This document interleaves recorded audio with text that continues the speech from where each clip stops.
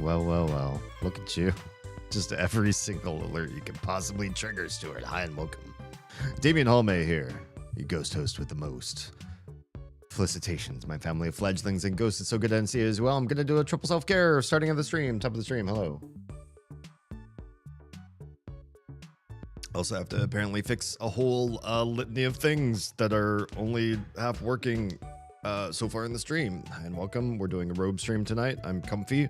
And that is all that matters is my comfort, not yours, mine. Troa. I really need to fix alerts on the vertical stream. It just doesn't look right. I need to do a thing. Heroes. Gluten flurb. Are you the Swedish chef now?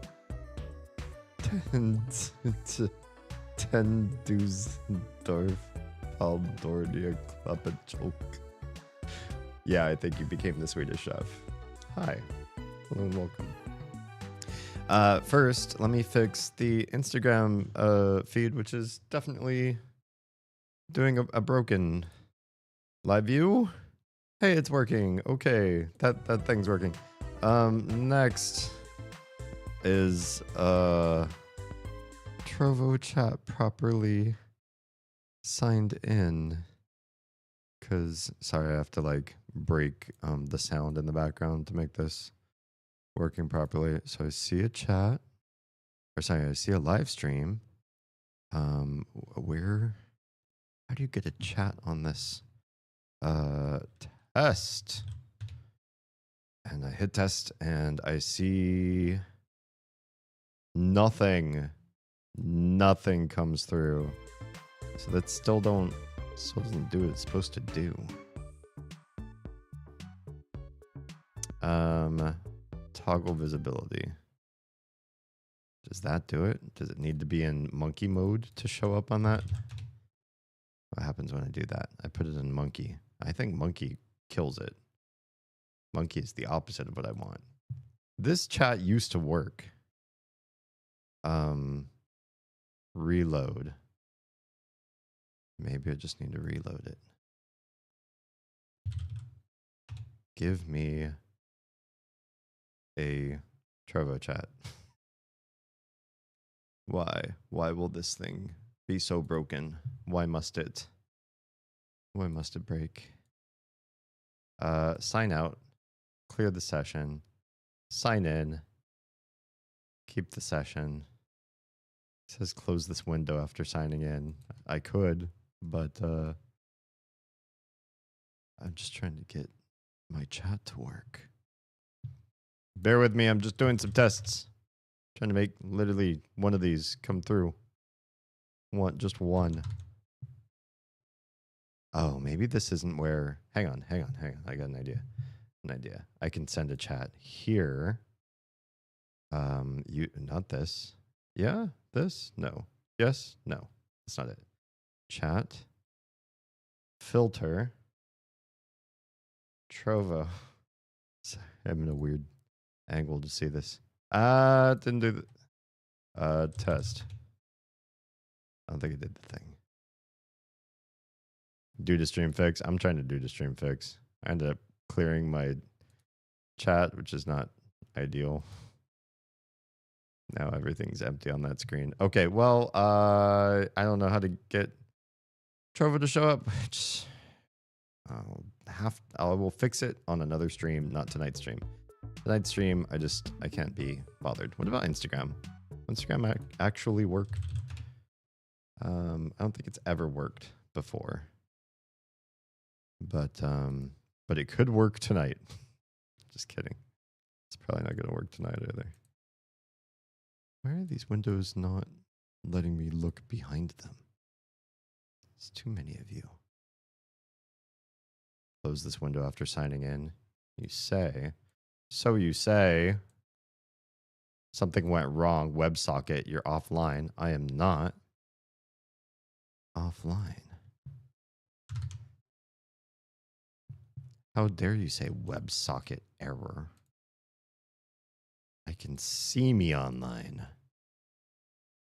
YouTube's, Twitch's, Kick, that guy. Who's trying to talk with me? That was interesting. Instagram does not load the lives page. So how am I supposed to see my live video to comment? Test. I don't see my test there. I don't see my test. Wait, I saw it there. I saw it on Instagram. Let's try it again, but from this window. Will that work? You are my dad. Food? You're my dad. Put away. Woogie. Fridge cleaned out. Good stuff. Good stuff. All right, music. Let's bring the music back. Bring the beat back. Hi, and welcome. That was a rough start, but here we are again, starting back again. All right, let's catch up with what, well, thank you for, letting me do a little bit of that before we actually begin. Blue/purple light looks good. Thank you. Thank you. Yeah, it's a bit conformist, but I think, yeah, there's color theory to it, right? Like, if we've got the skin tone that I have, then these are complementary colors to that, yeah? So that's a thing. I was freaking Lulia adored the Swedish chef. His chocolate mousse, not so much. I mean, given that it's MOUSSE, the way you typed it, but I don't think he knows it that way. I think he has a very different mousse in mind. Due to stream fix? Yeah. Well, it didn't all fix, but something. Gonna take a minute and vibe out to make sure the girls are really down. I feel like you're a little too bright. This is I don't know how to fix that. I don't know what to do with that one. This, well, actually, this side light could stand to be a little dimmer, yeah? I can futz with that just a skosh. There. Now it's not quite so harsh on the side. Maybe it's that you're talking about. It's a thing. The only thing is, and I can't fix this, at least not in my current orientation, unless I change like my entire microphone setup. I'm not sure where to even begin with that. First of all, I just wish I had a different pop stopper than this one. This one's arm hates me. It's constantly falling and then squishing my mic, which I don't want. Oh, sorry, I should probably mute the mic before I start trying to move the mic. It's probably good enough. There's a shadow from this stopper on my face, and I can't not do that. I can't not be close to the mic, and I can't move the light any higher to have a different angle on it. I'm constrained in a lot of ways. Yeah. Yes, poor moose. Oh no. I almost feel like you're out of focus. I don't know.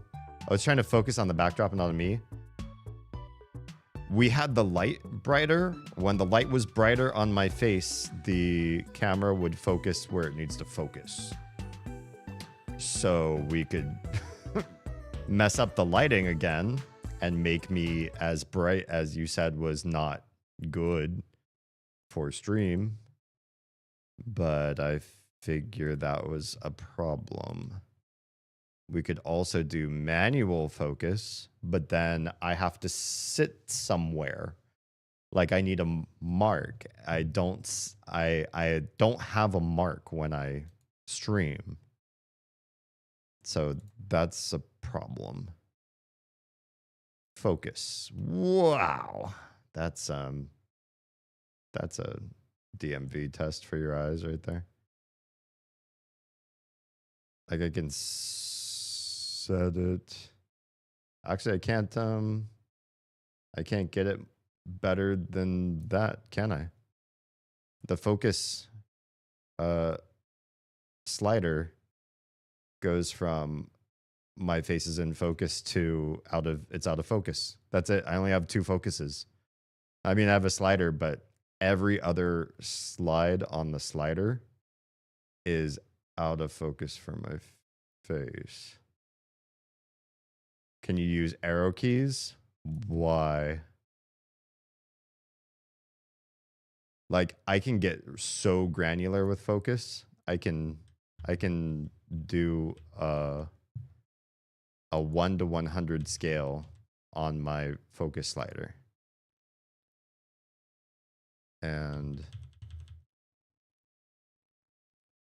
this is me doing the arrow keys, and this is the lowest it goes. So higher up I go. What do you mean there? Don't say there when you're in chat. This right here is 0. And then everything, I don't know how to even test this because I don't have anything I can focus on that's like thing to focus on. 0 is better? Okay. 0 is just the only thing I can, I'll just have it set there.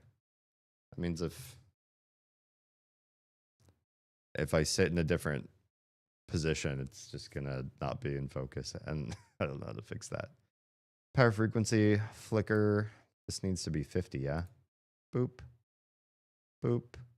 There. Why wasn't it set to 50? Something might have reset on my sliders. White balance? Oh my. I should probably always leave that on. I feel like it's clearer than it was. I think it was at 0 before. But it was trying to focus on its own, I think, too. So, yeah, I don't know.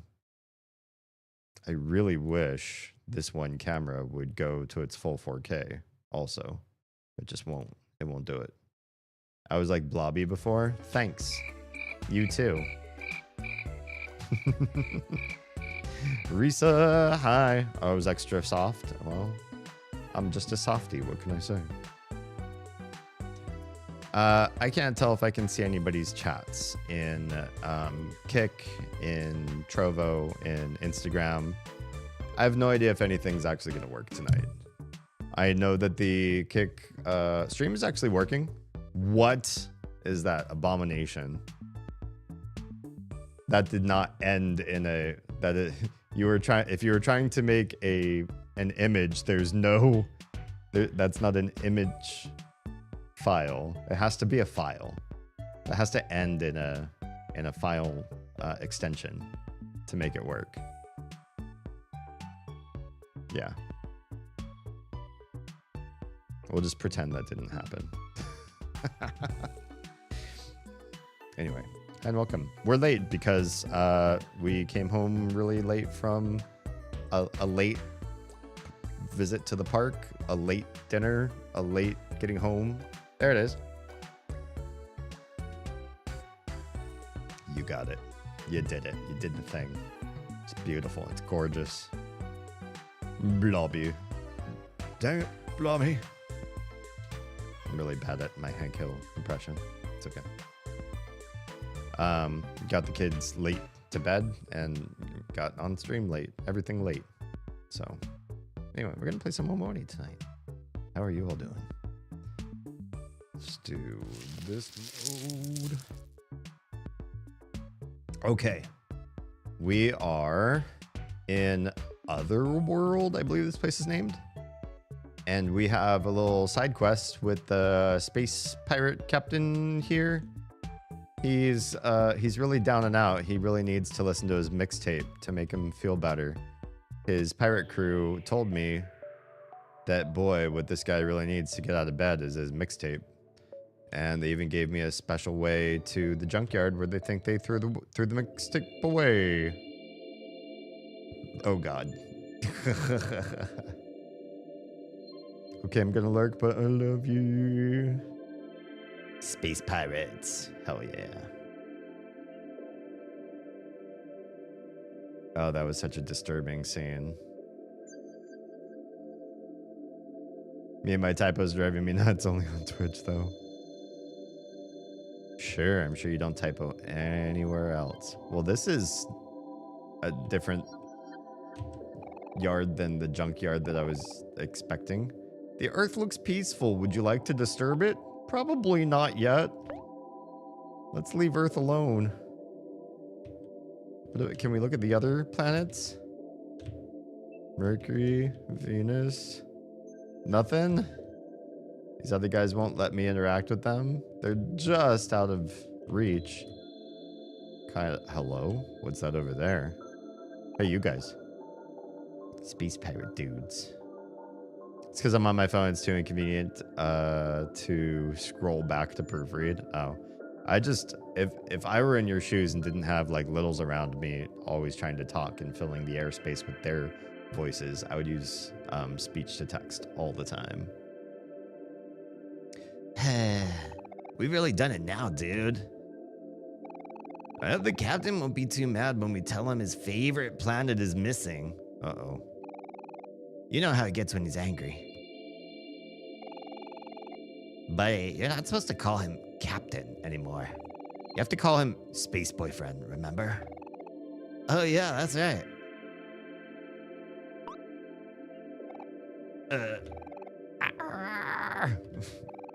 You know, dude, sometimes I wonder if we're even space pirates anymore. What was that? What was that random R? It's just... Was that his existential crisis bubbling up inside of him? And then he has this calm question. Ever since that sweetheart came along, we haven't done anything cool. We should just quit and get real jobs. Don't talk nonsense, buddy. What is life for us if not the space pirate life?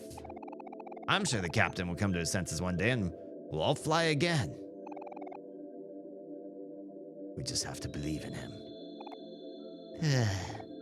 Thanks, dude. You're always there when I need you. Aww.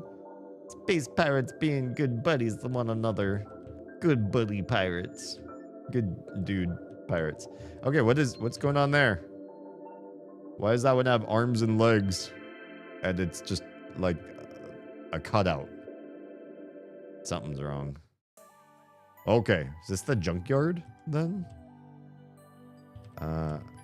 So we've got we're in the junkyard through the back door. Is that a monster? Oh, it is. We're gonna fight. We're gonna fight something. It's a wormhole. Almost certainly that's what we're looking at here.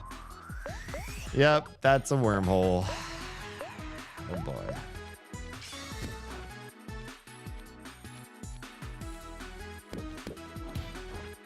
Nice, nice, nice.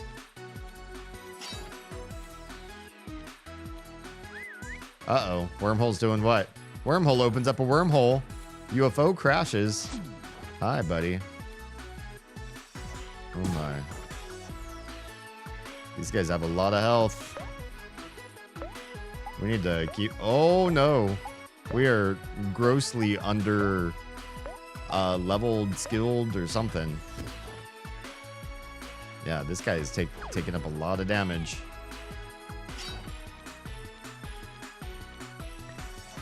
The music's great, though. It's so inspiring and wholesome. Everything's so wholesome. Wormholesome. What's up, Hot? Can I just call you Hot for short? Your whole name makes me a little hot and bothered. Do you know how to pronounce... I think you meant pronounce. You said pronouns. Yes, I do. Those two words are problematic to say on stream. You probably know that. Thought there would be some Clefairy dancing around there. Probably. I'm sure if they had the license to do it, they would put her into the game. Her? I don't know. Clefairy's hers?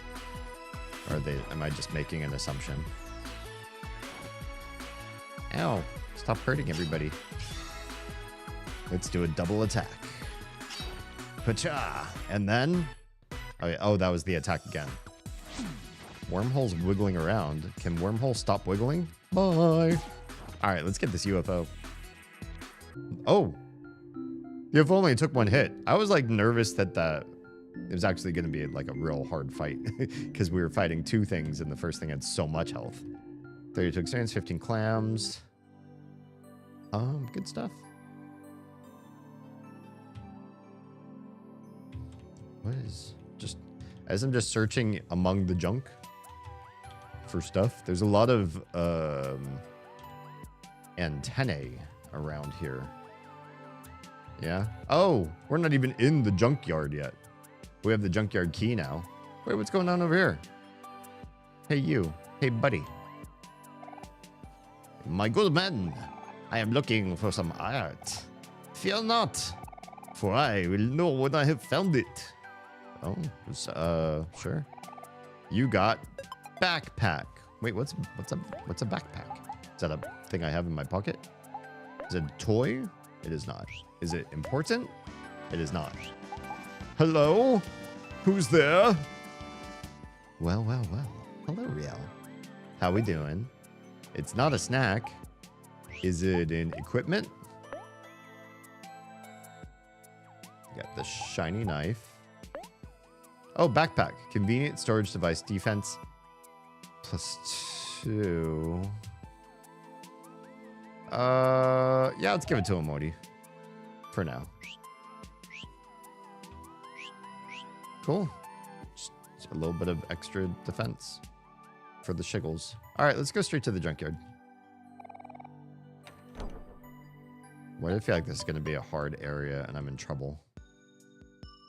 First fight, it's going to be like over my head. Junkyard. I like the splash art. This feels like we're entering a dungeon though, you know what I mean? Like it makes me nervous. Oh, how do we just... I didn't know you could just tap on these. Oh, we just slash slash them right open. So are melons like treasure chests? Yeah, I guess so. Rubber band. These are... That's a toy, right? Yeah. Deals damage to a foe and reduces their defense. Okay, cool. Well, that's fun. What about this one? Gold watch. Why is gold in quotes? What does that mean? Let's give it to Hero because he's a healer. Yeah, so he needs a little extra something. Most definitely probably not really made of gold. Useless in battle? Maybe we'll give it to Kel because I feel like it's more up his alley. We'll save Hero's defensive slot for something. Corruptional. Hi and welcome. Me when I open up a watermelon I bought from the store and there's a shovel in it. I mean, you weren't around for this one much before your time, but I literally played a puzzle game on stream where there was a rescue me note or like a help. What do you call those? Like, what would you call the message in a bottle? It's not a call for help. No, it's not. It was like, you know, help me note. I was gonna say ransom note, but that's like what the villains send you to ask for money. But it was like a help me note, like help, I'm trapped, I'm being held here, blah blah blah blah blah. It was inside of a shovel. The game did not specify what they meant by inside of a shovel. You found a shovel, and if you inspected the shovel, then your character would look inside and you'd find this note that was like, help, I need your help. Here's how to help me. And then that progressed the main story. It wasn't an optional thing. It wasn't a side quest. It wasn't you found a special Easter egg and you get like the strong item for the game because you did something weird and wacky, like inspect shovel to find the next plot point. That they shoved a note somehow inside a shovel. That was the thing. Somebody clipped it, I think. Distress note. Sure, let's call it that. Definitely not a gas either. No, he's a liquid. It can't be. Don't tell me. Damn it. It all makes sense now. His references to consumable beverage safety tips. His liquidity. The drink. What's wrong, Dad? Hey, what's up, Weehaw? Thanks for the sip. I'm right as the mail.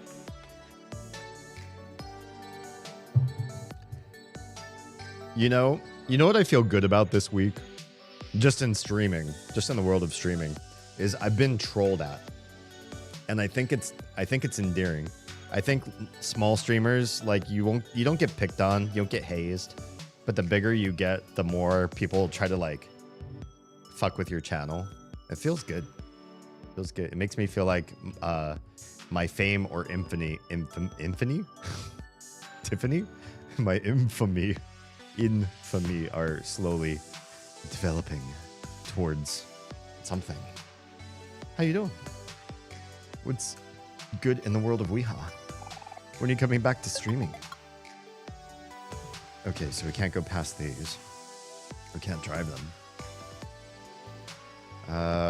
Let's go this way. So far, no enemies. So I feel safe, kind of. So this is the junkyard, eh? Time to start digging. Oh, he's just going straight for it. What are we looking for again? Well, I see a little sparkly, like, just, there's a sparkle thing, like, just above, not that dumpster, but like up there. Do you see it? I'm going to start this next week, I think. It's a dead week for wrestling, so I got time. All right, cool. Sounds good. Space Boyfriend's special mixtape? Righto.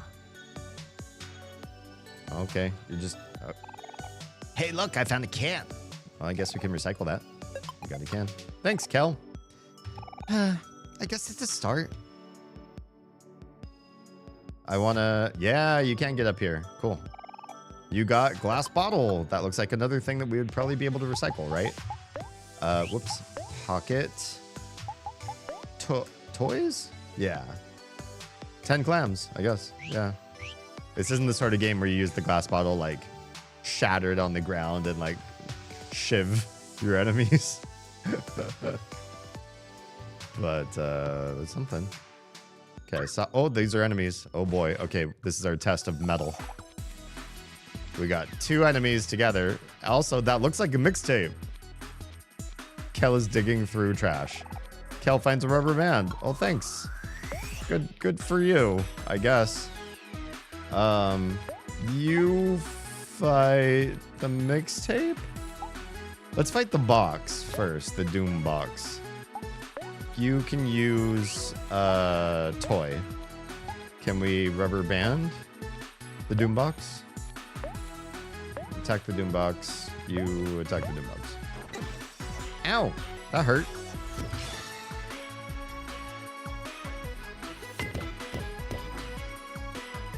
Nice, nice, nice.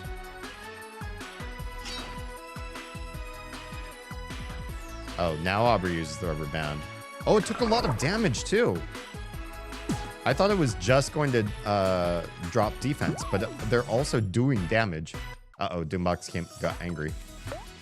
But it's much lower in health. So now we just team up on it. Oh boy, what was that? Wait. Kel's speed fell. I guess the mixtape screwed me over. Well, yeah, let's get rid of this Doom box. Okay, now I'm feeling better. So this guy, I think he just he's not going to do big damage, but he is going to do status effects. So I think we did the right thing. Yeah. Now, is this the mixtape we're looking for?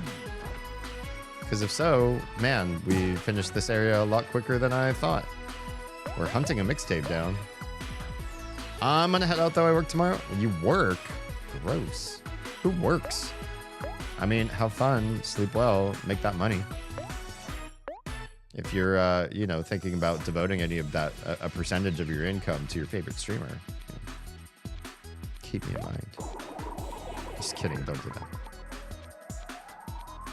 Why do you keep lowering Kel's speed specifically? You're gonna make him so slow and sad. The more he's party is victorious, you gain 326 experience. An air horn? Cool. We're getting all this stuff. I feel like I should start using it in combat. There's also, like, you slash through these things. And so when I see these covering this dumpster, it makes me want to come over here and check the dumpster. Nothing? Why did I slash through all the traffic cones then? Penguin, what's going on? When does Goku show up? Is he in this? I didn't know there was a Goku portion of the story. Oh, man, it looks like there's a big block of junk in the way. Well, what are we going to do about it? You might even call it a roadblock. Get it? Not to worry, everyone. This big block of nothing. Oh, this big old block is nothing compared to my swing. What about her head? She just gained like a headbutt ability. Can we see that? Goku doesn't even go here. Yeah. This isn't even my school, you guys. Hey, Omori, do you know how you can cut routes and traffic cones? Yes, I do. Well, you're not the only one with the special ability around here. Yeah, you have a headbutt. Why won't they use that right here? I, for one, can smash large blocks out of the way. Kel and Hero have their own special abilities, too. Although I'm not so sure about Kel. Just make me leader by selecting tag in the player menu. Oh, or by holding 0? I'll get rid of this hunk of junk easy peasy. Okay. Hold 0. Oh. Ooh. Neat. You tagged Aubrey. Smack. Wow, why is she so beast? She just developed a headbutt and she's got that crazy pink sword thing for some reason. Can we go up here? Because I feel like we ought to, even if it means fighting. Lots of mixtapes. Kel is just gonna search all the trash right now. All right, this should be a trivial fight. We're actually not taking a lot of damage, and everybody just seems to want to lower Kel's speed, which is, you know, a thing. Oh, I should have passed to Aubrey. Oh, I guess passing to passing to Hero was actually pretty good too. I thought Aubrey was the only one with the AoE. But I passed to Hero and it worked too. It still did AoE damage. Yeah. This one looks so sad. Oh, I guess it's sad. It should be. Whoa. Okay, Mori's getting kind of hurt. I should probably try to heal him next round. Instead of just making everybody fight, and not paying attention to what I'm doing. If there is a next round. Okay. She developed a... Wait, what? She developed a head bit and a bit of a concision? Do you mean concussion? I know the words that you typed are English, but I just don't really know what you were trying to say. Okay. Attack. Attack. Attack you. Do a skill. Cook on Omori. Mixtape white wasted a turn. Good job. Way to go. We'll probably kill it before we get cooked. I feel like Hero's always the last one to go. He just has the lowest. Oh, well, we got it. We still managed to get the ability through. Whoops. I kind of like that the cursor stays on the last thing you did, but it's going to take a little bit of muscle memory for me to, like, keep that in mind. You know what I mean? She developed a headbutt and a bit of a concussion. Is that what you were trying to say? In this chat, we all concision. I don't know about that. Unless you're trying to say concussion and said it wrong, too. To keep the joke going. Get that mixtape. All right. Hero took a lot of damage at that last hit. Hey, level 6. Learned counter. Level 6, level 6, level 6. I love when everybody's synced up in a game like this. I know it doesn't always happen. I know it doesn't always stay that way. But while it is that way, it makes me happy. Okay, what's this? Cardboard? Does that count as a toy? I guess. Oh, it's just more... Oh, it's even more than glass. So it goes can, glass, and cardboard so far. And another air horn. Do we know what air horns do yet? Air horn. Inflicts anger on all friends. Oh, you're on your friends? Who would invent this? Because anger is... The offense is the best defense is the answer to that. That's what I was typing. Yep. All right, let's go through the way Aubrey cleared. And she's going to keep doing it. Pink Sword of Doom. Another can. Oh, I have so much recycling to turn in. What's this? Glass bottle. Let's go. Let's fight. Let's fight about it. Oh, hello. Kel didn't find anything. We had some old school stuff here. Oh, it's just one enemy. Dial up. Oh my gosh. It's okay, Stuart. I will only playfully make fun of your typos because we don't actually judge typos in this stream. Aubrey has a skill called Counter. All foes target Aubrey for 1 turn. If Aubrey is attacked, she attacks. That's kind of nice. So she could become like sort of a tank, maybe. She has the most health, but only by a little bit right now. So you can see her being kind of like more brute and then force the enemies to attack her, especially if my allies are low in health. I don't have enough healy dealies to work it out. All right, let's go.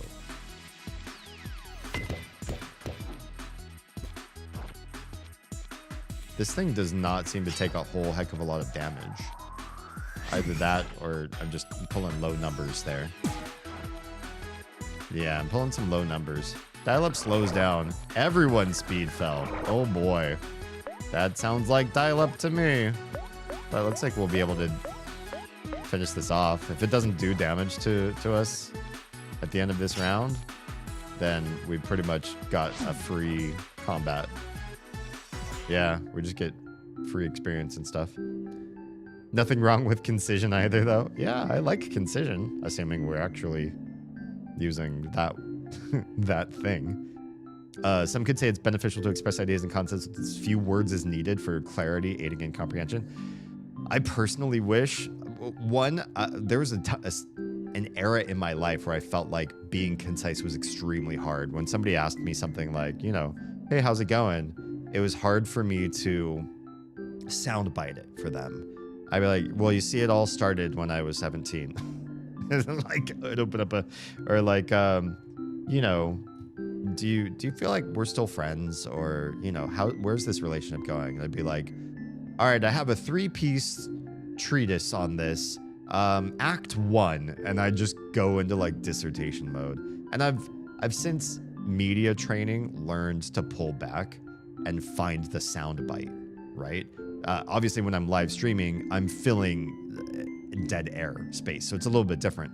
I use my lack of concision skills to orate and sort of navigate the space, so you all are in a lively, connective, engaged space where I can share ideas, express yours, react to them, and like build the community without me just like focus face and staring at the game and like just and oh, somebody chatted, let me read the chat. And then, have you ever been in a stream where it's like you can tell somebody didn't get past like junior high reading comprehension, so they're like, when a new chat comes up, they're like, yeah, okay, so I just beat that boss, and Sayavin says nothing wrong with concision either, though some could say it's beneficial to express ideas and concepts as well as few words is needed for clarity, aiding and comprehension. And then, so I guess the next thing I'm gonna do is check my inventory for, it's like they don't even react to what you say, and the things that they just read don't have like a natural flow, or like the streamer didn't comprehend at all what you just typed. I've had that happen, and I don't feel like I type in people's chats on like a high level. You know, I'm not trying to use SAT words or anything like that. Like, obviously I've got some vocabulary on me, but I do try to like keep it approachable, keep it engageable, and especially for streamers I don't really know, I'm not gonna like go right out of the gate full Brady Smurf on them, right? Like I'm gonna try to be friendly and connective on sort of like an open, at a basic level, so that, you know, we don't fall down the rabbit hole, unless it's obvious that they're like huge nerd, and then I might, you know, go a little deep, or if we know each other.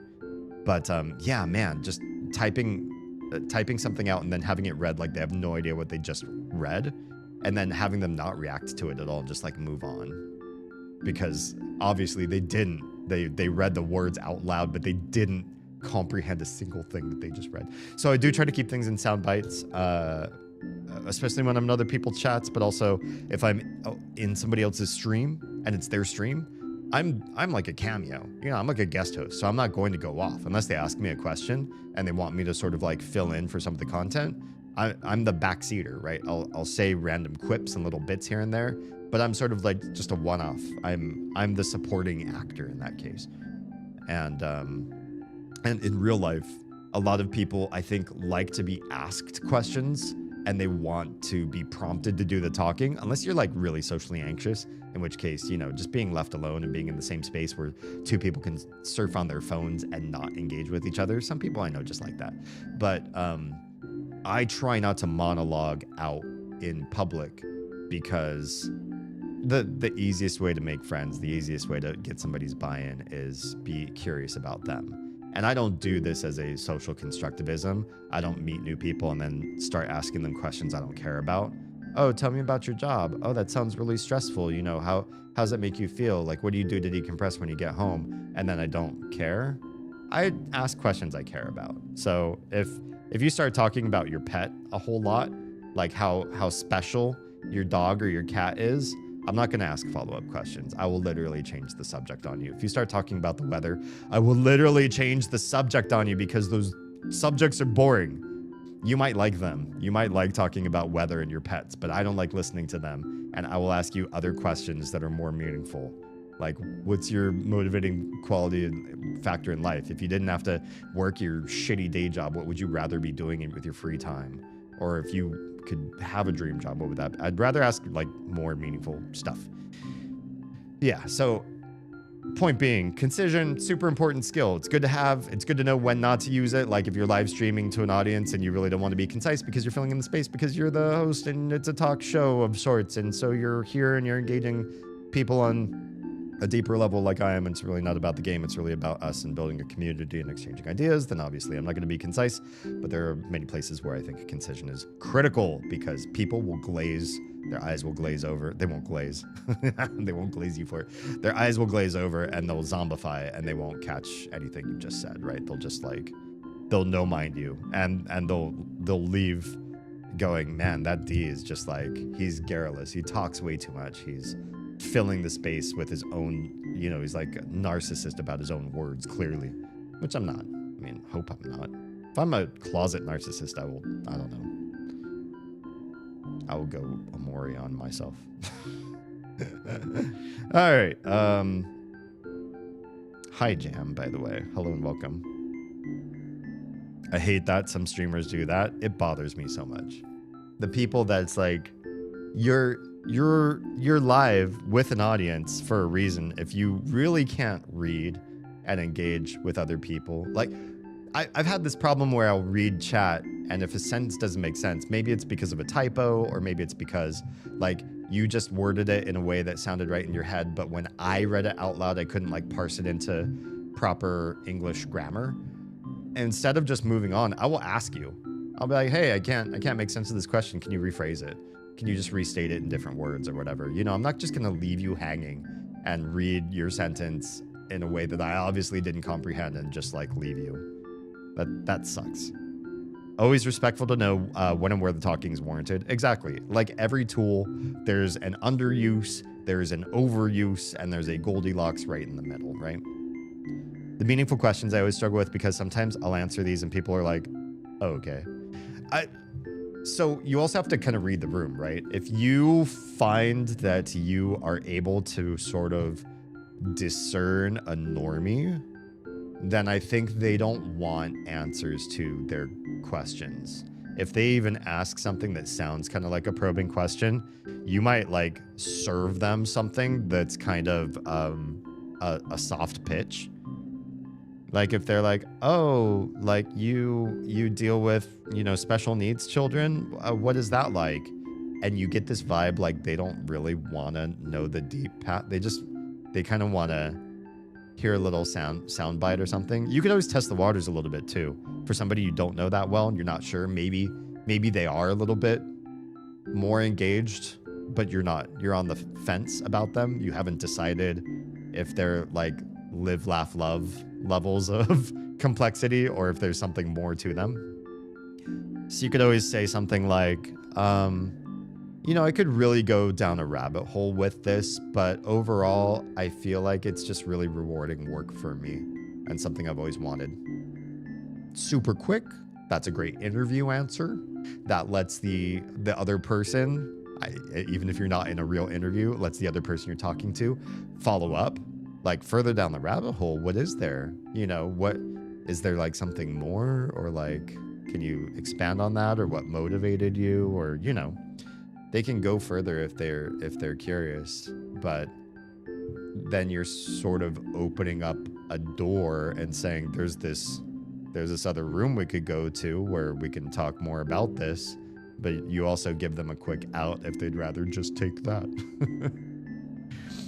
You want to see all my pictures of Mrs. Snuffykins? Well, I'll show you one and then you can tell me if you want to see more. if pets are your personality. Yeah. Forever Ghost Joy. Nice name. Hi, welcome. How you doing? Recently asked what I would do if I didn't have to work. And I was like, I'd work at the human composting facility. And that apparently was the wrong answer. Why? You're probably around somebody that felt a little bit icked out about that, weren't you? Very useful for me given how special my English can be. Well, and here's the thing. Conversation is about exchange of ideas, right?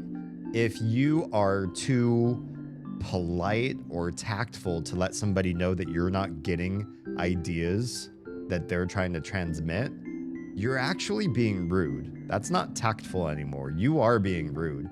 Because if you just smile and nod, that's the equivalent of like when you lie about knowing something.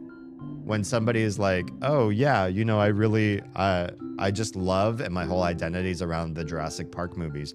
Have you seen any of them? And you go like, oh yeah, I love all of them.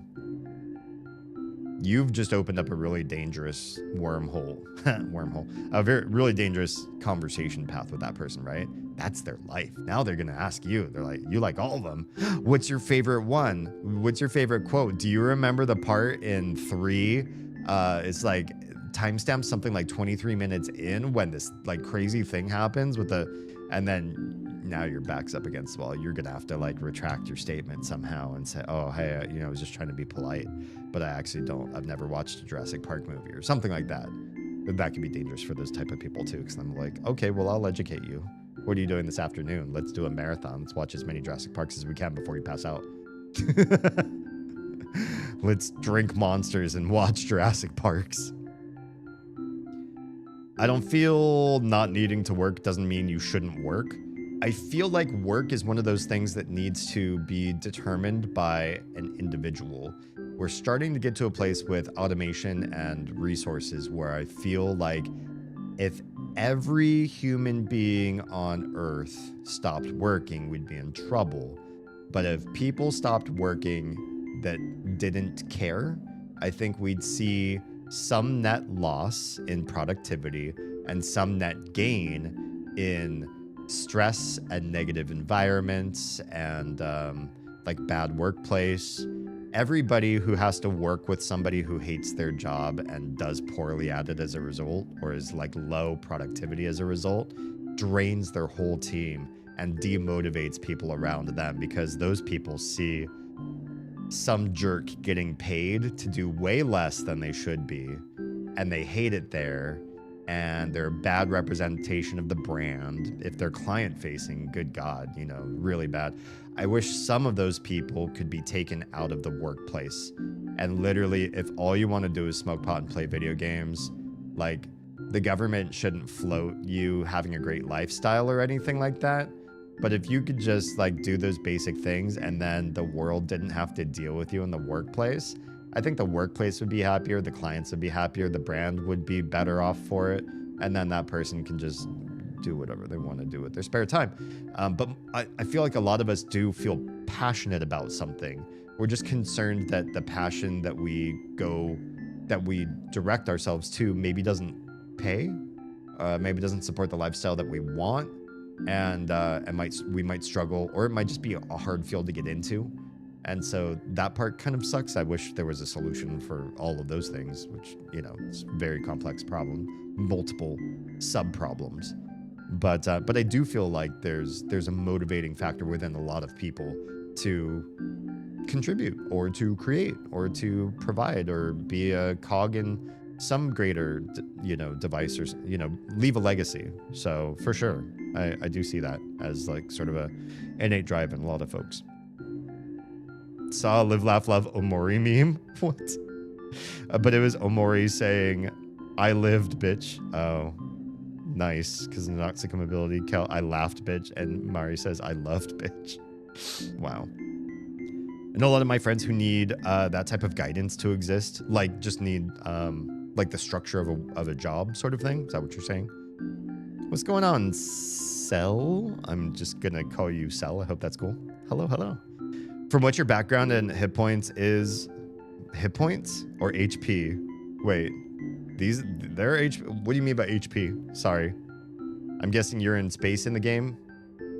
So I don't know about their hit points being that, but yeah, they're in so they're in what feels like a fantasy or dream world sort of thing, especially the way the worlds are all sort of connected by these weird liminal bridges and stuff like that.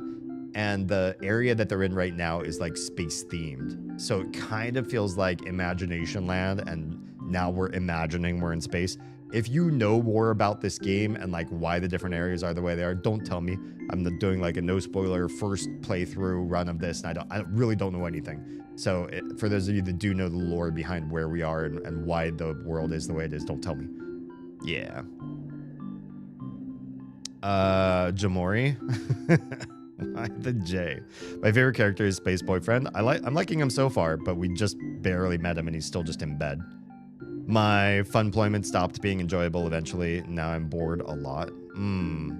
If you ever want to, you know, help me develop out a full-time content creator business in your spare time, I gladly yoke your spare time to my services and needs.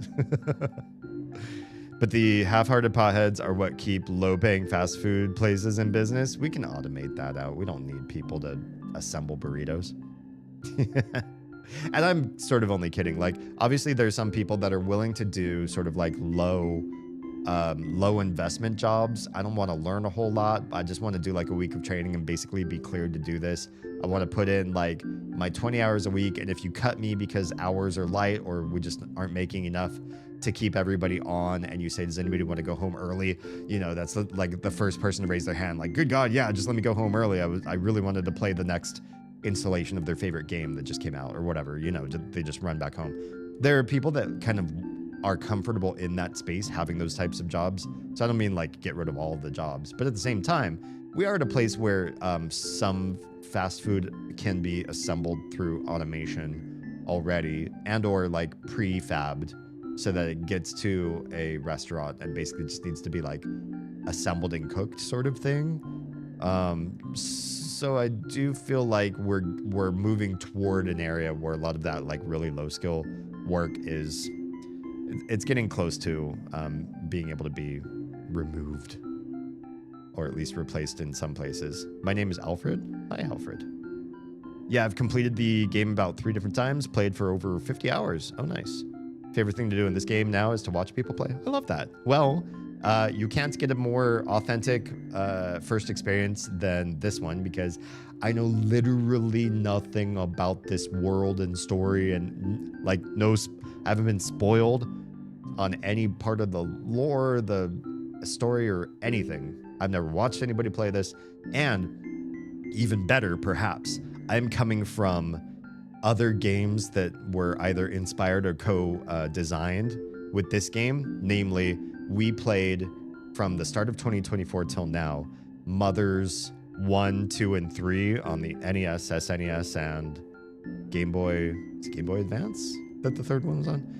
All 3 Mothers. Well, obviously, this game is heavily inspired by Mother, and also Undertale we played through, and that was the first playthrough for me too. If you're curious to watch any of the first playthroughs for the other games like this that we've already done so far, if you go to my YouTube channel's playlist tab, under playlists, I have one called the Earthbound/Mother franchise, and I just stuck Undertale and Amori in there because they're basically like, they're not part of the franchise, but they're so heavily inspired that I thought that they should just go in the same playlist with the Mother games too. Know what I mean? Watch them play blind, of course. Oh yeah, appreciate that. Hey, Damien, play what? I don't even know what that word is. Okay. 24 experience and 18 clams. All right. So. Oh, right. We were getting that melon down there. Sweet, sweet chocolate. I hope it doesn't taste like watermelon. Can you imagine watermelon flavored chocolate? It would not really be my my thing to do. But we do have snacks. Heals 5 heart. 60 heart. That's a lot. 40% heart. Interesting. Let's get rid of the tofu. Here's just like, he's not low, but he's like mid, and well, he's better than mid. He's a good guy. But you know, health is just a bit low, and the tofu's just so like such a small little blip. I don't see why we don't just use it now. Right? I know exactly how far you are. Yeah. We came here straight from meeting the space boyfriend and his crew. So we just went right out the back door. Flower puzzle. This is for the person in the playground, I think. Somebody who's looking for a puzzle. Sweet. The builds in this game get really fun. Oh, cool. I appreciate that there is more than just the straightforward stuff we're doing right now. I look forward to seeing how you build each character. That's really exciting to know that that's a thing. Okay, so these are, what, do we press this and then we change the polarity on all of the conveyor belts? Give it a shot. Boop. Hey, Mr. Conveyor Bot. Switch up those conveyor belts for us already. Bzz. Rude person. Oh, see a Twitch on the other side of ads. We'll pause right here. Well, we'll play this thing. You can't just yell orders at people, Cal. Geez, have some tact, will you? No, there's no need to fuss. I'll handle this one. Oh, maybe we'll pause. It does kind of seem like there's going to be a bigger interaction here, where Cal like deals with the bot in some way. Maybe he's gonna be kind. He uses kind words second time around. You know, it's kind of rude. I have a 4-year-old who's almost 5 that always starts with the rude, and then I'm like, hey, no. And then she's like, oh, just kidding. I'll switch to kind, and starts using like please. I'm like, oh, why always like your second time around do you remember what manners are, but your first time you're just not there? Yeah. So the reason why I kind of like pause at these moments, I will do this probably like roughly once an hour, unless I'm in a combat area and I'm just doing combat, then who cares? I'll just like pause. Or I won't pause because it's just combat. Who cares? Twitch, I have the ads set up so that when people enter the Twitch stream, instead of seeing ads right up at front, you know, like pre-roll, sometimes YouTube does this too, right? Pre-roll ad before you're even allowed to see the content. As long as I run regular scheduled ads, and I have to do about 3 minutes of ads, we're about halfway through this ad break on Twitch, about 3 minutes worth of ads, then the Twitch viewers are immune to pre-roll for the rest of the hour. So 57 minutes of like just ad-free, just chilling. We took care of our bases. The Amazon and Twitch gods are happy. We just, you know, make everyone, we pleased everybody. We paid all of our bills, and then we can do ad-free for a while. I also got some people who can do ad skips. And if you can do ad skips, I think you have to be on a membership on YouTube, a sub on Twitch, Turbo on Twitch. You could also pay for YouTube.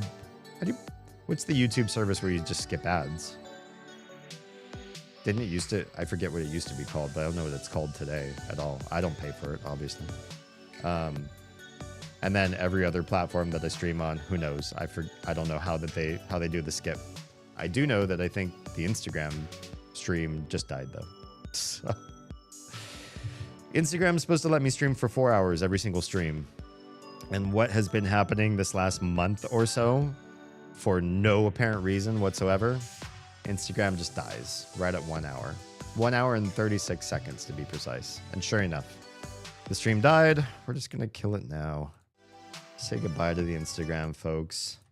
Hopefully they're smart enough to realize that there are other streams they can find me on, besides the one that just like dies on its own. It's lame. It's boring. I've already submitted a help ticket, and I don't think they're gonna answer it. I don't think they're gonna read it. I'm getting popcorn. Nice. I missed that part. Once you're done with this game, if you want another game I've been told I love, because I adore this, In Stars and Time. So, exciting news for you. If you've been enjoying just the sort of content creator I am, In Stars and Time is on my Sunday games schedule. So there are several other games that are also sort of mother-inspired games, and we're gonna play through them. And I have In Stars and Time, and it's got like an expansion or DLC or something like that. I've got that too. So those are in line, in queue, with the other games that we'll be playing, sort of in the same vein. So if that was something you were looking forward to, we will be doing it. Okay. No, there's no need to fuss. I'll handle this one. Tag me, Amori. Oh, now we're switching the leader again. All right, Kel. Do it. Do it. What you gonna do? Whoop. Bzz, rude person. Hello? Oh, do I have to smack him from like over here? The little butt? The little wiggly tail on the robot? No? Did I tag the wrong person? Oh. Wait, is this one Kel? My bad. Kel tagged Hero. Oh. Ahem. Oh, Hero. Oh, did I misread? I guess it was Hero. I thought Kel was like, tag me. I'm dumb. I must have picked the wrong person. Greetings, Sir Conveyor Bot. My companions and I require your assistance in changing the directions of your conveyors. Oh, charisma. So that's his special ability. Will you and your friends please help us? Bzz. Nice person. Okay. Wow. You rizzed the crap out of that robot. All right. Well, I guess we have a new path going forward. Good stuff. You mixed your Kells and Heroes. Yeah, I did. Whoops. Whoops. My bad. Just got done binging 2 seasons of Squid Game. How is that? I know a lot of people seem to be addicted to it, but nobody really talked about it. Maybe there's a reason, like the less spoilers, the better kind of story. But yeah, what do you think so far, Kara? Also, hi and welcome. Can we get up here? Can this key... Oh, let me move my cursor out of the way. That's rude. The gate is locked. You could probably open it using a junkyard key. Can we try that? Can we... Do I need to, like, switch people? Does it need to be a Mori to use that? I'm so confused. Okay, so we didn't have to do this when we first came into the junkyard. But, sure, important. Oh, did our junkyard key get used up? That's just it? No more key. So we need more junkyard keys. Okay, never mind then. We'll grab... Oh, I think I saw another key just over here on the side of the screen. I enjoyed it. I'd only watched the first season until now. Oh, okay, cool. Let's go... I think it's down, so let's use this one and be cautious about how we use conveyor belts. I swear I saw a key, like, just... Where was that? Oh, right there. Right there. Okay, so how do we get there? We need that conveyor belt to go the other way. Interesting. Interesting. So we need to talk to that guy. And then maybe, or there's another conveyor belt dude down there. Wow, there's so much conveyage to consider. Okay, so I do think I see the potential path I need to go, but I'm just going to explore where I can first before we start flipping other conveyor belts around. Zelda logic, I guess, disposable keys. Yeah, I guess so. I'm just not used to that in games like this. You know, if you use a key, you usually still have it in your, like, important inventory or whatever, or quest-specific inventory for, like, forever. But that's not necessarily that case. You got ramen out of a toilet. Fantastic. Bench. Vending machine. We do not need your tasty sodas, although I see that if you were bad at managing your health, you could go there and get some tasty drinks. So if you touch the top conveyor belt, it takes you all the way around, down, and in there. Can we just bypass that for now? Looks like there's stuff in there that's worthy of touching, but first I just want to try to grab this key over here. And it looks like that might be the conveyor belt person to do it. Hello? Uh-oh. Uh-oh. That's foreboding, you guys. Oh! Oh, yeah. It's like a strawberry jam version of the Kool-Aid guy or something. Hi, buddy. Potty ramen? I don't know, man. Ah, yes, the ramen you found in the toilet. Mm-hmm, delicious. It's games like this that make me want to try game development. Honestly, yeah. And especially because I feel like this and Undertale feel like they're attainable games. Like, you don't need to be part of a AAA developing studio and have a team of artists and lore writers and stuff. Like, if you have a great idea and some basic concept of animation and sprites and, you know, combat, moving stuff around, like, you can kind of stitch the skills together you need to do this work with very few people, or even just one. Toilet ramen appears in this game concerningly often. Oh no. Life Jam guy. We'll see. You're gonna be giving me life, or you're gonna give me death? Oh, Life Jam guy.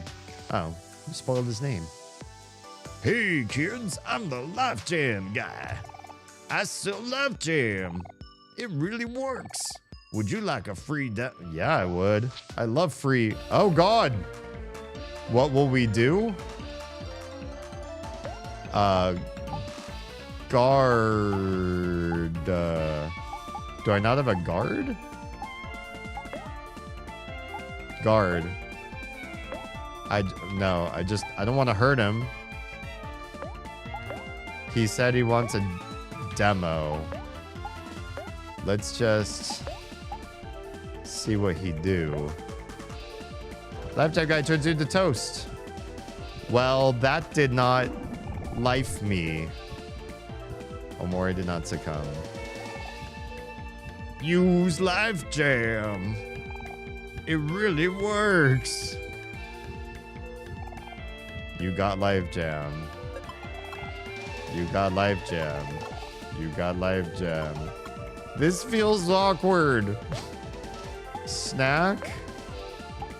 Life Jam. Infused with the spirit of life, revives a friend that is toast. Why did you have to do it this way? Why such a violent... and also, who's your friend? Are all of these Life Jams sentient too?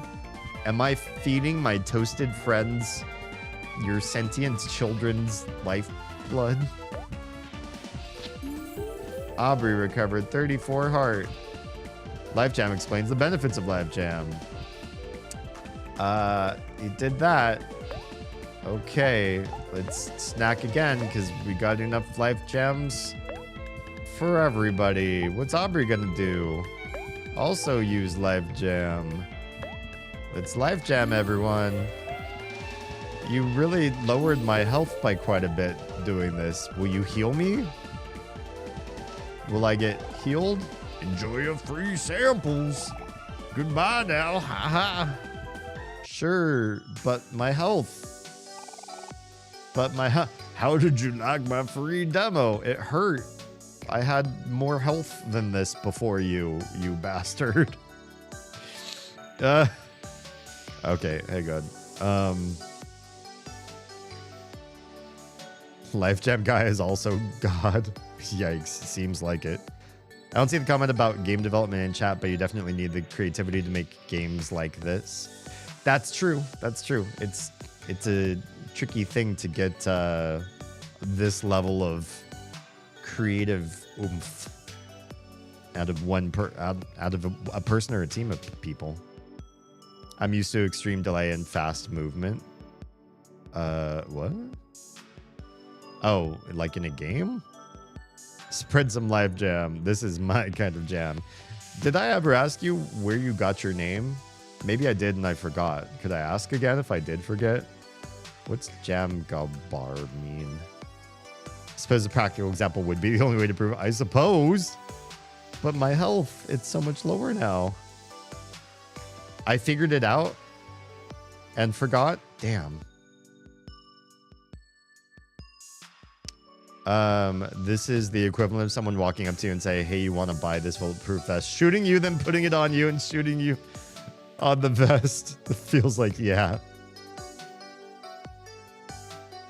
Jambo is a corruption of Gom Jabbar, the poison needle from Dune. Oh, I didn't figure it out. Somebody figured it out. I don't know Dune. It's a play on Gom Jabbar. Jabbar. Gotcha.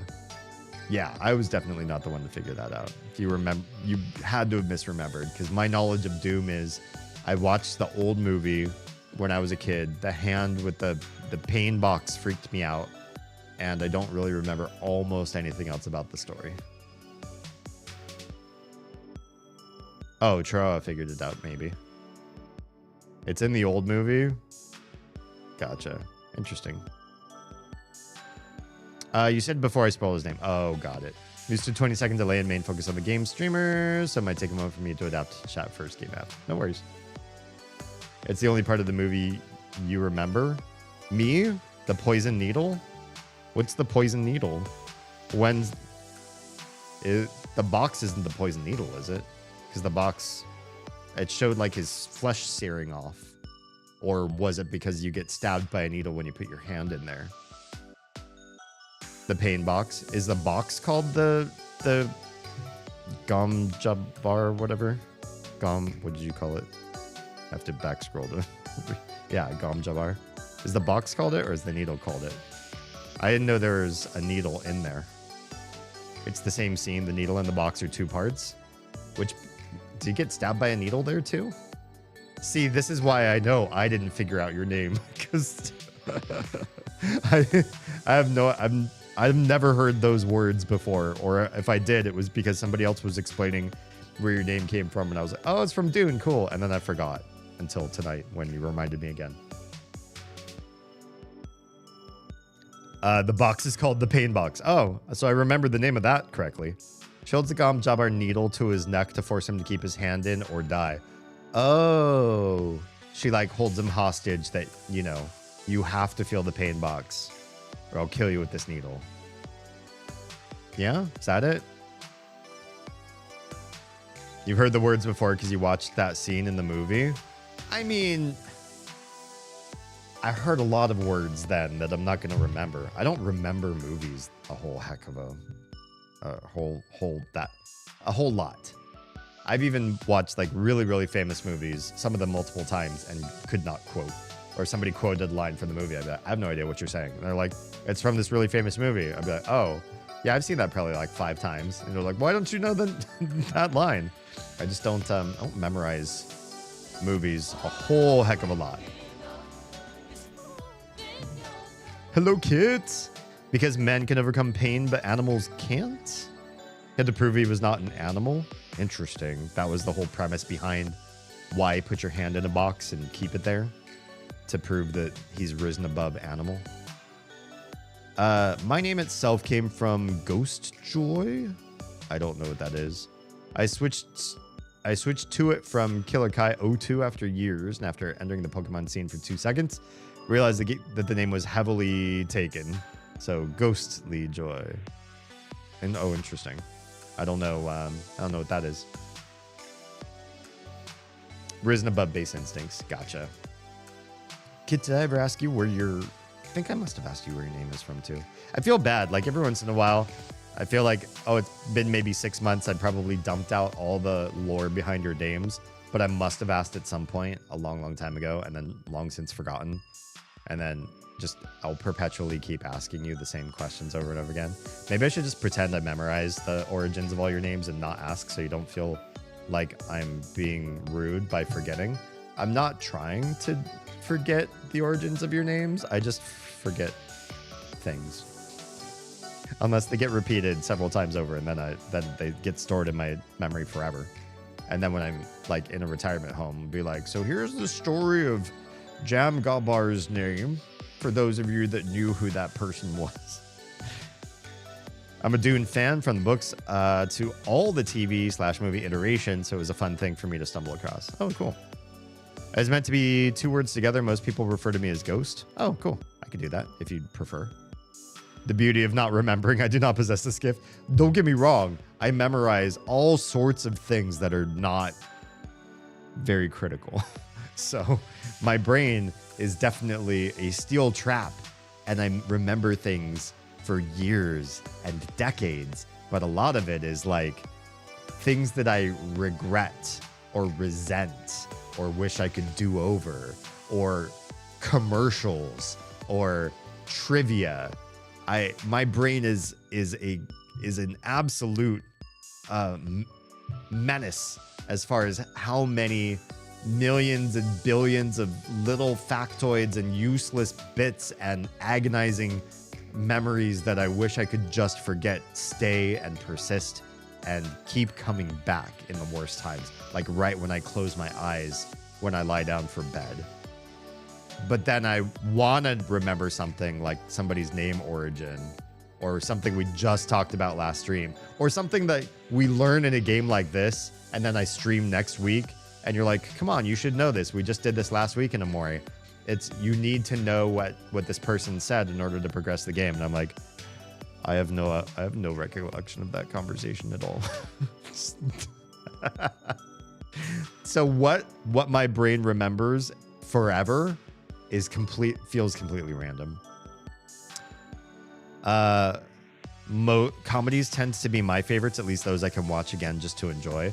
Wouldn't comedies not be something that you'd want to remember though?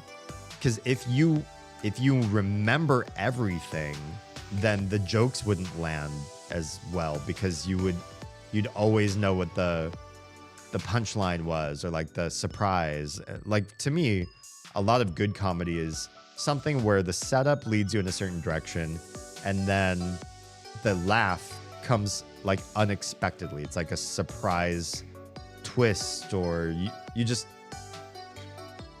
if you can see the punchline from a mile away, I don't think it's as funny, right? And then if you remember the joke because you have the mind like a steel trap, then I don't see the comedy as being funny the second time around.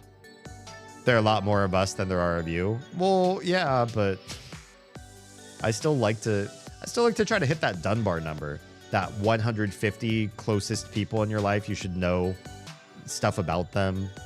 I've only seen the Dune miniseries, but I loved it very much. I'd like to go back in and, try to consume the world that a lot of people seem to really appreciate with this. My husband's called me Kitten is a play on the old housewife and breadwinner husband error. Nice. So you like play TradCon, but like as a joke, I'm guessing, based on what I know about you. We do. I mean, we're a little TradCon-y between Connie, weird, TradCon-ish between Oz and myself. But it's like she's more into it than I am, and so we do sort of like parody it. Like, we're not really serious about it, but like she's kind of like the more I want you to make decisions for us. I get decisioned out, and so I like it when my husband makes the final call on things. And she likes it when I'm sort of like more assertive and say, you know, here's the plan that I've set up, and then ask her, well, what do you think? I'm not like leaving her out or like being dominant per se, but just that I am sort of like the energy giver, and then she's like receiving and responding and reacting to it because she gets energy tapped out, especially being a parent, being like the full-time parent, especially during the summer, if that makes sense. But we sort of goof at it. We're not serious about TradCon life. 4 is my lucky number. Oh, okay. 10-0. Then what's the 10-0? Kit 10. And then 04. Right? Kit 10? Is that right? Did I read it right? Kitten is my nickname for my little sister. Aww. That's sweet. Au contraire, that's the point. I can anticipate the jokes and enjoy the delivery. That's foreign to me. That is foreign to enjoy the delivery of something that you already know how it comes up. It's like they become my own personal inside jokes. Interesting. It's weird. It's weird to me. I like to world build a lot in my own head, so that's what makes me want to make a game. It's why I play D&D, so I can allow my creative outlet flow. Have you ever thought of being, or do you DM? I shouldn't say ever thought about it, it's stupid. Do you DM? Have you ever DM'd? Do you make your own worlds for your players, if so? Because I could see that being a really cool outlet if you enjoy D&D and enjoy world building. Sometimes I write my own story together. It's fun. Yeah.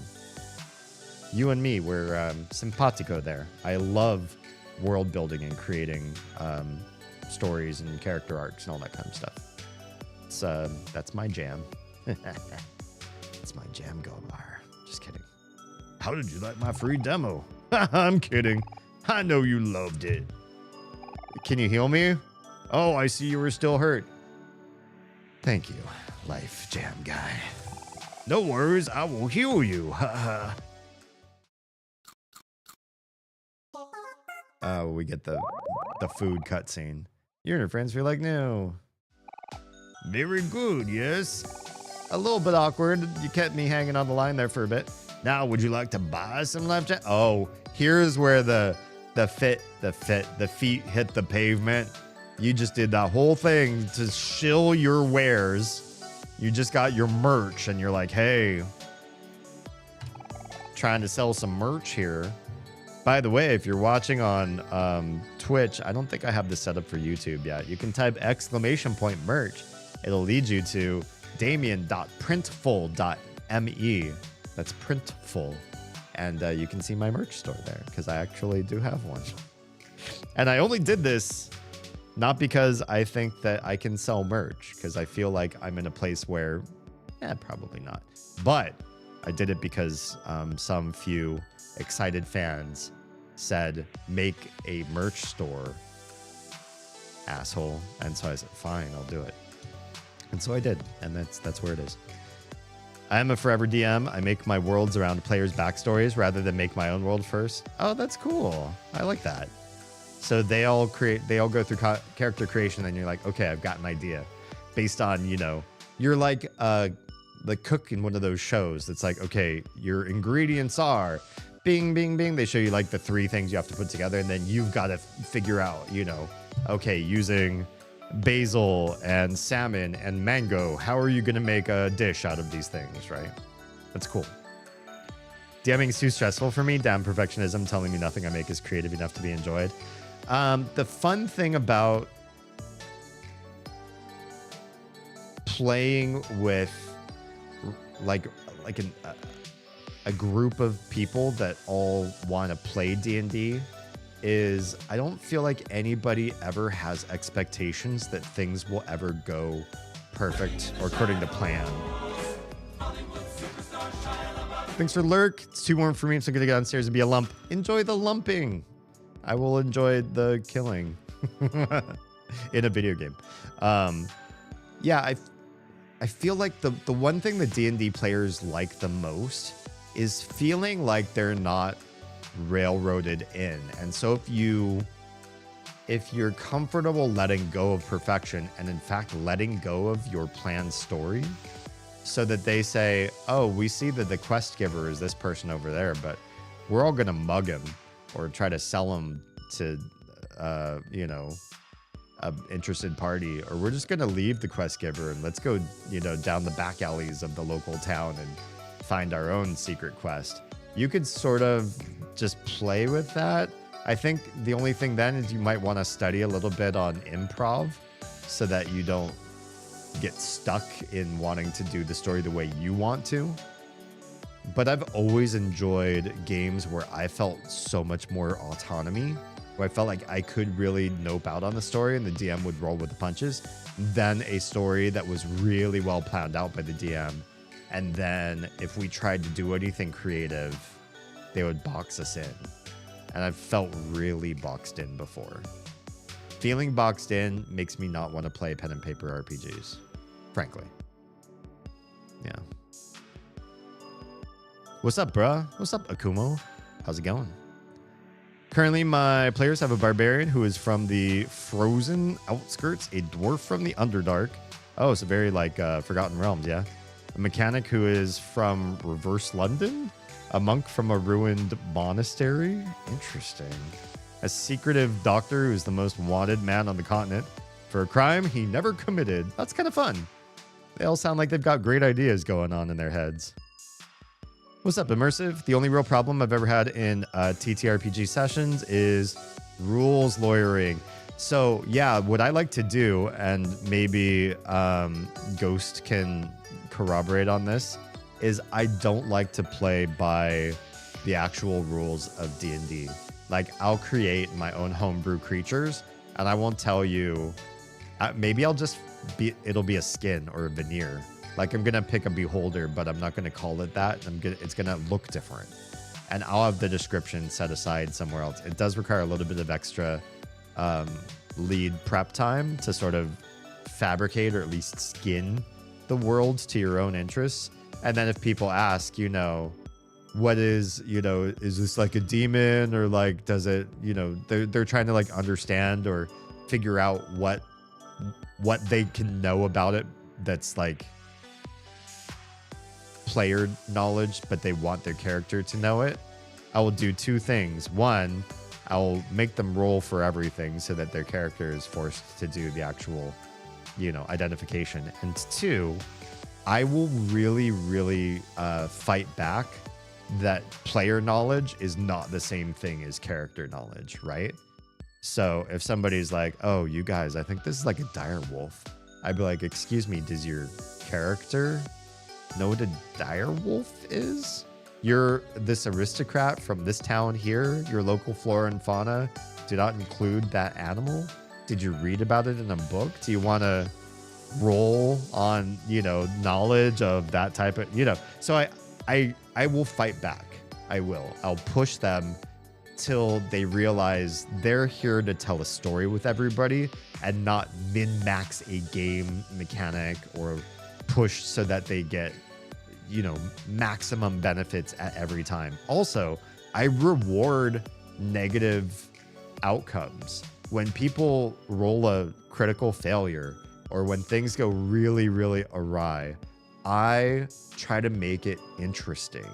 I make that stuff more dramatically exciting for the players than when things go right, because I want the story to be about the story they're telling and not about how well they've played their stats and used the right spells in conjunction with other people. And, you know, I cast this on the barbarian, then he dashes in and we've got like perfect synergy and we're gaming the hell out of all the spells in the game. Like, I don't like that. Somebody else can play that type of game.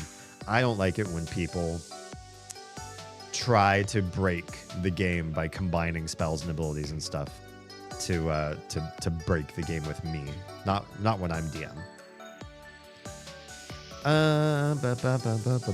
The thing I find is that D&D is kind of facilitate the rules in that way. What do you mean? House rules are the way to go? 100%. Yeah, 100%. I plan to write an essay on this for my YouTube channel because it's a topic I'm passionate about. But I find that D&D is not the best system for free role play. Not really. I'd probably go with something that's more storytelling driven. Something that has like theater of the mind rule set to it. I know White Wolf does a lot more like supporting the story than supporting the rules kind of gameplay. And there are a few other game systems that I think are better like that. Yeah. It's far too focused on the stats and combat and the dungeon crawl. And who, like, in a world where you can play so many games based on D&D, that all the like dice rolls and everything is like snappier, it's better, the graphics are pretty, and you got like so many things figured out for you. Wouldn't you rather just play a game, like a PC game that does D&D combat, than like play a D&D session that's heavily combat engaged? I feel like sitting at a table and rolling the dice and moving your people on a vinyl mat and all that kind of stuff, it's interesting to do once in a while in a campaign, but that's not where I feel like my favorite moments playing D&D are. It's not in the dungeon crawl part. It's at parts slow and uncomfortable at times, whereas the storytelling, the engaging with each other's characters, the role playing, that stuff is memorable. That's the stuff people come away from remembering, not like how well they did in pen and paper combat. What type of game is this? It's like a cursed JRPG, if that makes sense. I know it looks very cute and wholesome. It is cursed, just to let you know. My favorite system is one that seems to be pretty unpopular these days, and that's too bad. What's that? I'll modify creatures so that they are unable to prepare for them. Exactly. That's the way to go. A Nightwalker, which is a CR20 creature, can only affect those in the ethereal plane. Yes. Yes. Do stuff that they couldn't possibly rules lawyer for because they don't know what you've done behind the scenes. PC knowledge versus player knowledge, that was always a big thing in my game sessions as a kid. It's critical. If you're playing a role-playing game and you can't role play, do not play. I hate when people feel like they have the entire monster manual and DMG memorized in their head and they act their character out like that character knows that stuff. Impossible. Get in character, study a little bit, learn how to do some improv acting. Do not come at me with the full knowledge of this game system like you know how things are done. And also don't tell me that my like difficulty classes and stuff are wrong. I choose them and I'm the DM, damn it. My players had a fun puzzle with it as they had goggles that would show the ethereal plane to them. Ooh. And allow the Nightwalker to attack, but they needed to complete the code phrases in the dungeon. Jeez. That sounds dicey. Once in that one, I make opportunities, not defined moments. Exactly. You don't end stories or like punish people for having bad situations come up. Bad situations are the core of good drama. Sometimes you want the heroes to have a real sticky situation. It's like, okay, now how are you guys gonna band together and get out of this? If everything went well all the time and your players just slew everything that came at them, slaughtered, healed up afterwards, bought more supplies, went back out, slaughtered some more, where's the fun in that? Where's the memories in that? I prefer tactical aspects and then some RP on top. Oof, I am not like that. I'm RP all the way. I like it when a DM knows and plays the rules, and if there's house rules, he's upfront about it. You and I, we play very, very different styles. Rather do a D&D session that's heavily combat engaged. Oh wow, I could not disagree more. I like the combat style of D&D, but I like it digital and fast and with all the art in the 3D game. I don't like doing that at a table with people snacking and surfing on their phone, and you know, you have to tap somebody's shoulder 3 times to make them realize it's their turn, and you have that one person that spends like 10 minutes deciding one simple move, one simple action. So it's, to me, it's a slog compared to all the other parts of the game that move faster than combat in regular tabletop D&D. I'm always going to be a Palladium/Rifts evangelist. Oh, I played Rifts. I liked Rifts. I never played Palladium. Or, I don't know if those are related. I played Rifts. Yeah. It's far more focused on roleplay and character stories. The rules kind of facilitate that kind of gameplay where you can gain experience without ever lifting a sword if you want. Yeah, I felt like Rifts was really cleverly designed. It's meant to have immersive, memorable sessions and not so much like you get caught up in rules mongering. I had so many Rifts books. It's a great setting. It's stinker of a rule set. I had fun with the games that I played in that universe. That's why I like to refute the Rift's Palladium rule set is what makes it awesome because it's different than what it is popular. I suppose that's true. Munish, what's up? Yeah, we found Life Jam, the Kool-Aid kid of this game. MDC SDC is stupid. That part's a little bit weird to me. I didn't like that part of it. Ever looked at Genesis or World / Chronicles of Darkness? I know World of Darkness. Yeah, I played. That was like my first deep integration into tabletop gaming. I played a little bit of D&D before it, but the group of friends I fell into that were really heavy into role playing were into World of Darkness. Also great TTRPGs with entirely different systems for skill and RP execution. So unrealistic and just broken. Oh, MDC and STC always takes me out of the game. The character creation is really nice though. I do like the character creation in Rift is wacky almost, but I appreciate that more than like feeling like you're just in the same sort of trope universe that I think it's boring after you've done, you know, maybe 10 to 12 sessions of D&D. It gets a little stale about what you're going to do next. I've been wanting to get into World of Darkness. I think you would like it. I think you would, especially if you like, you know, macabre stuff, which I do. I'm very much into macabre. In my own sessions, I have my players start a character with an extra rule, which is Defy Fate. Nice. So if they need to heroically overcome crazy odds, you've got that sort of built into the world. I think that's a smart thing.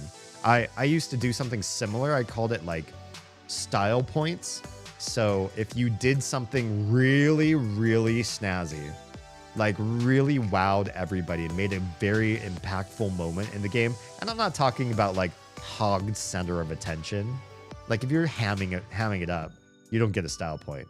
But if you make a really memorable, really cool moment for everybody because of some clever way that you've decided to engage in the game world, that could be a social interaction, that could be theory crafting or puzzle solving or just coming at something from a really non-linear direction. You earn a style point. Then you use those style points to overcome the real negative parts of the game later on. So it was like a currency. You could only have one at a time. So once it was full, then you would be prompted to want to use it again so that you could earn your next style point. There's a cool or lame, depending on if you care on internal mechanics of fights, with Kel where he just nukes the opponent. Yikes. You need to know the specifics you want to do it. I'd rather not, especially not first playthrough. I just rather like stumble through mechanics. My gaming group is all DMs. We all know the rule set nicely and we try and move combat along quick. Okay.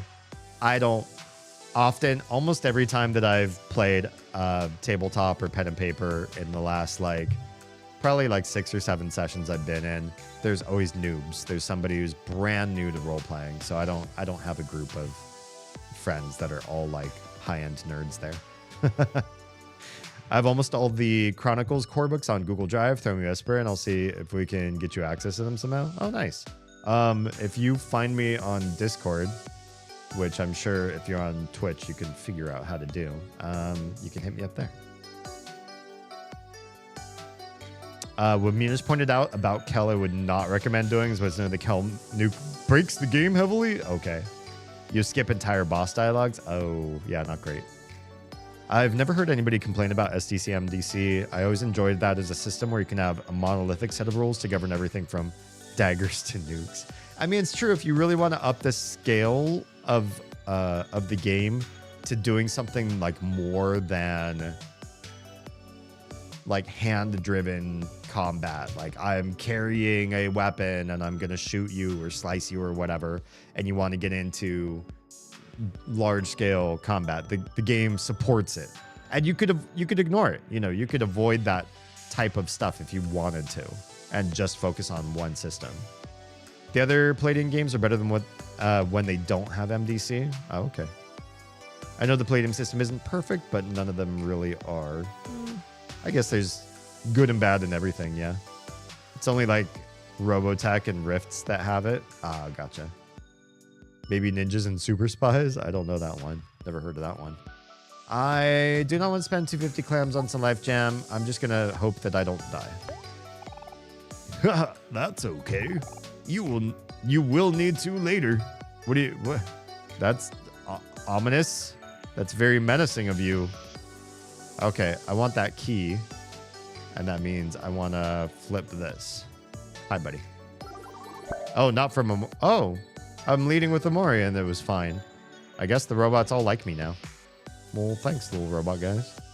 Let's get that key. Hi, key. You got a junkyard key. And then we'll use the other conveyor belt because I do want to see what that little side room is there. Hello? Can I... Oh. Once you get on a conveyor belt, you're stuck. Like, that's your path. Hi, key. I low-key found that key.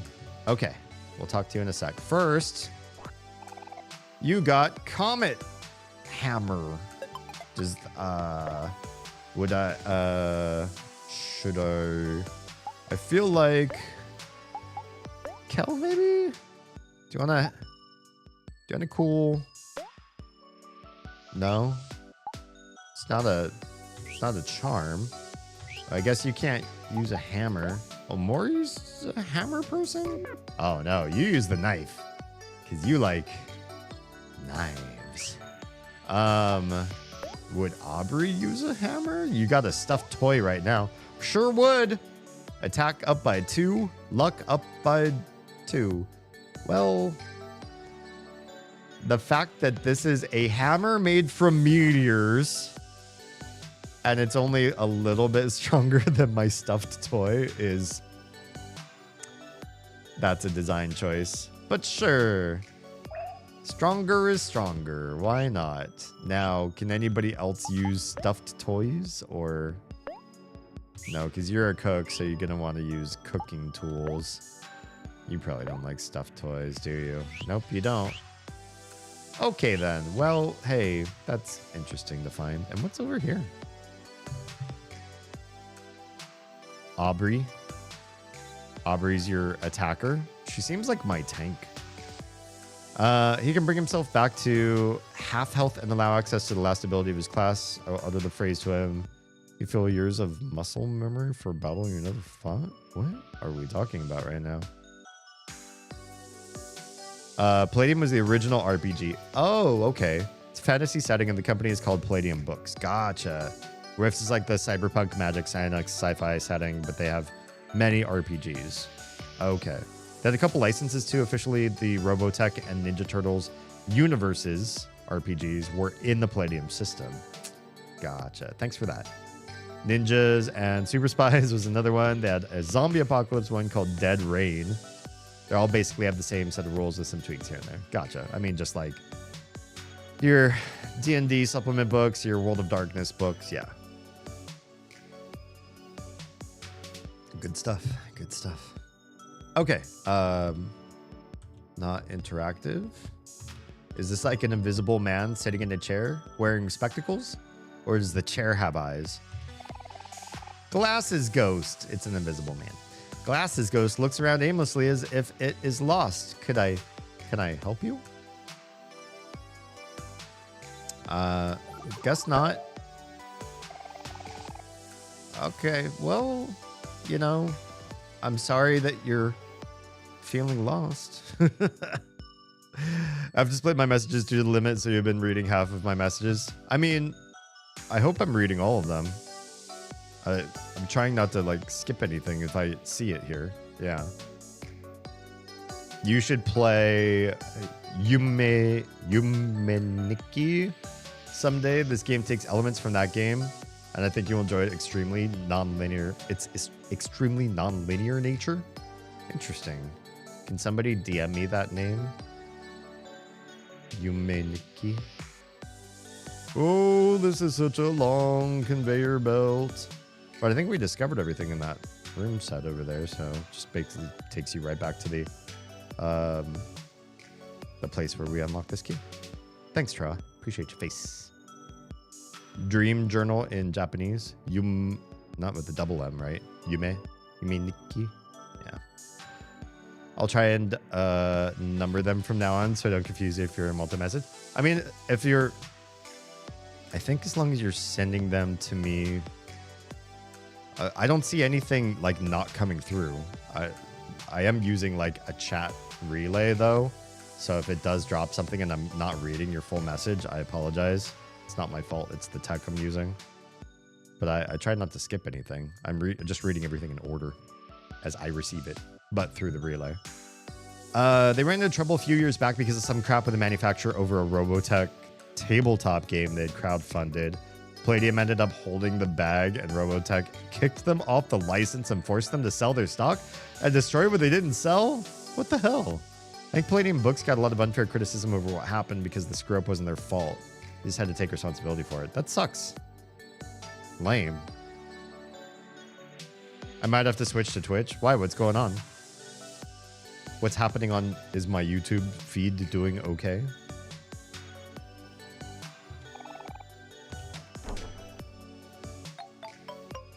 I can always use more YouTube viewers, so I hope you don't have to switch. Is there something secret over here?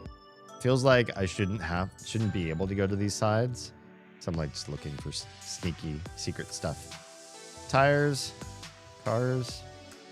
All right, let's go in here. The YouTube feed is not bonita. I mean, I'll say this, between the two platforms, most people really prefer YouTube's video quality. Most people really prefer Twitch's chat. I hate it because I'd love to, you know, say, here's the one place you can find me that does the best of everything. But, yeah, I feel like there's no one best of everything platform right now. A photo of someone familiar. Oh, it looks like a shrine. So that's kind of weird. What happened? It disappeared. Spooky. Stream on Kick? I am on Kick. Munish, you didn't know? Let me take a pause. Let's pause for the newer people. I know it's scary, right? I stream on 5.5 different platforms. So every time I stream, you will find me on Trovo. You will find me on Kick. You will find me on YouTube. You will find me on YouTube Shorts if you prefer vertical streams instead of horizontal, depending on what device you're watching from. I stream on Instagram, but that crashes after an hour right now. Usually I'm able to stream there for 4 hours, but it's been weird lately. And I stream on Twitch. So you can find me in the place that you prefer the best out of all of those, and I am there. I'm on PC, so it isn't too difficult. Oh, excellent. Oh, sorry. I skipped a message that you did send that I did read, which is why I'm going to pull up your chat on Twitch and watch on YouTube. Hey, I mean, if I get double your engagement out of this, one, you give me twice the ad revenue if you have, if you don't use an ad block or anything. Two, you also increase my discoverability by placing me on watch in multiple platforms, because Twitch absolutely ranks streamers based on how many people are live watching. And so if I have less people, I show up lower on the list for a given game or genre or whatever. And if I have more people watching, I will get more people watching, which is kind of weird. And YouTube just, it feeds me to more new people. It puts me in more algorithms, the more people that watch the live streams. Yeah, so it's good stuff. It's all, I mean, it's all good. Everything's good. Rush, long time no see. How are we doing? I have no stacks. I hope somebody else has snacks for Rushdell, because Rush deserves snacks because he's a good bean. How are we doing? Bam, take a sub. Well, thanks, Immersive. Appreciate your face. Okay, well, that was a spooky thing that disappeared on us, and we're just going to keep walking through spooky stuff. What is that big pile? What about this? Cans? A life jam. See, we didn't need to buy it. As soon as we were introduced to it, the game just starts giving it to you for free, which also makes me feel like at the end of this corridor, we're gonna fight a boss. Troa's got your snacks. What are we giving Rushdell for snackage tonight? Ghost. Welcome to this side of the stream. Now you're everywhere. Thanks for the follow. Oh, we're back out the other side. I definitely feel like we're amping up for like a boss fight or something. It's bound to happen. Can we squeeze between these cars? And is there something? Nope. Guess not. We're gonna fight this though. I'll fight you? Let's fight. Let's fight. One mixtape? I guess. You know we got new items and stuff. This is not gonna be good for you.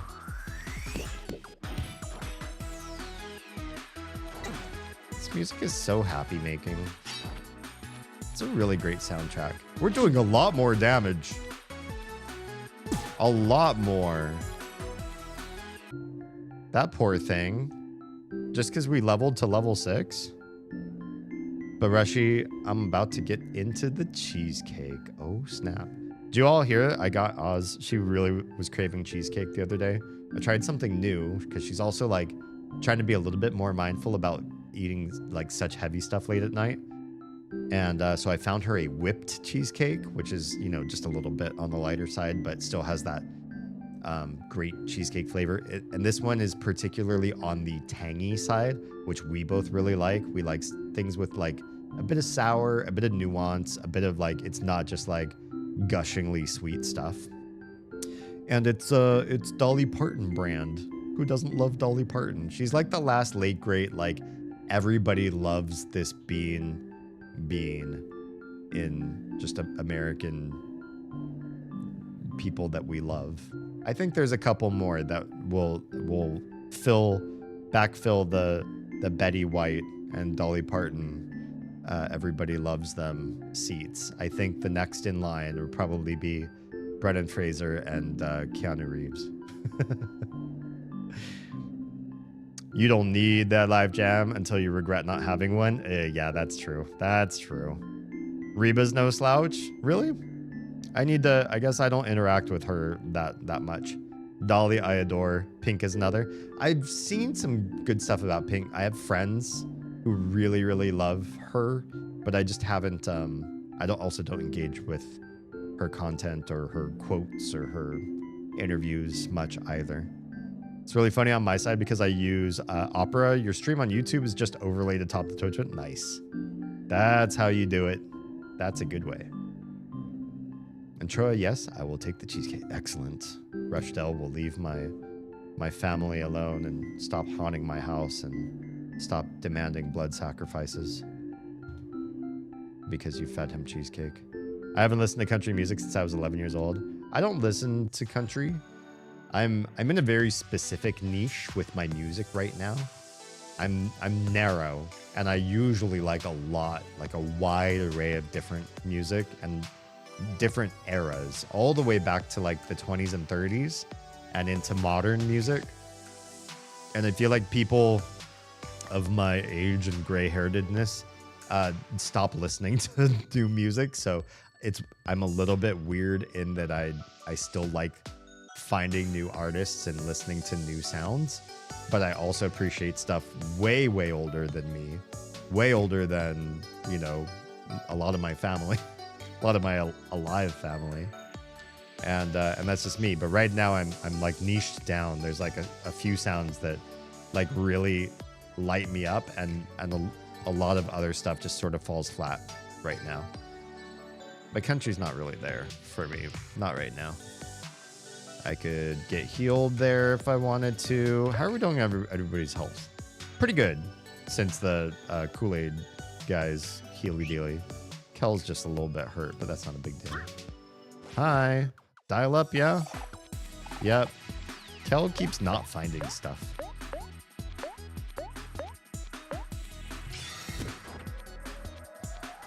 All right, let's beat you up. Big bada boom. Yeah, we're doing better damage. Everybody is. Oh, Omori just like slayed. That thing had no chance. My family says I have an old soul a lot because of my music taste. I feel like old movies, old music, old fashion, there's a charm in there and there's good stuff to be grabbed from it. We should never like forget where things went really well in our culture, and there's no harm or weirdness in like bringing stuff along that you really love. I think it's good, because otherwise you might miss out on something that's already been invented if you don't go explore and see what's there. Sweet lemonade. Sweet lemonade. Oh, not in toys. It feels like that would be a lower health sort of thing. So let's just take a look. So, oh, it's juice. Oh, right. Juice gives you juice. I remember that. 80% of heart. That's a lot of sodium. I like ramen, though. I don't care if it's high in sodium. It's so tasty. You can tell I play this game too much because I know how much hit point the dial-up had. Exactly. That's intense. I don't love anything that much. There is not a thing in this world I've played that much that I would memorize the hit points of. I'm a tourist in everything in life. I very, very much do not deep dive into any IP or band or game or movie or nothing. Hey, that's what I really wanted to see. Healy dealy, a perfect roasted chicken. Heck yeah, I'd like to eat some. Get that heel on. Let's talk to Mari. Hey everyone, I hope you're all enjoying yourselves. I cleared out the junk here and found a perfectly good roasted chicken. I hope we didn't just get botulism. See, Omar, cleaning has its benefits. Wait, what? Why are you putting me on blast? Because I don't clean. Yep. I need to set an example for my sometimes messy little brother. Now, I wonder if she's really a sister or if this is just a colloquialism. I think I mentioned that before. Because there are cultures where calling somebody like, you know, big sister, little brother is just like what you do even if you're not actually like related to the person, you know? This music discussion reminds me of a movie I watched recently that rocketed to my top 5 instantly. Really? I mean, if you get me talking on music, I will just go off. Because even though I'm not like a deep dive person on any one particular IP, I know a lot about music. Oh, see you on the other side of that. Know a lot about music and musicianship and the industry and music theory and all that kind of stuff. Yeah. Let's pause here so that people in the cheap seats on Twitch can catch back up with the rest of the stream. I'm not gonna lie, I almost did not stream tonight. When we were going through bedtime routine with the littles, I was like struggling to keep my eyes open, to keep alert and awake. And I do Mandarin drills with whichever kid I'm putting to bed. That's another thing. I don't know if I mentioned this, but because we have 2 kids and me and Oz, we switch off who does whose bedtime routine. We're all 4 together in the same room doing, we've been studying like science at the end of the night. And then after science, we like listen to music and maybe watch some light videos and maybe do some drilling on either like math, reading, or just math or reading. But it's all like light. It's like not like we're sitting and doing homework right before bed, because that would be crazy. But we just like do stuff on apps. It's kind of like light and fun and gamified learning right before bed, because then I feel like you go to sleep and you've got that like new knowledge in your brain sort of thing. It's kind of a nice wholesome activity. We focus on education at the end of the night as opposed to Immersive Sinner just subscribed. Fan number 2 for the night. Hey, thanks for the Prime sub. 2 months. Thank you very much. And welcome to ad-free viewing, so you don't have to get stuck in these breaks where everybody else, where I'm like pausing and waiting for, you know, everyone to come back from break. Now you get to hear what we're all talking about on this side of things. So anyway, we have all this like education kind of at the end of the night sort of thing. But even though we're all four together in the same room, engaged in sort of a broader sense, Oz takes one and I take the other.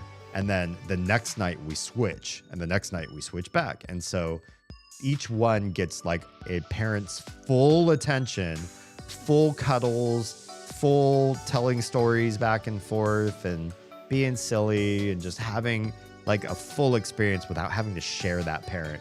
And then the next night they do it with the next parent, you know? So I think it's like a cool, I think it's good, our system, but I was struggling to keep my eyes open.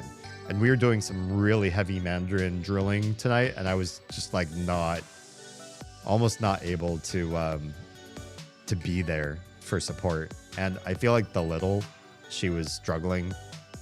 Her Mandarin comprehension and her English comprehension were both super low tonight. I'm like, I think you're just really super tired, and maybe reading and translating work this late, like, you're just so tired. But she's like, I want to finish this lesson. So I'm like, all right. But then I was super tired and I was having trouble like helping her. I almost didn't make it to stream, but then I did. Okay. Let's back this up. I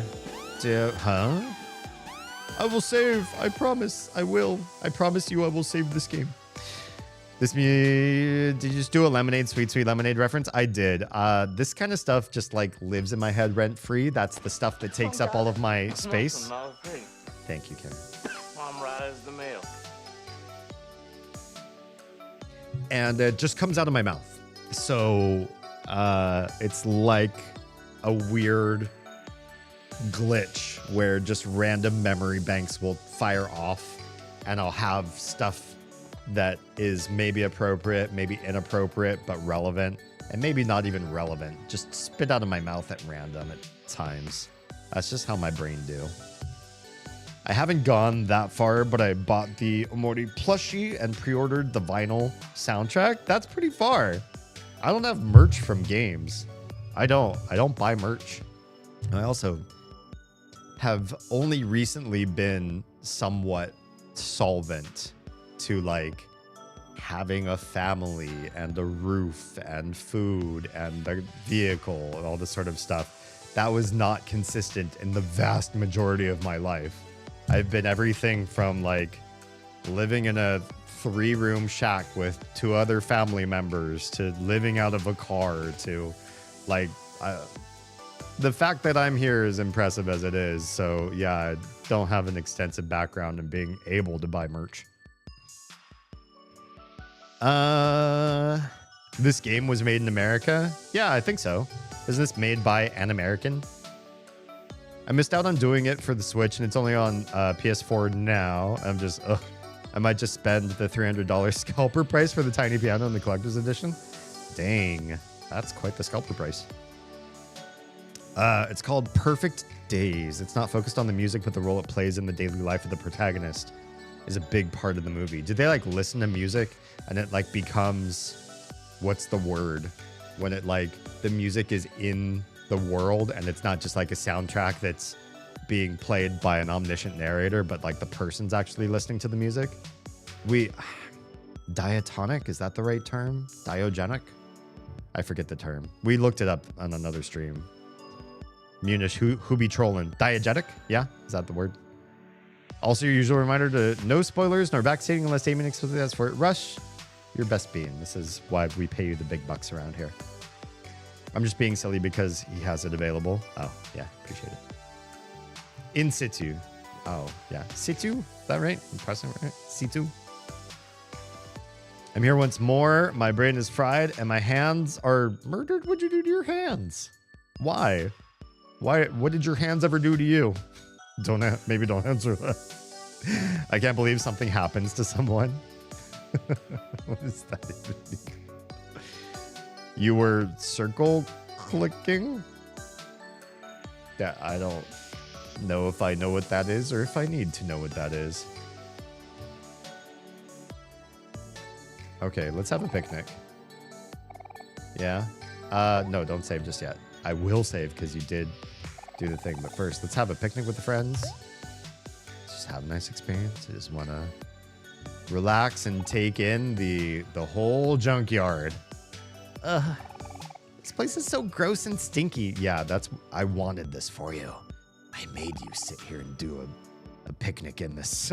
My nose can't take it anymore. My nose couldn't either. I have a really sensitive nose. I do not like smells. I do not like smells other people like too. I'm just really picky and nose centric. What's the rush, Aubrey? There's so much treasure around. I'm gonna swipe as many cans as I can. See what he did there? Oh, and then afterwards, we should recycle them at a recycling machine. I'm sure we passed by one on the way to Spade's boyfriend's place. Forget cans. We gotta find that special mixtape and get out of here. Hang in there, Aubrey. You'll get past this. If anything, just think about all the good recycling will do for the environment. Yeah, come on, Aubrey. Do it for the environment.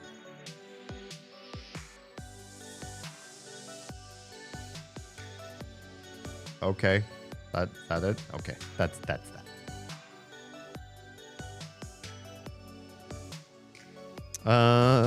The protagonist is a toilet cleaner who lives in Tokyo. His life is super simple. He's really content, and it's kind of a slice of life movie. Okay, interesting. Listen to a lot of cassette tapes in his vehicle, which is a bit of an anachronism even in Japan. It's a nice part of his personality. I like that. I like stories where they give characters like interesting quirks. That it's not just I feel like some movies try to cut straight to the emotions that matter, that drive the story, or the character traits that push story. And instead of focusing on things that like round out or add flavor or life to a character.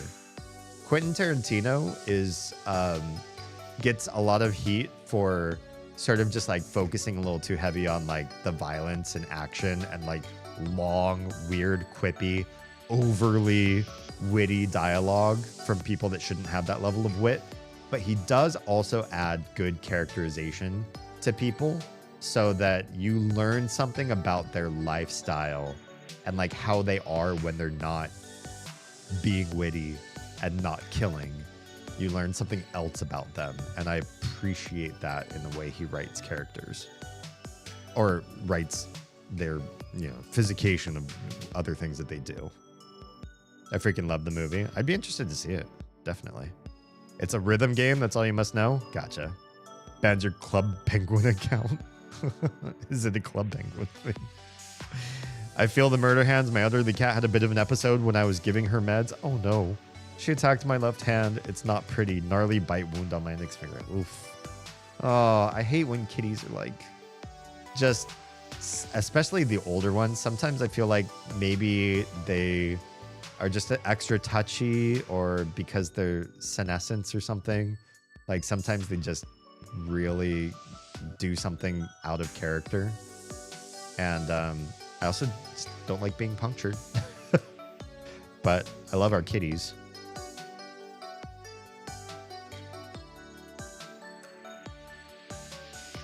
Also, you've already made more progress in this stream than the last two combined. How dare you? No, it's true.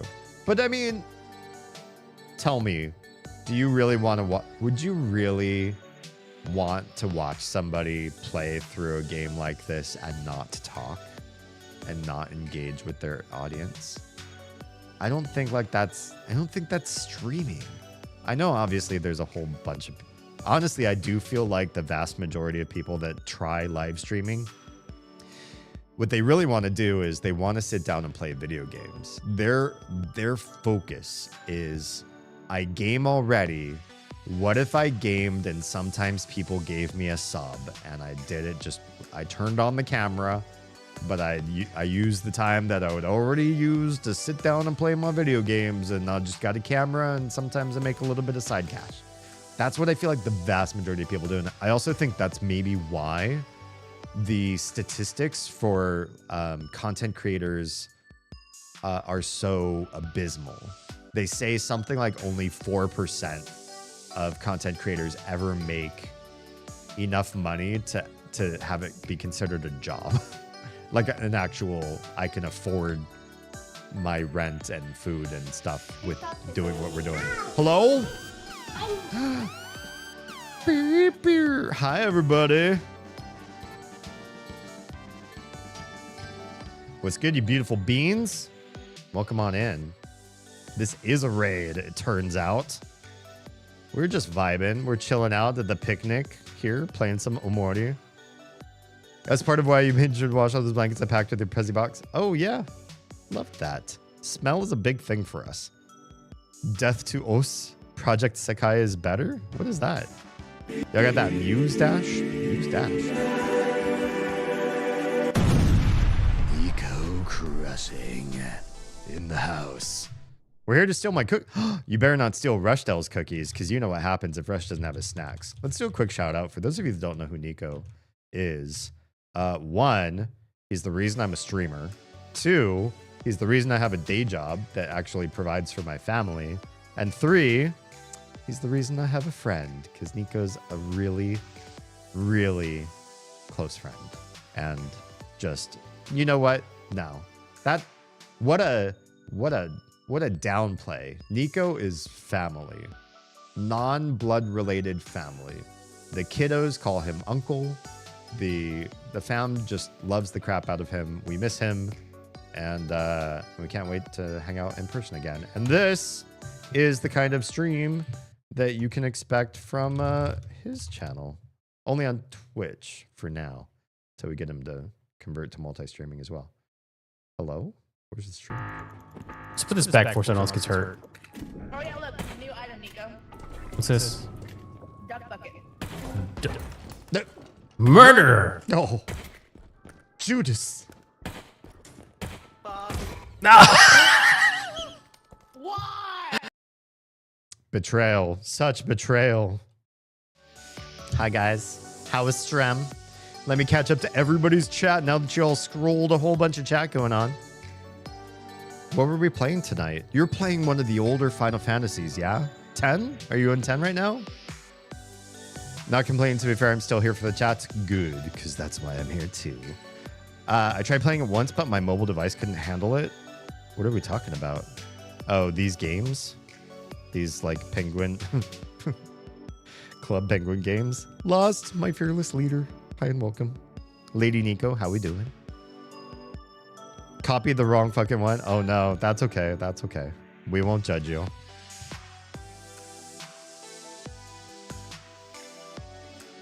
I hear Nico is a pretty cool dude.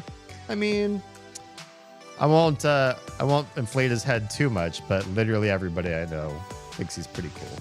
Literally everybody we meet that we both know these people, they all vouch for him. You could even say he's a family guy. I mean, he's family to us. Yeah. And he has a cute pupper who's the actual star of his show. So much betrayal in Repo, because it's funny. Don't lie. You like dying. There's something about getting murdered by one of your friends that feels appropriate for that world.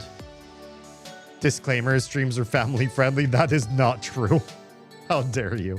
We're not family friendly. He's not family. Nobody I know does a family friendly. Agree about Kato? Hell yeah.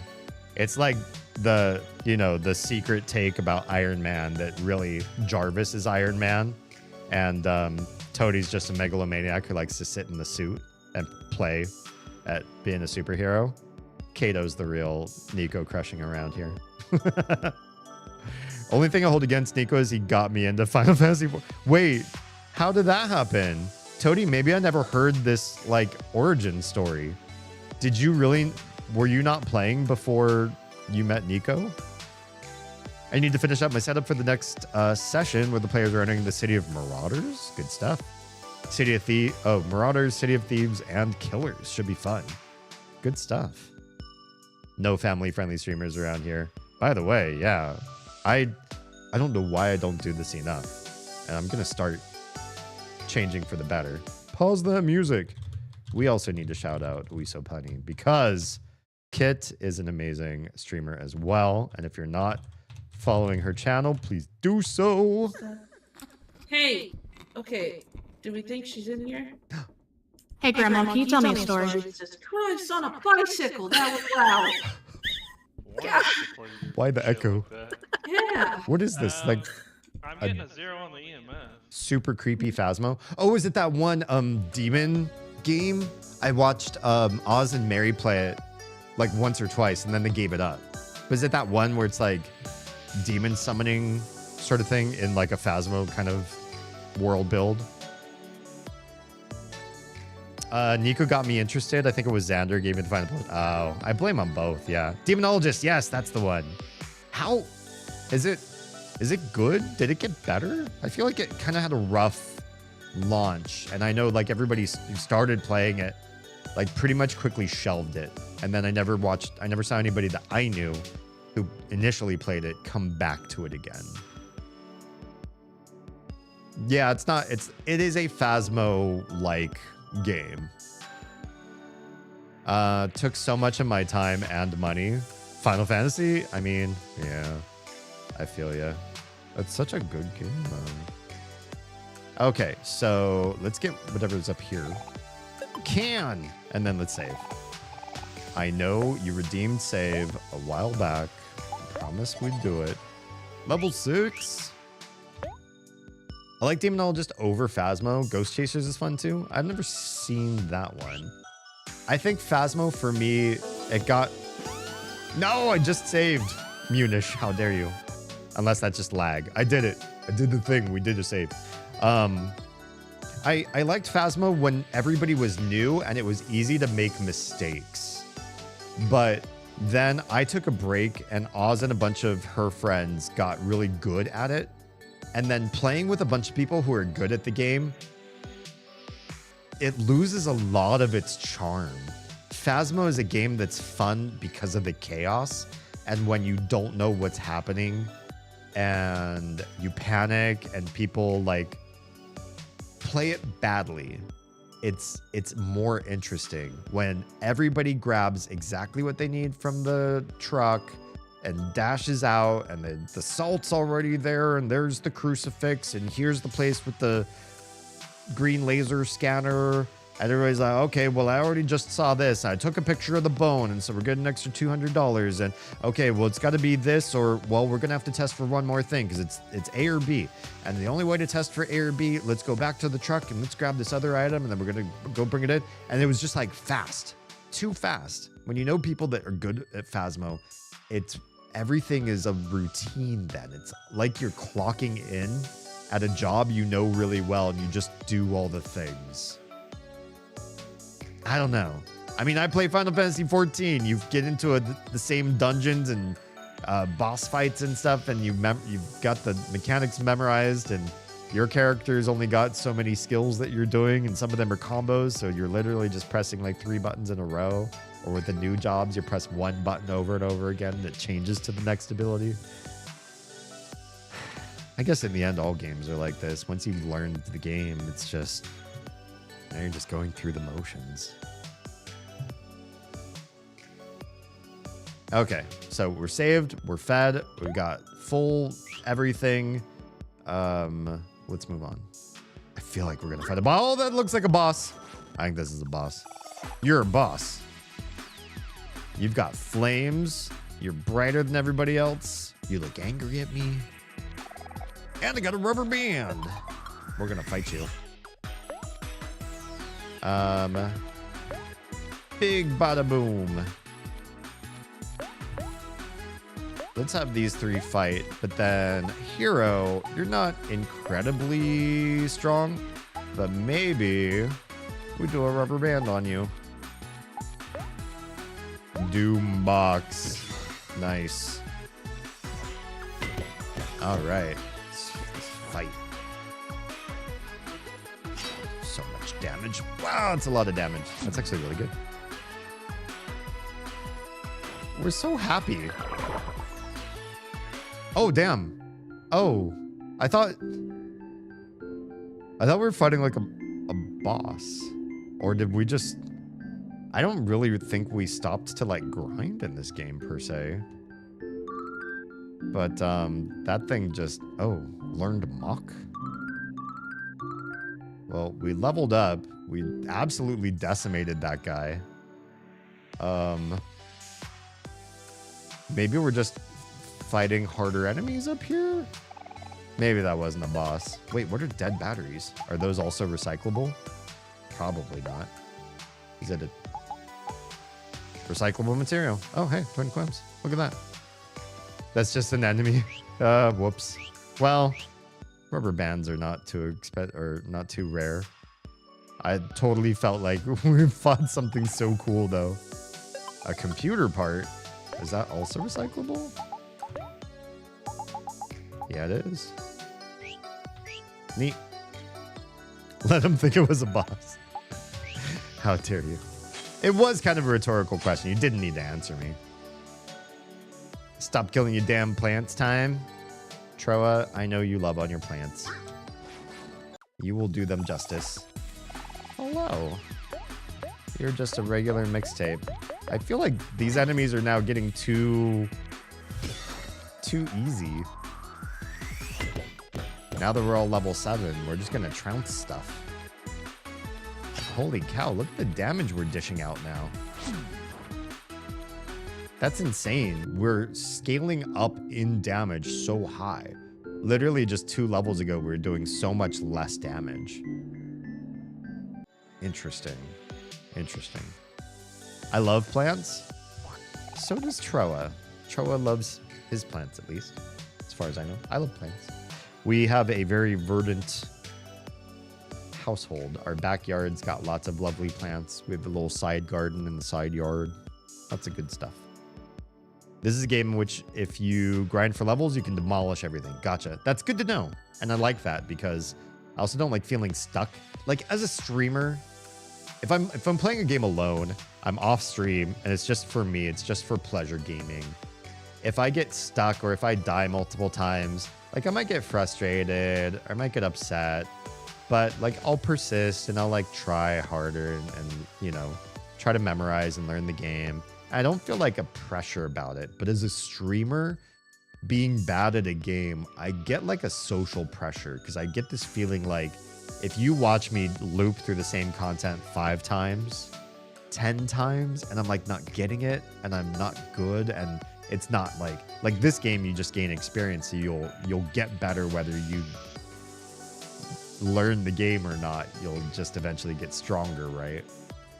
But in some games, I've struggled on stream and I always feel gross. Like I want to provide more better content for you than you watching me die repeatedly to something that I'm just not catching on to. And yet I'm playing the Myst series on Saturdays, and some of that's just me like wandering around the same devoid world, praying that I'll stumble upon the next clue. I'll stub my toe on something, be like, oh, it's this.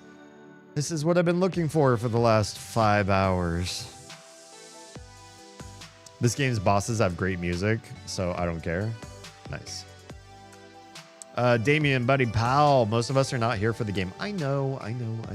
Obviously, if you were here for game, you would have exited out of my community. You would have found stage left and like peaced out a long time ago. If you were here just for games. You've been like, D, you're a rock star, but you're not for me. We took a little bit of damage. Let's just go back. Let's just cheese this. The chicken's literally right here. We're just gonna get a little bit of our health back, and then the next fight's gonna be that much, you know, better off. And yes, we're gonna also save again because we're right here. Why not? Why not? The enemies don't seem to respawn at all. So you clear an area, you're good. Glass bottle. Okay, that's ominous right there. That crack right there in the middle with the big thing at the very top. What's going on there? Bubble wrap. Fun. Is bubble wrap? That's got to be something I can use in combat, right? Is it? It's not here. Wait, it's not a snack. It's not important. Is it something I could equip? Is it like a weapon? No, she just got a weapon. Couldn't be hers. Kel? Rubber ball. Oh, damn. I was hoping bubble wrap would be like a... It's a charm? Therapeutic packaging. Defense +3. Wait, I kind of want to give this to... Kel does have the lowest health. Kel, you deserve better than this watch. I remember a stream where you spent... Oh, wait, who just lurked? Lurk for a while. Catch you kids later. Thanks, Uncle Nico. Thanks for being here. Flying around in circles in Final Fantasy. We did so much flying around in circles. That's true. I remember a stream where you spent 3 hours in the same room. It was great. Yeah, I think there's been so many now, honestly. The first time it really dawned on me, like it really hit hard. I think it might have been Mother 2. I think we might have been in the cloud area where you meet Pooh. And we were literally just like in his throne room for hours. And I was just kind of like parkouring, just like walking, not parkouring in that game, but like, you know, just like running back and forth in circles and stuff. And we were just, the chat was so good. We had such a good conversation that who cares about the game? But yeah, I also remember Lady Nico just flying me around in circles and circles and circles on the moon and Final Fantasy 14. And we just had like just another great chat. I blame you guys for being so entertaining. Hopefully I'm, you know, moderately as entertaining as you guys. And the soap-based thing too. I was waiting for somebody to be pissed off. For somebody to either DM me or leave a comment on my video or my VOD or something and be like, hey, D, don't ever talk for that long about food. About one food item and what it's called ever again. What a waste of my time. I think everybody had a fun time. I was lighthearted about it. Jam was lighthearted about it. We had a good, it was just, yeah, it's very pleasant. I would do that again. Probably not exactly about that word, but you know. Or like a wizard's sanctuary is another description. Oh, sorry, I skipped your previous chat up there. I've been told my place is a balance between plants, books, and tech. That is like a wizard sanctuary. Like a green thumb wizard, a green witchery sort of place. Absolutely. We're just a bit chatty. You know what? We're the best community. I've said it so many streams before and I'll say it again. I've been in other people's chats. I've hung out with some really thoughtful and interesting people. And I read the people in their chat. And this is really one of the best ones. So many chats are full of like people just simping for the creator, which is whatever. Or going off on their own tangent, hoping that the creator just like sits and reads their dissertation on something that they're passionate about, but they're like aspy about it. You know, they're not engaged with the rest of the chat. The rest of chat might be talking about like 5 different topics and they're still stuck on one thing. And I feel like we're more engaged, more empathetic, more thoughtful, have better, deeper chats than like almost anywhere else I've ever seen. More critical or critiquing. You guys are just great. Thank you for being here. You mean sopes? You don't mean sopes, you mean sopes. I'm just kidding. Botanist? No, Tro is much more than a botanist. He's also very techie, very skilled with tech, with computers and programming and the whole shebang. And yeah. And yeah, it's just, he's hard to encapsulate in one word. Thank you for the lurk, Toady. Tro's place sounds like where a protagonist would wake up in a post-apocalyptic game. Yes! A place where you've like been healed by salves and you have, you know, wrappings on your arm or your grievous wounds across your chest that were going to be fatal, but you wake up instead. You thought that was the end of your story. You wake up and you're in Tro's lair. And he's like, oh, good of you to join us. So, how are you going to avoid doing that again? I can totally see that. Yeah. Okay. Oh, shit. Kel was going to wear the bubble wrap. Better defense. And the gold watch, I don't know why this would go to anybody specifically, but I guess Hero's gonna wear it. There's no stats. It's just for shiggles. Maybe we sell it later on. But gold is in quotes, so I don't even know that it would sell for a whole heck of a lot. What would you climb up this for? Nothing. I was just curious. Maybe it would trigger an event or something. Let's go into this little side room. And, wait. Hello? Where are we? Oh. Oh, you can't fight us. You're stuck over there. Hi, guys. Hang on. Before I talk to those guys guarding that door, because that seems kind of weird and sus, can we enter this big main area first? Hello? Are we going to fight a boss? Are we going to fight a boss? Ow, what the? What gives? I think this needs to happen first. Well, what do you know? There's a weak point on its head. Yeah? I can recognize one of those anywhere. Let's try throwing something at it. I'm sure that'll work. What are we... Oh, interesting. That platform there looks like a good place to throw from. Okay. Tag me, I got this. This feels weird. This feels kind of weird.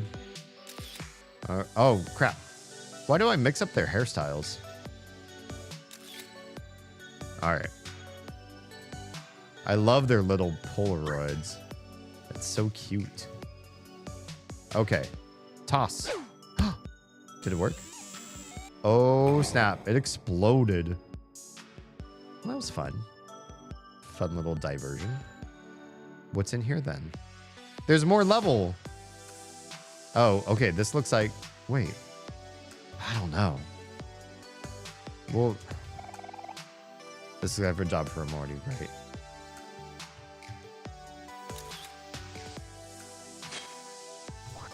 I don't know. We have divergent paths now, and I'm confused and don't know what I should do first or next.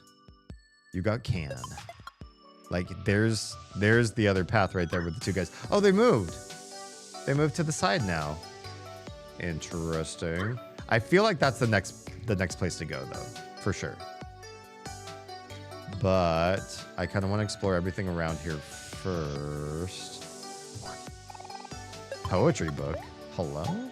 Oh, hang on. Is that going to be a weapon? No. Would you use it? No. Okay, maybe it's not a weapon. A toy? Poetry book. Oh, yeah. Sad words strung together inflict sad on a friend or foe. Oh, no.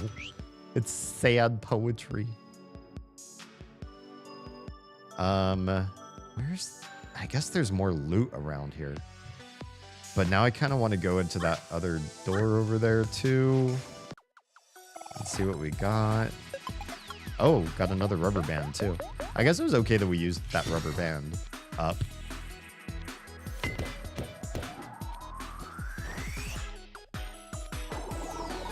I just want to get all the loot. I'm such a loot goblin. Yeah. Kill speed fell.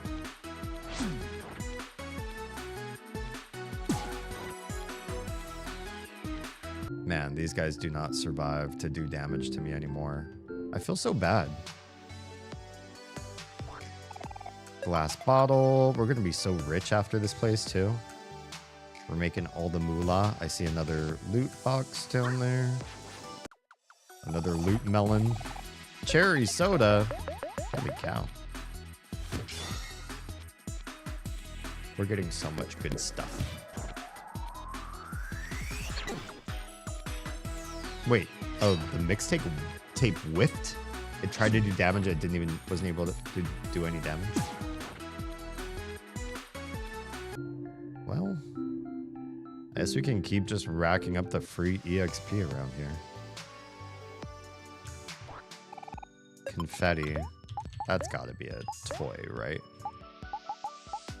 Small squares of colorful paper. Inflicts happy on all friends. Aww. How sweet. Okay. So it looks like there's a lot of other like sub rooms up through here though. So I kind of want to check out. Let's go back. Let's check out the room with the guards. Cuz now this sort of feels like important side questy sort of thing. They did move out of the way. Gator guy. Over. Kick. Over. Why are you so... What's so funny? Wait, what's going on in here? Why is this so creepy? Why is it creepy? Hey, Kel. Why don't you climb up here and toss something at the Scarethrow? They call me Scarethrow. I am stuck in the ground. Throw things at me and hear a strange sound. Oh, this is weird. I don't like this.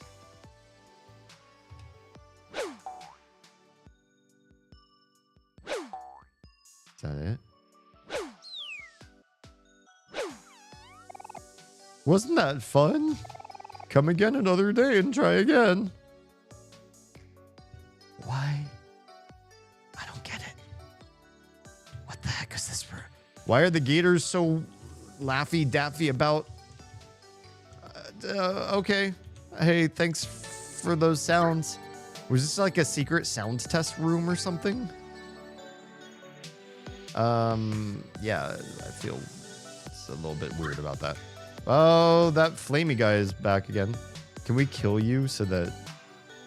Let's take him out. Oh, it's 2 enemies. Well, this shouldn't be 2 enemies.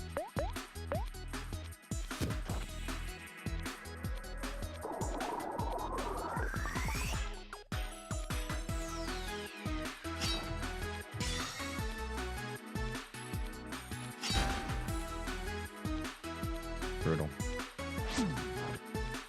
We're just brutalizing them.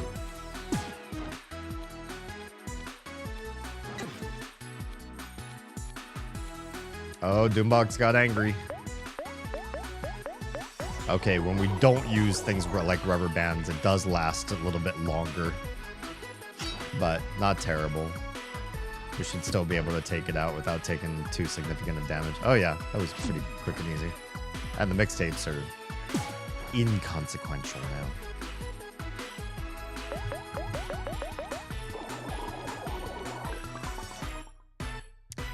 Today, I really craved Thai food. We got some delicious Thai food from the local Thai eatery. We had been going there since they opened. Because we had a Thai place in our neighborhood that was just like... just stuff in styrofoam clamshells that felt kind of like it'd been under a heat lamp for a while, sort of Thai food. Like, it tasted like some of the right spices, but I wouldn't call it like particularly great. And when this place opened up, we tried it and it was like, oh my gosh, this is like real homemade Thai. This is really good stuff. But because we're always with the kids, we don't have anybody to watch them or anything like that, so we're always with them. We order the food without any real spice of consequence, and we had been doing that for like a couple years, and the food's always been good. You know, no complaints. We're not saying it's bad without spice. It's just, you know, Oz and I like spicy. Oz likes some spicy. I like quite spicy, rather spicy. But we just relegated to the notion that, you know, we're parents and our kids don't really like hot things, and that's okay. We can live with that. And then the last time we were there, Oz was like, excuse me, to one of the servers, like, what is that other table has? And oh, it's like a spice caddy. You know, you bring like a set of 3 different spices over to your table. You make the food as hot as you want. So you could, like many Thai places, you can order the food hot ahead of time and they make it that way. Or you can get the spice caddy that we didn't know about. And we're like, could we please have the spice caddy? And we added it to our food, and I was just like, ooh, that's kind of hot. But for me, I was like, oh my God, I'm newly in love with this place. Like, I loved the food. liked the food pretty well, but now I like love the food. And today I was craving the spice so much. I made the entire lining of my mouth puff up in inflammation. I added so much heat, like the good stuff, the authentic Thai homemade chili oil to all of my food, every bit of it. And it was amazing. I almost want more, but it's like in the middle of the night right now, and I will make my sleep awful, and I already feel like I will, in the morning, regret what I did to myself. And so if I have more of it, I will increase the regret even higher. These mixtapes are just upset with lowering Kel's speed. They only have one ability. Why is that they only want to fight Kel's speed and nothing else? It's so weird, right? I like nice spicy. Yeah. What do you consider spicy? I'm not sure how to equate it because every place is different. Like if I say, you know, on a scale of 1 to 5, I like it as a 3.5. That might mean something different to places you go versus places I go. So maybe I guess what I could say is like ghost pepper flavored stuff is too hot for me, but habanero flavors or like habanero level of spicy is good. That's like the high end. Like if I have hotter than habanero, I can withstand more heat than that. But what I think happens is the heat starts to deaden some of the flavor to me, and then I get upset that it's overwhelmingly detracting from the other flavors of the dish. You know what I mean? Spice should be an accent to the flavors of a meal and not numbing to the other stuff. Although I really like numbing spice too. That's not spicy spice, but like Sichuan peppercorns. I see a wild Oz has appeared, but I really like the peppercorns they use in thank you, that they use in Sichuan foods because there's like a numbing effect. There's some Indian foods that do this too. Anise does this to some degree. Some scallion does this to some degree too. Who are you chatting with? Cool. What? Cool. Just saying hi to some folks. Yeah, so if you know anything about where a roughly the level of an habanero pepper is, I'd say higher than that. While I have the heat tolerance for it, I don't like it. All the other flavors start to mute down. And lower than habanero is fine too, and I like it. I like everything that's like when things get labeled mild, like in the grocery store. Mild is not spicy to me at all. I can have mild and it feels like they've not added any spice. But medium is where I start to taste spice. So like you get a medium paste salsa or something like that, or pico de gallo. Where they say it's medium, I start to taste the spice, and then up to and including habanero, and then anything lower and anything higher, not really my jam. What do you guys think? What about you? Share with me how you do your spice. I like no spicy, says Corruptional. No spicy at all. Mayo is too spicy. Mustard is like never. What do you mean by no spicy? We always had that at the Thai restaurant we went to, the 4 jars, and there's crushed peanuts. I would love to have crushed peanuts on most of my foods. And there's the sambal olek. What is that? I don't know if I've had that. Just a little spice for me. Even fresh jalapenos are too much for me. Depends on the fresh jalapeno. Like I've been to places where, so Oz and I really like pho, but we also don't eat mammals. So we go to a place that does vegetarian pho. We're pescatarian, we'll eat fish, but I don't know anybody that does like a seafood version of pho, which is kind of a shame. Like Vietnam's got so much coastline, you'd think that you'd have great fish soups as famous as pho. But usually at the pho places we go to, and the one that we go to right now regularly has sliced jalapenos. and you can put them in the soup, and half the time I'll munch on them, and there's just like green and spicy, and adds, you know, that fresh jalapeno flavor, and it's tasty. And then sometimes I'll have one, and it looks like the same jalapeno as the one I had the last time we went, and it's like hot, like really quite hot. And even for me, I'm like, whoa, you know, oof, that suddenly amped up the spice quite a bit. So I feel like jalapenos are like really ambiguously spicy. They're like a Bean Boozled challenge of the chili pepper world. There's one Thai restaurant in San Diego that's famous for their spicy. I usually got 0 or 1. Gotcha. So they'll like kick your ass if you put anything too high. Places around here I can get 3, no problem. Gotcha. On a scale of like what? Like to 5 or 6? The crispy chili oil is so good. That's the stuff for me. Yeah. It's like oily and has the dark red roasted chilies and all the seeds. And it's just like this floating substrate, and you like mix it up with a tiny spoon. Yeah, that's my jam. Scallion oil is so good. I don't know that I've had that. That sounds good too. We used ground ghost pepper stuff before and Carolina Reaper stuff. Dang. But my partner prefers the taste of habaneros, so the last thing I got was some ground habanero. We also moved on to using actual peppers and tried serranos, then habaneros in our cooking.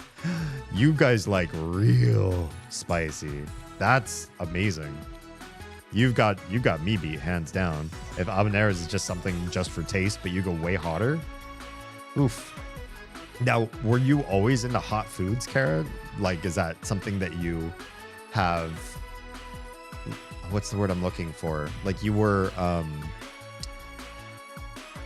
introduced to them young, so acclimated. That's the word. Were you acclimated to them like young, or like?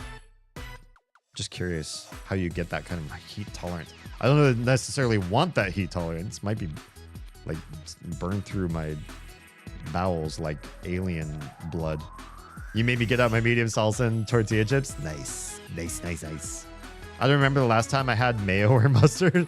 I can handle very, very mild spice. Okay. All right. I prefer serrano or a Scotch bonnet pepper. I don't think I've had those before. I do like serranos. Sounds like your taste in spice is about in line with mine. Good stuff.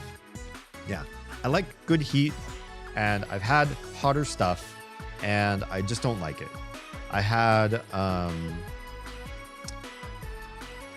like really great authentic Mexican food the first time in my life that I ever had it, because I grew up like kind of being around places where restaurants had Tex-Mex. My mom grew up in a mixed family where she learned how to make Mexican food, but her spice tolerance was not really there. So I never got the heat like you would get in Mexico. And so the first time I had like authentic Mexican cuisine, they asked if I liked spice. And I was like, I just want to try it, you know, the way you'd make it for you. And it like scalded my capsaicin sensors. And I like tried to like taste the underlying food. And I almost just didn't. It was so bereft of other flavors besides hot. It was so hot. And I was like, if I manage this, chew this right, and, you know, if I'm cautious, I can eat this. And my heat tolerance was like, you could do this. But I was just like I wasn't enjoying the food at that point. There's so much missing from whatever other flavors were in it.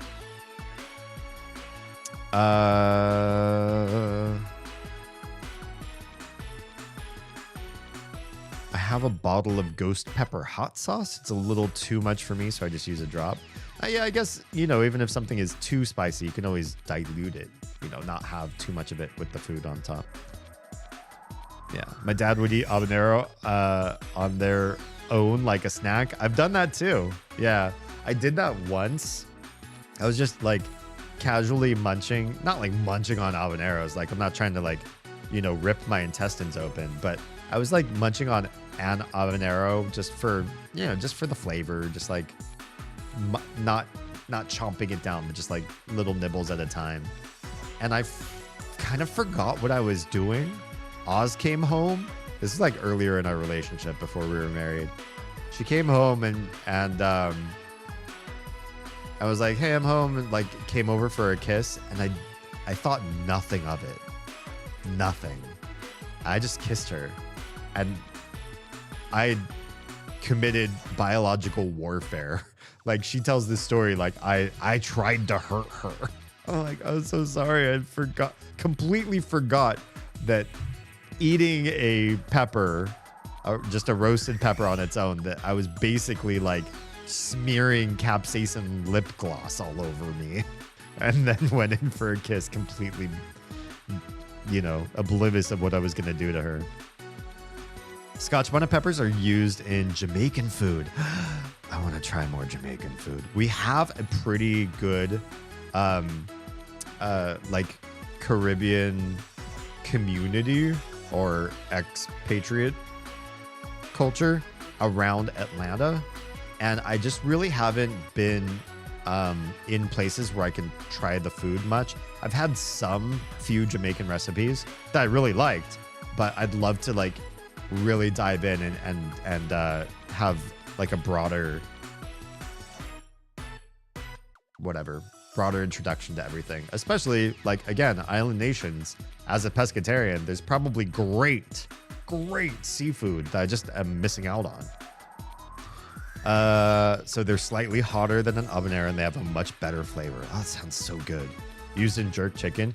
Use jerk seasoning with seafood. I can't imagine why you wouldn't be able to, right? It sounds so good. The spicy isn't why I'm not a fan. I just don't like the taste of peppers. I mean, that's fair. Peppers also have other flavor to them besides spice that, you know, it's not for everyone.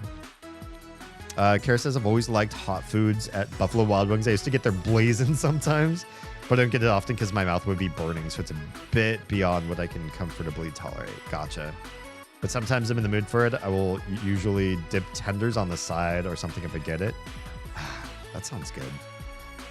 I mean, I gave up chicken a long time ago, but I wonder if we could do something similar. I wonder what other things could benefit from like buffalo seasoning. Sounds really tasty. I ate pepperoncinis out of the jar. Yeah, I don't have problems with pepperoncinis. But no, you know what? I do, and this is the one thing. I find them a little too vinegary sometimes. Like sometimes the brine that they put those things in, it's like too tangy, sour, twingy. It's like so bright. I wish that they would go a little bit easy on the pickling part. And I like pickles. I like pickled everything. And kimchi. I love really good spicy kimchi too. But sometimes pepperoncinis can just be, I get overwhelmed by the flavor after a little bit. Unless they're like mixed in with the stuff. Granddaddy used to have a habanero or habanero patch. Sorry, I read the J as an H. Should be an H, which is unpronounced. Made jam from them? Amazing. Essentially just stuck a fork in, beat the jam off the fork, and whatever was left on was all I needed, or all he needed. That's cool. Seems silly to me, but hey, I guess that little hard kick is what he was looking for. Yeah, sometimes, I mean, it's the same thing with like horseradish, right? You don't like cake it on, just sometimes a little bit of flavor. Like wasabi's the same way. There's some things that just like a little kick of something is really good. I found this out because I'm Finnish. I had to see if I had the Finnish tasting genes for Finnish salty licorice. And to me, in my head, when I was thinking about the flavor combination, I already like the black licorice flavor. So I was like, oh, mix that with like table salt. That actually sounds like it might be kind of an interesting, nuanced flavor. And then I tried my first salty licorice.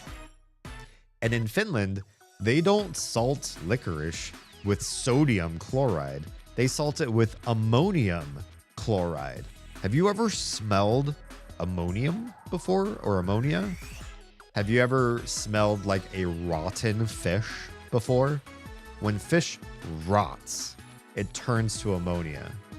That gas off gases that scent. And it's sort of adjacent in my brain to like furniture lacquer. It's got this industrial solvent smell. And Finnish salty licorice, the really salty stuff, tastes kind of like you've dipped your tongue into some sort of wood polish or paint remover or something, plus the black licorice flavor. And you know what the fucked up part is? I like that flavor. And much like your granddaddy, I'm not gonna like fill my mouth with an, you know, just like a gob full of salty black licorice, but a little piece of it, just a little chew or like a hard candy or whatever. It's good. And there's something about that taste like I'm knocking a little bit off the end of my life span to have this taste in my mouth. I don't know what it is, but culturally my tongue gets it and I do like it. And I'm not the only one. There's dozens of us from Finland that like this flavor. I don't eat much at all, and I don't really put too much thought into it. So my opinions on food are invalid. Interesting. I'm curious, what is it that, do you feel hunger?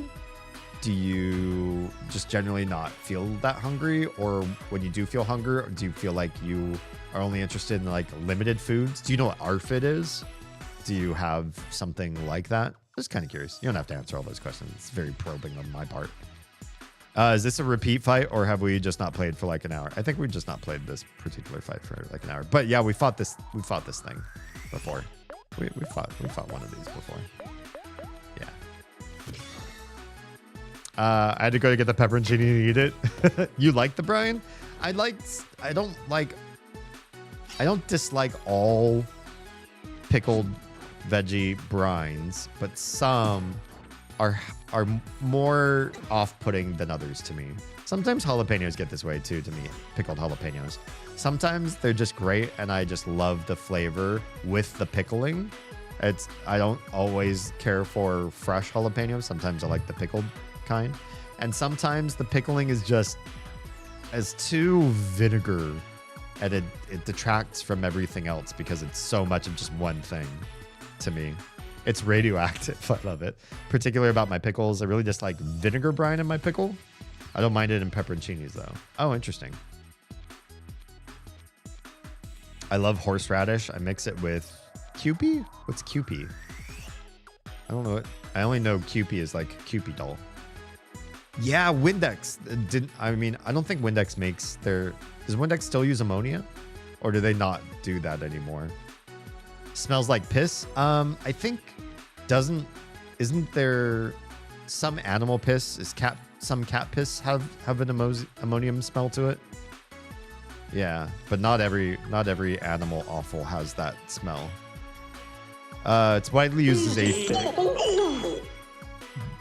used as a fertilizer and in various industrial applications like galvanizing and soldering fluxes.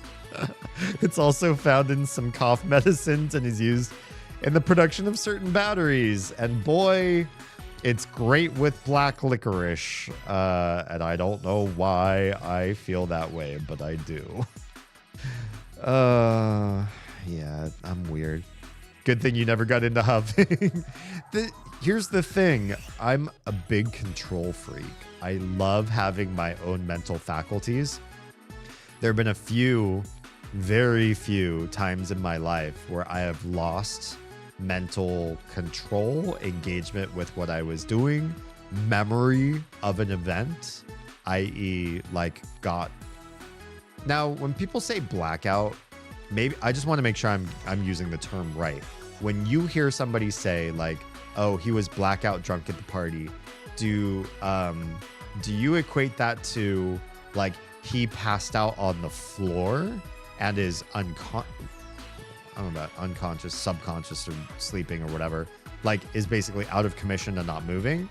Or do you hear blackout drunk and mean like he's active and dancing and talking and stuff, but the next day when you asked him about it, he had no recollection of what happened? Because I've never like threw up on myself and passed out in the middle of a party, but I have come home from a party, gone to sleep, woke up the next morning, and parts of the party were gone. Like my memory was not don't remember. I remember up to a certain point, and then it was like I was heading home. Scary. And I don't like that feeling at all. So I don't like, I wouldn't like stuff that messes with the brain or like it involves mild asphyxiation from oxygen or like rewires the brain. I don't think I would ever be a good candidate for trying shrooms because literally everybody I've met, this is just my own small sample size. So don't take this as like, this is my gospel on shrooms, but this is why I'm scared of it. Every person I know who regularly used shrooms has a certain like way of thinking. I don't want to change my way of thinking. Plus, I don't like the way of thinking that these people all have adopted. It's not for me. Yeah. Googling the licorice actually says it's okay only in small doses. Yeah, well, obviously, if ammonia was really like bad for you, they wouldn't make it into a food product that they could then sell on shelves. But I have read that if you got like addicted to ammonium chloride salts, it's not good. Like there's no health benefits and there could be health detriments if you increased your consumption of it to a regular high level. Yeah. What's up? Well defined. Oh, seriously? You're one of those? Oh, never mind. I thought we were going to be talking to somebody for real. No, I generally don't care much as long as it is decently nutritious and not glorified poison. I mean, I appreciate that. For somebody that generally doesn't really care for food per se, I feel like a lot of people fall into just eating simple, fast, and cheap, convenient foods, which generally means in the US, anyways, if you're in the US, lots of carbs and an awful diet as a result. High triglycerides, high cholesterol, shitty COPD and blood and vein problems later on in life. Like you're just fucked because you will not eat vegetables and fruit like you should. But it sounds like you don't care and therefore eat the right way, which is rare and awesome superpower. Kewpie is, Japanese mayo. I think I've had Kewpie before. They put some MSG in it. Nice. No blackout means he can't remember the next day. Okay, not that he passed out. Gotcha. Yeah, I am using the term right. And that is why I would never be into a lot of different types of drugs because I don't like the mental alterations or loss of things, loss of autonomy, loss of high directive thought. I like that part of my existence. I don't dread my brain. I don't fear my brain. I don't get overwhelmed or anxious or depressed about my brain. I love my brain and I wouldn't do stuff to change it or take a vacation from it. Ammonia in urine is why they say not to use bleach to clean up urine. You get a deadly gas. Oh God. Good to know. Do not bleach and ammonia together. Blackout drunk could mean they won't remember or they're unconscious. Oh, so it is kind of an ambiguous term. Maybe that's why I don't know how to, or wasn't sure if I was using it right. It refers to both, but it's usually the former unless the use of blacked out implies sleep. Gotcha. Chloramine gases, I haven't heard this term, are what you get when you mix bleach and ammonia. They can be fatal, but it takes a bit, and you're usually vomiting way before that level. Well, that's good. So before that level of exposure hits, so at least your body will tell you, like, hey, we're gonna get you real sick. So don't don't hang around long for this. Interesting. My brother did shrooms and acid at the same time while my mom was gone, and then proceeded to smash all the glass picture frames and mirrors in the house with his fists and face. What a lovely way to break glass. With your face. Then he stripped down naked and ran outside screaming. My mom's neighbor somehow found my phone number and called me to tell me to go deal with my brother, even though I lived 2 hours away. Good God. How do you What do you do to deal? Do you grab like a taser or something? Like, how do you stop somebody who's like smashing glass with his head and running around naked in the streets? Half of my dinners consist of just like chicken, rice, veggies on the side. So yeah, I guess, yeah, good for you. You're not a carbitarian. I know some people who decided that they wanted to be vegetarians and then realized that they really hate the flavor of just like vegetables. And so they would just eat like quesadillas all the time. I'm like, you will kill yourself. You will, and you won't even notice it. Like, you can probably subsist off of just like lame carbs, like cheddar cheese and bread products for a long time before you realize the damage that you've done. And then by then, you're in trouble. Then it's hard to reverse. It's true, but it's not really that dangerous. Okay. I told the neighbor to just call the cops, and if I'm not mistaken, chlorine gas is similar, if not the same as mustard gas. Just chlorine gas on its own? Well, I think noble gases are deadly, period, right? What is in mustard gas? It's weird that it's called mustard, right? Why is it called mustard? These are the questions that I always must have answers to. What is... Like, there's weird sprite design that's like, I'm not quite sure what I'm staring at, but I want to know. Plum juice. I love plum juice, thanks. Looks like there's something in that box. It's a star in a box. Rubber band. Oh, there's all these ladders. This is such a crazy maze of an area. At least it's very survivable. Like, highly survivable area, too. Whoa! It got louder out here. What am I even looking for? Is this how we first came in? It feels like how we first came in. Or is it? Where is this? Couldn't be, because we never looted this. You got donut. There's a big yellow wheel there. This looks like where we're headed. We'll come back here. We'll come back to here. I don't feel like I'm done looking at everything. There's all the rooftops up there too. I kind of want to go explore.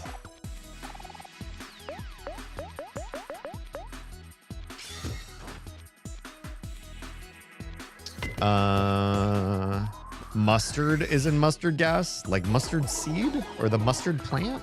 That seems weird to me. Chloramine is different different from chlorine gas. Chlorine gas can blind you in seconds if it's concentrated enough. Aren't all the noble gases like incredibly dangerous to be around? Xenon, argon, neon. They're all bad news bears.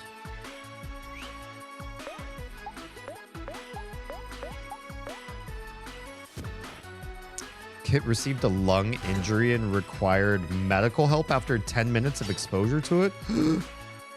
What the heck? When you say lung injury, like recoverable, or what happened there? Might not kill you, but it will fuck you up hard. Damn. How do you mind sharing the story? Kit, why do you have all the best stories? I mean, and by best, I mean, how are you still alive? Because, damn. I like 20 years ago on 4chan, there was a fake science thing that had you put pennies in chlorine and blow into it with a straw to make something else when it was actually making a deadly gas. Jeez.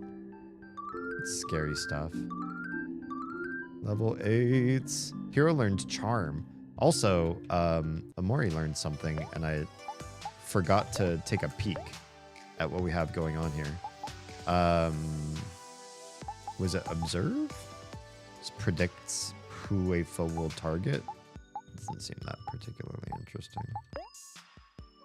Oh, there's also... Oh! We've got these other abilities. If this skill defeats a foe, gain bread. Mock, that's the new one we got. Deals damage at the foe's angry, greatly reduces its attack. Interesting. That might be pretty handy. maybe we do that instead of sad poem. And then we learned what with hero? Charm. Acts first, a foe targets hero for 1 turn. Okay, the same as Aubrey has the same kind of ability, right? Counter. All foes target Aubrey for 1 turn. And she gets her attack back, so it's a little bit different. Do we have... Wait, do we have just like a small snack? I don't need a whole heckin' lot of food, but just like a little mild something something. It's not really. 40% of heart is like okay. Give that to Amori. Yeah, that's pretty good.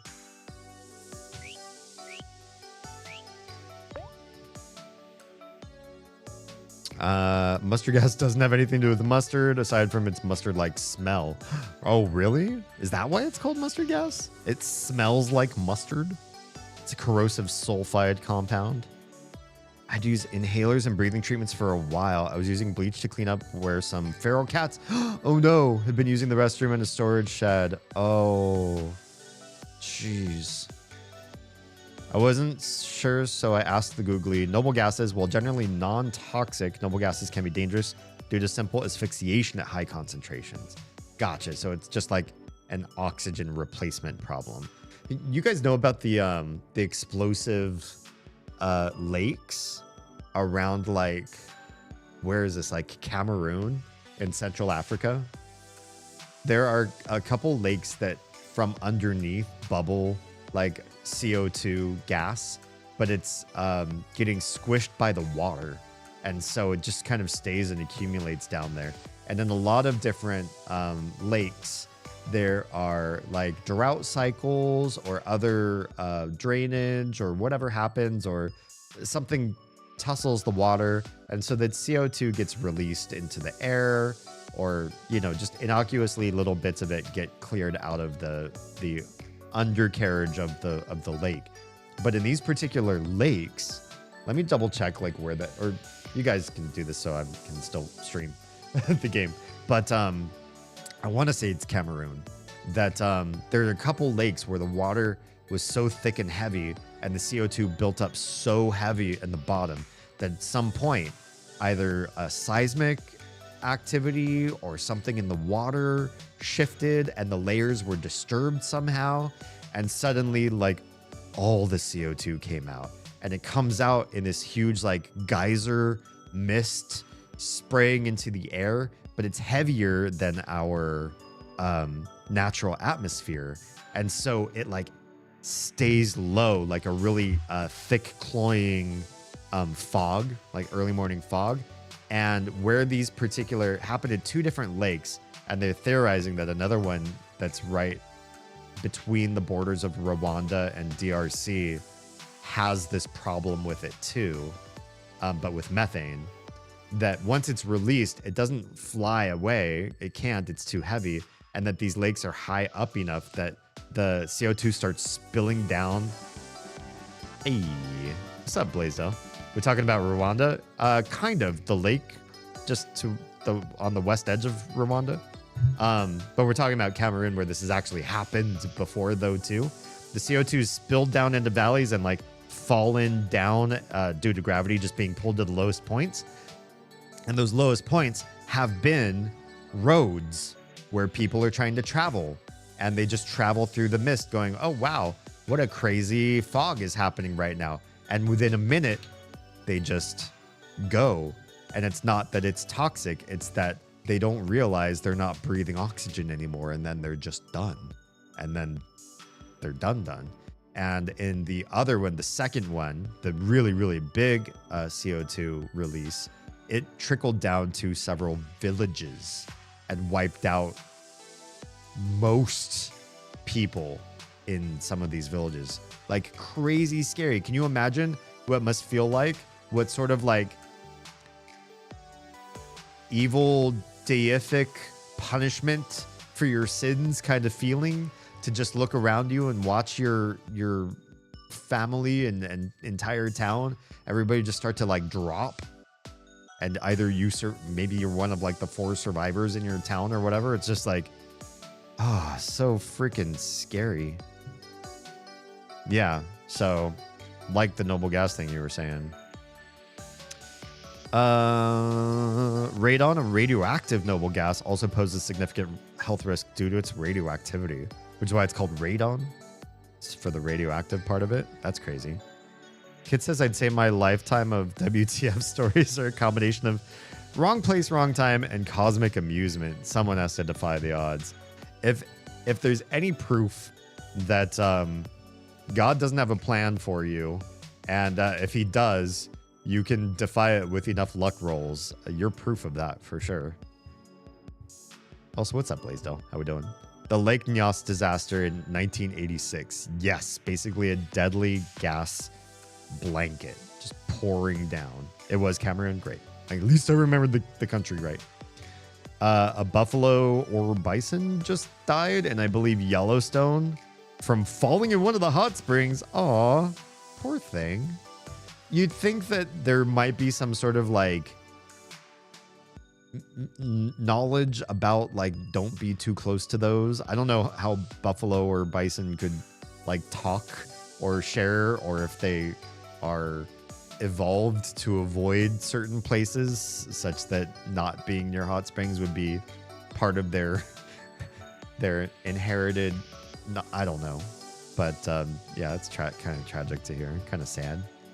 That happened to my buddy Eric. What happened? Can we talk about that? Speaking of African lakes, have you ever heard of that the world's largest battery is a lake in Africa? Can you tell me more? I know that the lake in question that's on the western edge of Rwanda is being used for energy creation. So what's happening there is it doesn't have a carbon dioxide bubble at the bottom. I think it's just methane, and they're using the methane to create energy by creating these like really long pipelines into these stations, and they want to make more of them so they can have more energy to sort of, bring Rwanda up as a nation. But there are a lot of people who are kind of scared, like, you stick more pipes in through the water and you're messing with those layers that is trapping the gas. And if you accidentally release the gas because you've disturbed the water that's smothering it, you disturb that water enough and the gas gets released in some really scary, crazy way, then we're going to have a disaster, epic version of the Cameroon Lakes problems. But they are using that lake's methane to generate energy. I don't think that's the same thing as like a battery though, right? There's always one dumb bunny in every group. The one who falls in is probably that bunny. Oh. Lakes at high elevation have potential energy because of gravity. They can release the water downhill and capture the energy, hence a battery. Oh, yeah, I see what you're saying. So what country gets the privilege of having this crazy battery that they might be able to use? Have you heard about the hydroelectric projects that China's looking to try to do with that one river in the very south of Tibet? But that river like feeds into like the eastern regions of India and like goes straight into Bangladesh. And so if China got really nefarious and really slowed or diverted the water enough, they could be punishing crazy population amount, an insane number of people. It basically feels like the whole Ethiopia wanting to dam up the Nile River project all over again. Lake Volta in Ghana. Oh, interesting. I didn't know they had such a high elevation lake there. Maybe I just don't know the full scale of elevations in Ghana. I have a friend from, heritage from Ghana. I don't know if she's originally from Ghana. Wish she knew more about that. She said that there's some really great Ghana cuisine around Atlanta, but we haven't explored how to get that. But I'm curious because I love food and I love trying different food from different places around the world. And you could sign me up for just about anything. As long as it's pescatarian, I will try it. You got candy. Oh, hey. I'm just trying like random piles of stuff just to see, what happens if I touch this? What happens if I touch that? It's kind of nice that sometimes you randomly get something good for what you just did. This one needs Omori, right? Let's bring him back. Aww. Those snapshots are so cute. All right. We know how to deal with the switching between people minigame. Apparently it's not very high, only like 300 feet, but it has a huge area and lots of inflows, and nature refills it for them. Can't go wrong with that. Do what you can with that. Wait, why am I in a shadow? What is the... I feel like this should be a thing. Should we use... I don't know why you would need Omori, but I feel like if anybody knows... Oh, look at that! It did turn into something with Omori. Whoa, the letter D. Thank you for your keyboard letter. I don't know what I'm picking those up for, but we picked it up and we did the thing. And hey, there's more loot. Meteor ball. That's got to be for Kel. That's got to be for Kel. Because he's got the rubber ball. There's meteor ball. One more attack. And some luck. At least it's luck. Still. Womp womp. That stuff is... Oh, Hangman! Thanks for reminding me. Did I buy Hangman?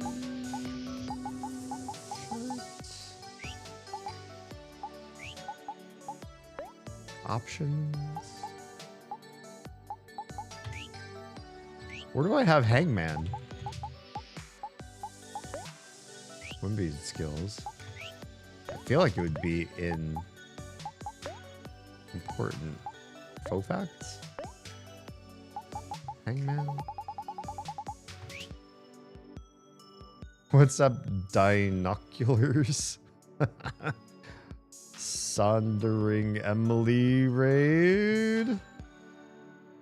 Hi. It has a hotkey. I don't remember it off the top of my head. Oh, it's a key. Maybe if I go to options, we'll find it.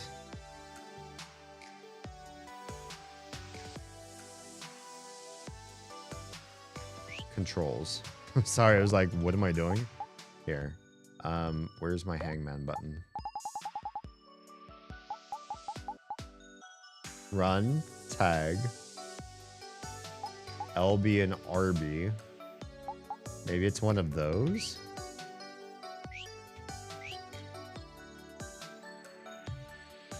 Oh, there's my Z key does a thing. Oh, cool.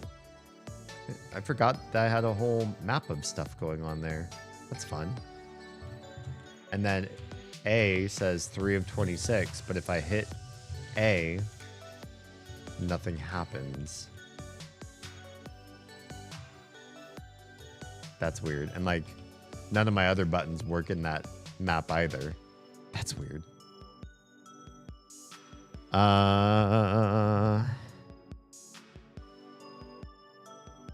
Says Q when I Google it and W is map. Well, hate to say it, but for all of you trying to tell me what button to press, it doesn't, I don't have those buttons don't work on mine. Yeah. Just gonna try all the buttons. Numbers? Tab? Control? Numpad buttons? God, nothing. Oh, there's one. Wait, which one was that? Oh, maybe that was W. Hang on. Let's back out. Whoops, didn't mean a screenshot. W? V. V does it. Oh, I must have set this up somewhere. V and Z do things. Yeah, sorry, I screw this up every time somebody thinks that they know how to tell me where the buttons are for me. Oh, this tells you where you can look for all the different keys. Or all the different letters to play this. Gotcha. Gotcha. Cool. Speaking of WTF stories, I looked up the court transcript from the appeal of the man who went to prison for assaulting me when I was a tiny tot. Turns out it became a case used to set precedents for minors' testimony in court without violating the Sixth Amendment. Sixth. Which one's sixth? So basically you've changed like court history or court future because of that. I mean, but that case, that would be quite the honor. Q is the first letter below 1 on the keyboard. Stop. I know where QWERTY letters are. My keyboard is a QWERTY. It has the QWERTY keycaps on it. I don't look at keycaps when I type. I mean, hopefully none of you do at this point in your lives. But I'm telling you, Q does nothing. And the Q key, which for me would be my apostrophe button, does nothing. Yeah, for me it's V and Z.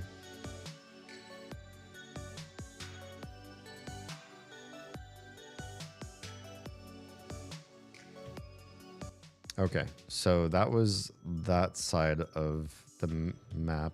Let's keep going back through this hallway, which I know is safe. Doesn't everybody? Oh, I lied. There's a monster right there. Like, there's no fights in here. And I forgot there is a fight in here.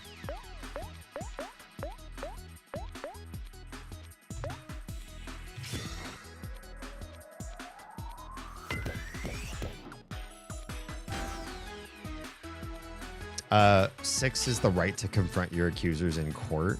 So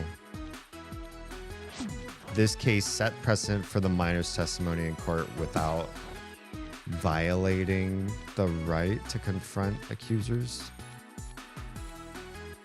I.e., because you don't want to have a minor have to stand up in court and directly accuse, right? That would be a bad idea, a dumb idea to enforce that. So is that what it is? It's like you can get the actual like confrontation or accusation or whatever set in court record without having to be in direct confrontation with them.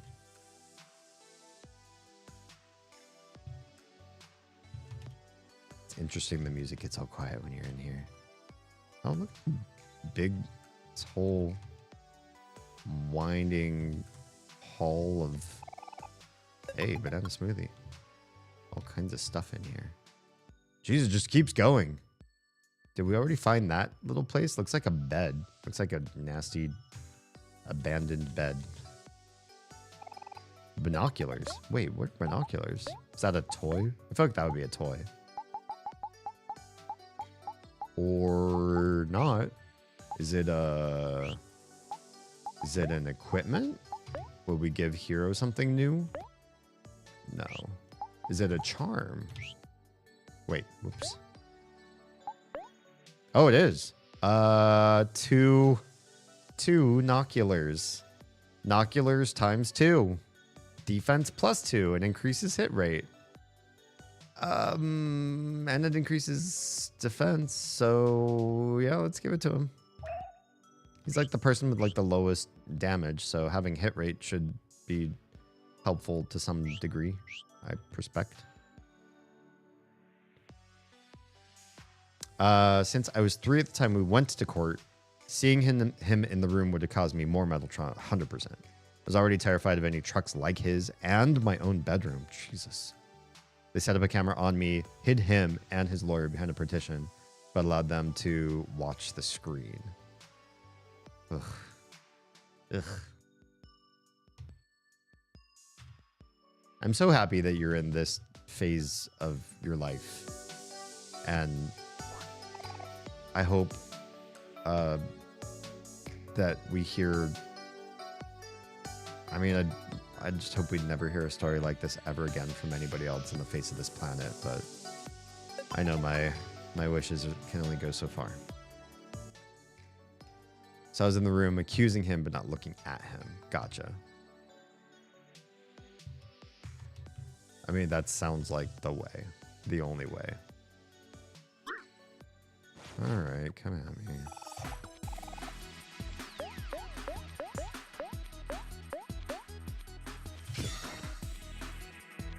Also, just checking, do you understand the follow-up release energy mechanic? No,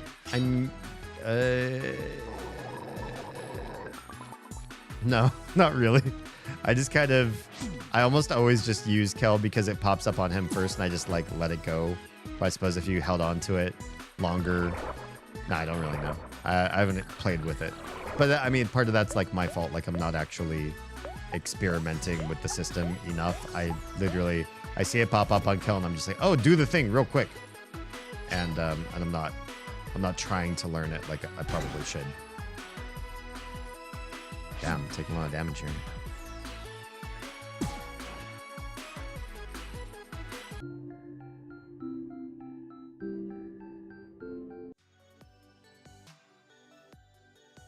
So I also feel like I need to figure out what I'm doing next. I haven't gone this way, but I kind of want to heal real quick.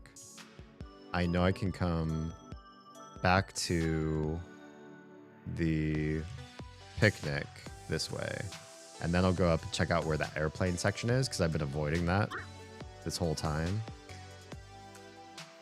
Can I avoid this one fight if I run fast enough? Guess you can. We'll just heal. We'll save. We'll go check out the airplane area. Yeah. When you get to bosses, it'll become easier to play with. That's probably true too, because the fights are so short and like kind of meaningless and the trash around here.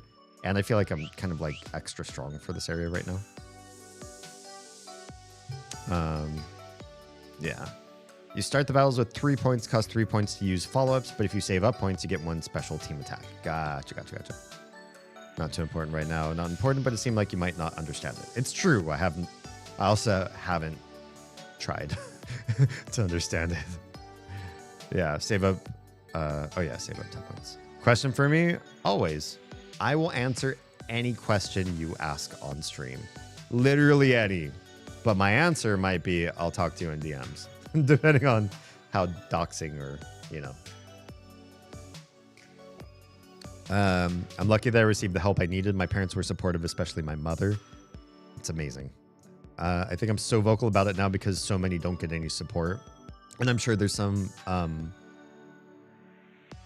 like feelings of wanting to just try to hide or pull away from it in some people, right? It's raising awareness on something people don't want to think about, but is happening every day. Yeah, I do think that we need to remind ourselves that we are not all good people and that the bad people out there are capable of doing sometimes lifetime lasting levels of harm because of how, you know, we've set up the world around us, that it does create some vulnerabilities. For your dramatic reading redeem, would it mean that I could have you read a portion of a modest proposal that discusses eating babies as a cheerleader? Am I correct? Yes. I don't generally didn't add to dramatic reading is you choosing the voicing, but I will agree to some voicings, or at least give it a college try. I would just generally read most things in a dramatic voice, but if you really got an idea of how you wanted something read, yeah, I would do it just for funsies. I don't believe in bad/good people, just bad/good actions. I believe in people who either are incapable of understanding that suffering should be minimized, or through whatever has come about in their lives, they've decided that suffering is a positive thing. So either agnostic to suffering or rewired to pursue suffering. And for those people, I feel that their good actions don't matter. Their bad actions incredibly matter, and something needs to happen with those people.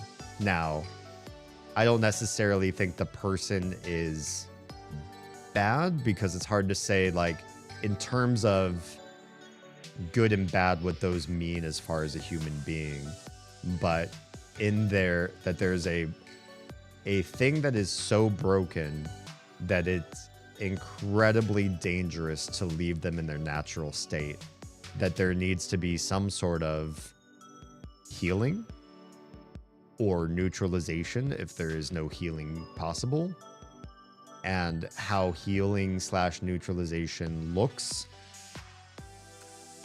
I think what we can do to minimize suffering matters the most. That's suffering of plants, that's suffering of animals, and that is very much suffering of other human beings. And if you create suffering, I don't care what sort of wonderful things you also do, I would say, you know, do what we can do as a society to mitigate the suffering part, no matter what. Is it their belief I'm suffering, or their belief in suffering that makes them bad? Like I said, I don't think I could call the person bad, but that they create suffering is a bad action. Yeah. So yeah, actions. If somebody was endemically internally geared towards suffering and refused to act on it their entire life, I would still say I'd want to act on that person anyway, because the risk is so high and dangerous to leave unaddressed. But if they really found a way to live their whole life out without acting on the creation of suffering, I'd be like, all right, well, you figured it out. And then I'd want to study that person. You know, they got to a ripe old age and they're like, yeah, I wanted to murder people every day of my life, and I didn't, and so I win at life. I'd be like, okay, well, you don't win, because most of us don't have that desire every day. But also, for every future serial killer and everyone else who comes along, tell us your secret, you know, so we can figure out how to, or like one strategy that might help in the future, so we don't have more people like you that have to mitigate your own actions for the rest of your life. I think at my worst mentally, I was asking myself, hello? Munish! Just subscribed. Thanks, Blaisdell. What a sweet gift. Tier 1 sub to Munish, and Blaisdell's first gift. Thanks so much. Right before the end of the month, too, which is the cutoff for Twitch things. That matters to me as a creator, you know, when things get lumped up, because we have to hit like minimums each month to get pay. So having stuff come at the end of the month is like, you know, when cops give out more speeding tickets right at the end of the month to like hit a quota, which they swear they don't do. But I think we all see, you know, more spawn camping at the end of the month. Well, Twitch streamers, we also have to spawn camp at the end of our... I'm just kidding. I don't spawn camp. We try to give you the same show. Beginning of the month, end of the month. It don't matter. Okay. So, Munish was saying, I think at my worst mentally, I was asking myself, how many good things do I need to do to outweigh all my bad actions? Yeah. And I think the answer is none. None. You don't outweigh bad actions, right? What your interactions with your bad actions is what makes you, you know, a purveyor of good in this world or a bringer of bad with those actions. The good is either, you know, it's on its own. Like people who are passive all their lives, Are they as impactful? Do they leave the same legacy that somebody who does good does?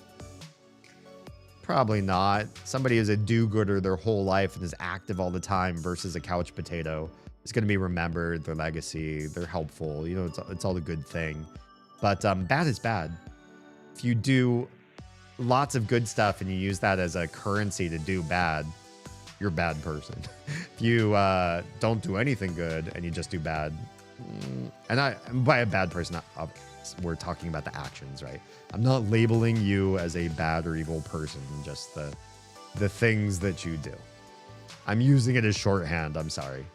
I should not muddy the waters. I also do not believe in people being bad, just committing to their bad actions. Yeah.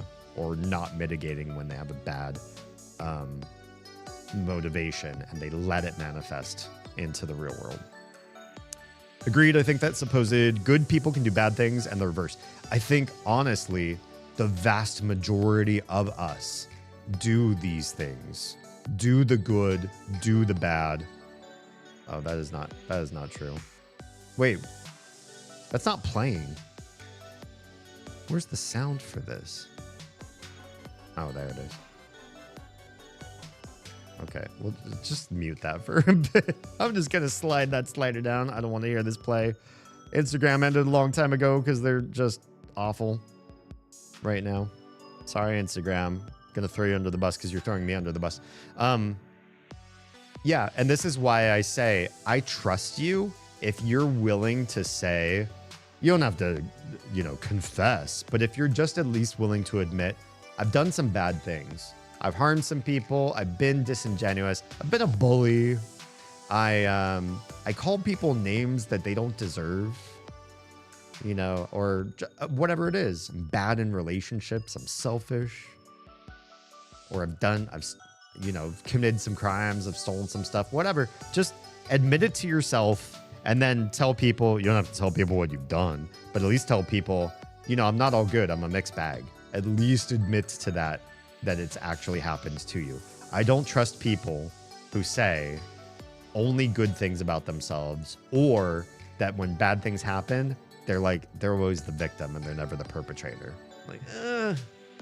Could there be, in theory, a person who is only perpetrated upon, and when they interact with other people, they're only kind and generous and charitable and wonderful their whole life? Yes. It's in my brain. It's possible. I can imagine that person. But I don't think I've met that person. I've only met people that can share their bad or they lie about not having it. That's it. Yeah. Thoughts are benign until they become actions. I feel like this relates back to our conversation about, if people have certain mental propensities, but they don't actually act on them in the waking world. Is that okay? Or do we need to deal with those people because they're a ticking time bomb? I feel like some people believe that having certain thoughts are not benign because they are the predecessors to an action path. And so it's a big red flag. Yeah. Sorry, Damien, I get you now. Oh, okay. You're a utilitarian? Am I? This game is great for this topic, actually. Oh, is it? I know just a little bit about the mentality of this game. Don't go spoiling the game for me just yet, because I don't think we're far enough down that rabbit hole to that side of the game yet. I do want to point out that especially when it comes to children being assaulted, it's usually someone they know well. I've heard that statistic, and wasn't that the case especially during the pandemic, that particularly problems with crimes perpetrated against children rose because they were around family that would maybe be busy doing their stupid, draining job, and those people were on furloughs or everything from a furlough from their full schedule to just being completely unemployed. and then they're home and they're around and they're engaged in all the negative ways that you didn't imagine that could happen, and then it started to happen. Yeah. It could be harmful to tell kids it's the bad people who hurt others. Oh, yeah. I don't think that's healthy, because what that tells kids is that there are bad people, but then there's no way to identify what makes a bad person. There's no way to quantify when somebody does good things that maybe they could be a perpetrator of bad things. You know, if you're a priest and you have such wonderful engagement and impact on your community and your congregation, all that good means you're a good person, right? Oh, yeah. Telling kids bad people is a real disservice to them. I agree. They're already conflicted because they don't see this person as bad. 100%. You hit the min? I usually don't talk about stream earnings, but I'll take a quick peek. I try never to look at the odds. You know, I'm like Han Solo. Never tell me the odds. That's a Han Solo thing, right?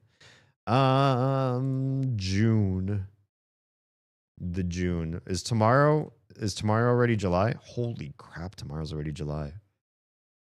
Oh my god. Okay. Yes, I hit the minimum. Thank you.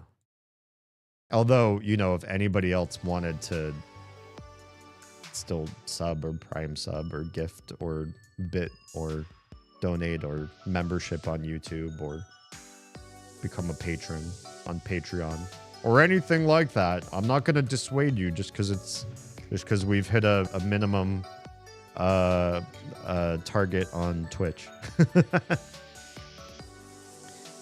Adults need to be vigilant because no one is safe for your kids. Yeah, we don't really. Aww. See, I wasn't trying to well, I was. I'll confess, until we get to the point where, you know, this household is just running on pure content creation, which is a goal of mine, I do not mind a little bit of pander, and I hope you guys don't either. Blaisdell gifted a tier 1 sub to Cyabin. Congratulations. Good stuff. Thanks so much. Wait, did something else? Oh, hungry. Oh, Pink has emerged before us. Oh, welcome. Pink Amina just subscribed. And another. Wait, where's number 3? That's what I'm missing. A number 3 disappeared from my thing. Why can't I read Pink? Or was it just... It is a sub party. Look at this crazy... I'm beside myself. Thank you for the generosity.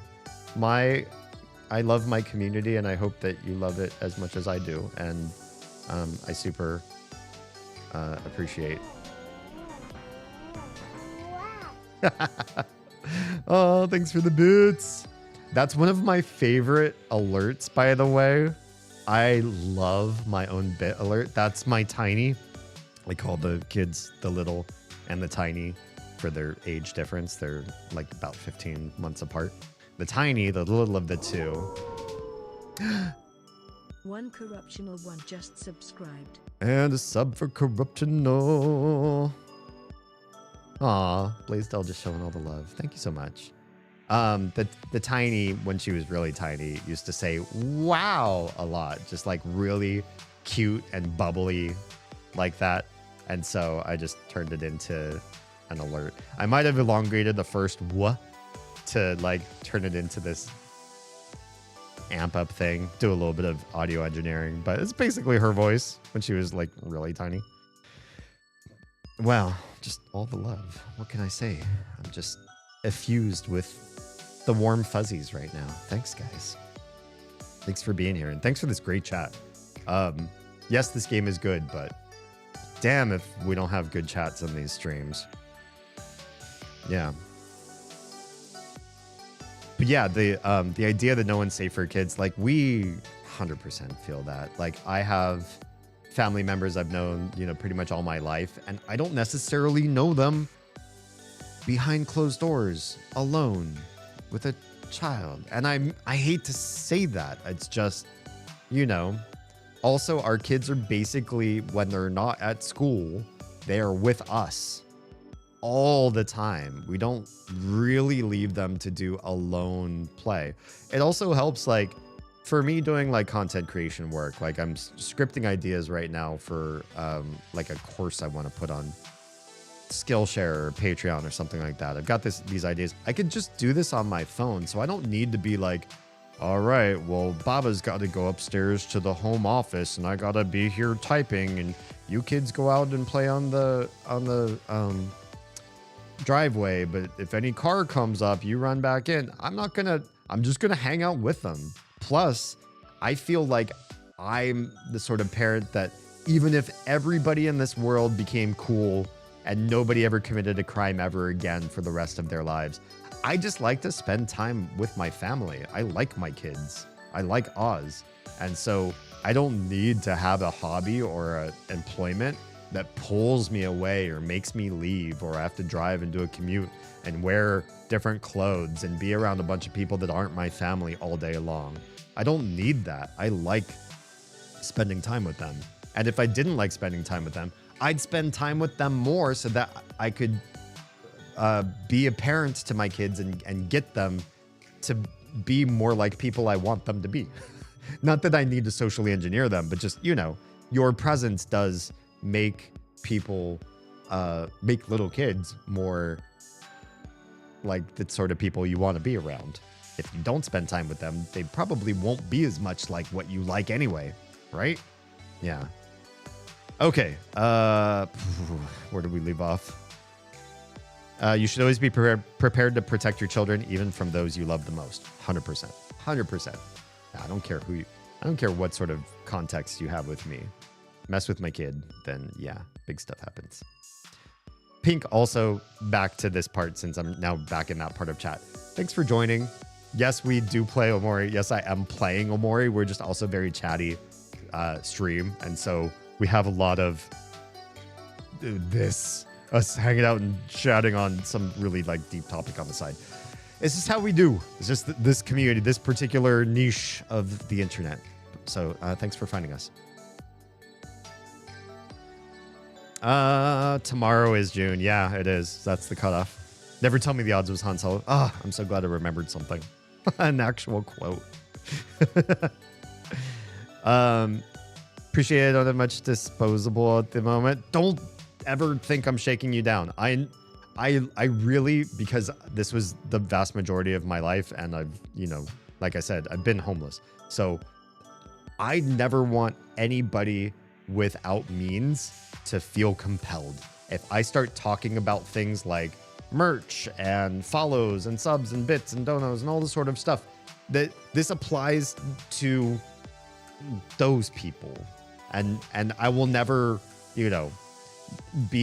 I'll never treat people on different levels because somebody's bought my friendship or bought my engagement, and then you get like better me, higher level stream than somebody else. The only thing some people get is they get to skip ad breaks.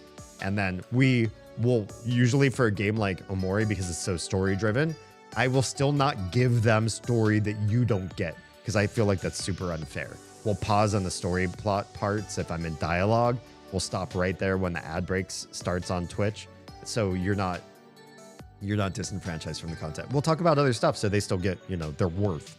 But just PSA out there, based on where I've been most of my life. Like, yeah.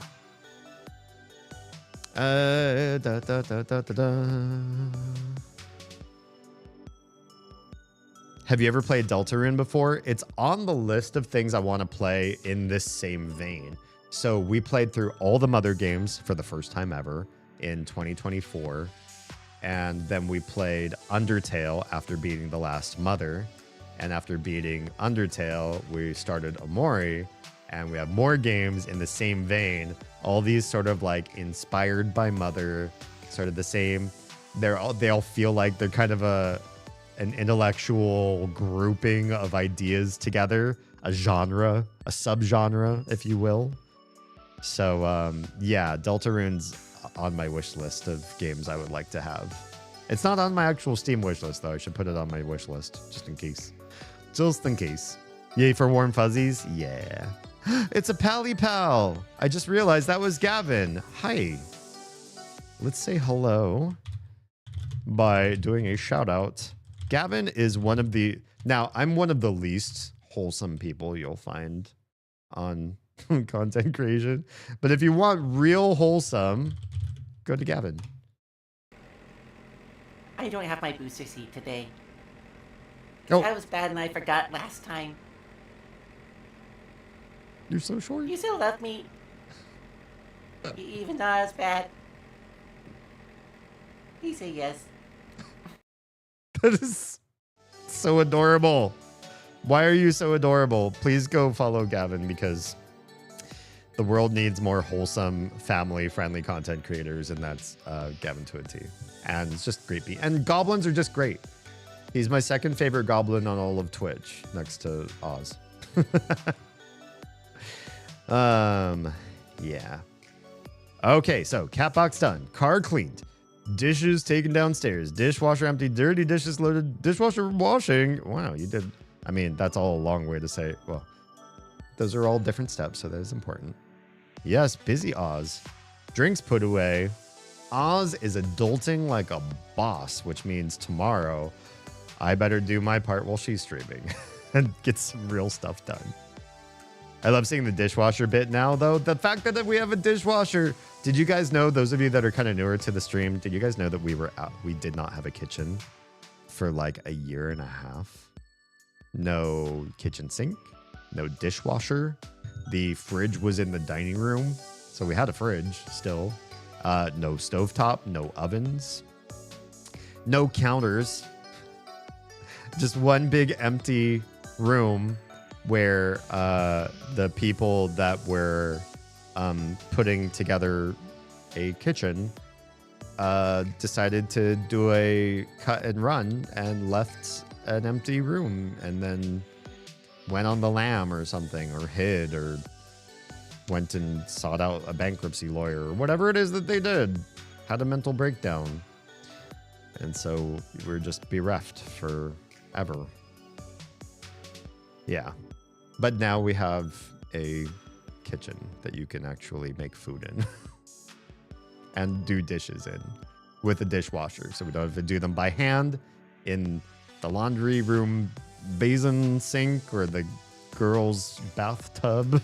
So I did a lot of bathtub dishes. Yeah. Still is Gavin, too. He was Gavin, and he still is. We loves to pally pal. We do. That is a great clip. All right. We'll see some of you on the other side of the ad break. For those of you that are still with us, let's go ahead and do some walking. Let's get out of here. Walking like Christopher. You knew. Yes, you did know. We're going to fight you. I think we're going to have to fight you. But we can fight this. Oh, piece of chocolate. Piece of candy. All right. We'll wait. Let's save up some energy.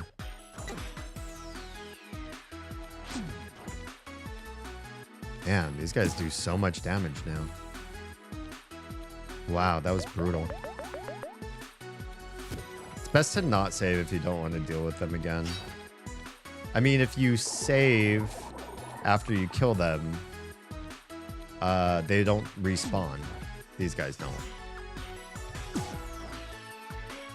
It's just entering this room, they respawned. Which meant I actually should have just gone and tried to kill them. Because if I go back here, I eat my chicken, I get all the health back that we just lost there. Save points are pretty often in the game. I agree. Well, they're reasonably often. They're not as often as I think some games, but fairly often.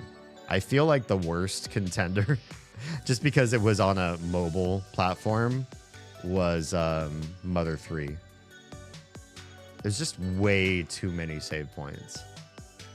It felt It felt overdone. Okay, let's go fight that airplane. You're gonna end with more hours in this game than me? Will I? Why? Mother 3 has such great writing, though. Mother 3's story was amazing. Wait, where'd that airplane go? Oh, it's way over there. You got ramen. Airplane. Airplane don't want to fight me. It's like caught up on the roof over there now. Fine.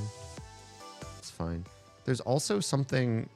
Let's fight this guy. There's also something on the other side of this. That, like another room that I didn't find how to get there.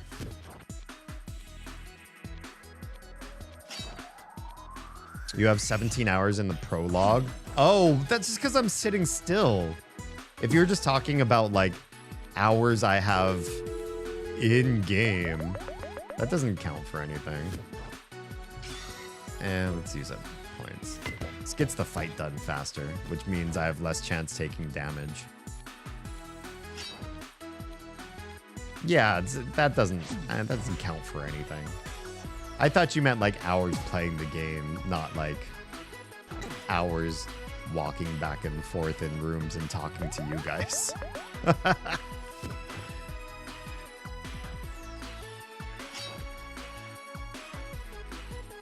feel like Dial-Up has really high armor or something because my damage is really low. Level 9s! Learned run and gun. What's run and gun do? Skills. Kel. Oh, it's his last skill slot. He didn't have full skills yet. Kel doesn't attack based on his speed instead of his attack. Oh. Seems pretty fast. It seems good. Still gonna end up with more Steam hours, I suppose. I feel like it's cheating. There are lots of games where I feel like I'll have way more hours than other people do because of how much I just talk. Wait, so how do you get to that other room over there then? Wait, how did I not get... Are things respawning? I feel like things are respawning. That room. Oh, you could just walk under here. For some reason, I thought this was a wall. I'm dumb. There's all sorts of hidden goodies around here. And we made it up to the very top of the trash tower. What do we got? Ooh. Hi, big sun thing. Let me read the sign first. Did you hear about the restaurant on the moon? Or was this like a joke? There's great food, but no atmosphere. Nice. It's always good to have some jokes on hand. If only you had a joke book to write them down in. Oh, gotcha. We might need to come back here when we find a joke book. There's a guy in the reviews of this game with 2,000 hours on this game. What? Played? Or just hanging out and talking like I do? Oh, wow. I have like 140. Oh, I'll never get that much, probably. But that's because I've 100%ed it. Gotcha. Their only achievement shows that they haven't exited white space. Oh, no. Oh, that's broken. That person's broken. The dial-up has high defense. It's a slow fight because it's dial-up. Yeah. Yes, these are Gavin-approved jokes. Do you want to sit here with your friends? Hell yeah. Hell yeah. Let us sit and enjoy the moon. The moon looks gigantic from here. This is the most beautiful place I've ever seen. But there's so much litter around. How can you say it's beautiful? Aubrey, don't be such a wet blanket. Look at things on the bright side. You know what I always say. You just gotta wake up and smell the roses. Is that a thing? You don't always say that. All right, stop fighting. Wait, that Kel on the back of the couch sitting there? What a rebel. What a cool rebel. Is that it? Oh, that's it. Oh, okay. Well, that was fun. I was gonna make it a joke, but it's a. I was gonna make a joke, but it's a spoiler, so I'll probably do it in 2 months or something. Yeah, sounds good. Okay, well, that was nice. It's a fun little experience. Hang on. Can you? Is there any reason to come down here? I feel like nah. That airplane is like it looms. It's like so threatening, but at the same time, it's never in an area where I can actually reach it to do anything. Love the optimism, Corruptional. Huh? Oh, that I'll be finished in 2 months. Yeah, that's pretty optimistic. Let's be real. You're here for me. And if you're not, I don't know why you're here. I was talking about this just the other day. I'm like, yeah, I kind of push people away. But I'm trying to do it for your own good. Like, if you wanted parasocial, if you wanted great gamer who's just like excellent and knows all the secrets and can talk about, or is just good at games right out of the gate, you probably find somebody else by now. I don't play through games fast. I don't pretend to be your buddy just to make a connection.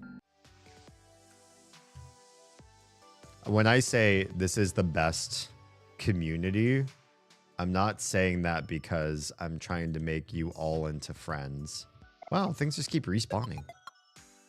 I am saying it because I really honestly feel that way about the way you all talk to me. I like how you talk to me, and I don't want it to stop. In fact, I want us to find more people like us and turn this into a real, melon business. I'm here for the philosophy. Hell yeah. Starfruit soda. I try to form parasocial relationships as quickly as possible, like a speed run. Well, you better send a ring in the mail. Put a ring on my finger. Boom. You win me. That's how Oz did it. Just kidding. Totally kidding. That is. Oz and I are a very simple story of somebody meddling in our lives as a matchmaker. What's going on here? Chop! Oh, your chop don't do. It's no good. I can't even dent this thing. More minions. I would love to have more minions. If we just had... See, here's the thing, too. I feel like the show is there, right? Like, we are kind of there. But I just don't... I haven't been able to just say, today, on any given day, not yet. That day hasn't come yet. On any given day, I haven't been able to wake up and say, today, I just quit my job and we're just going to go full-time content. I feel like if I have full-time content, 6 months to a year, we would be big enough where I feel like I could say, all right, you know what? I think we're covering costs for the household. I'd need to be able to do this full time. Probably more. I'd probably do more. I'd probably do more than 40 hours a week. I already work like 60 hours a week across all 3 of my jobs. Maybe a little bit more than 60. So I could probably pull more than 40 hours just to make sure that we got success.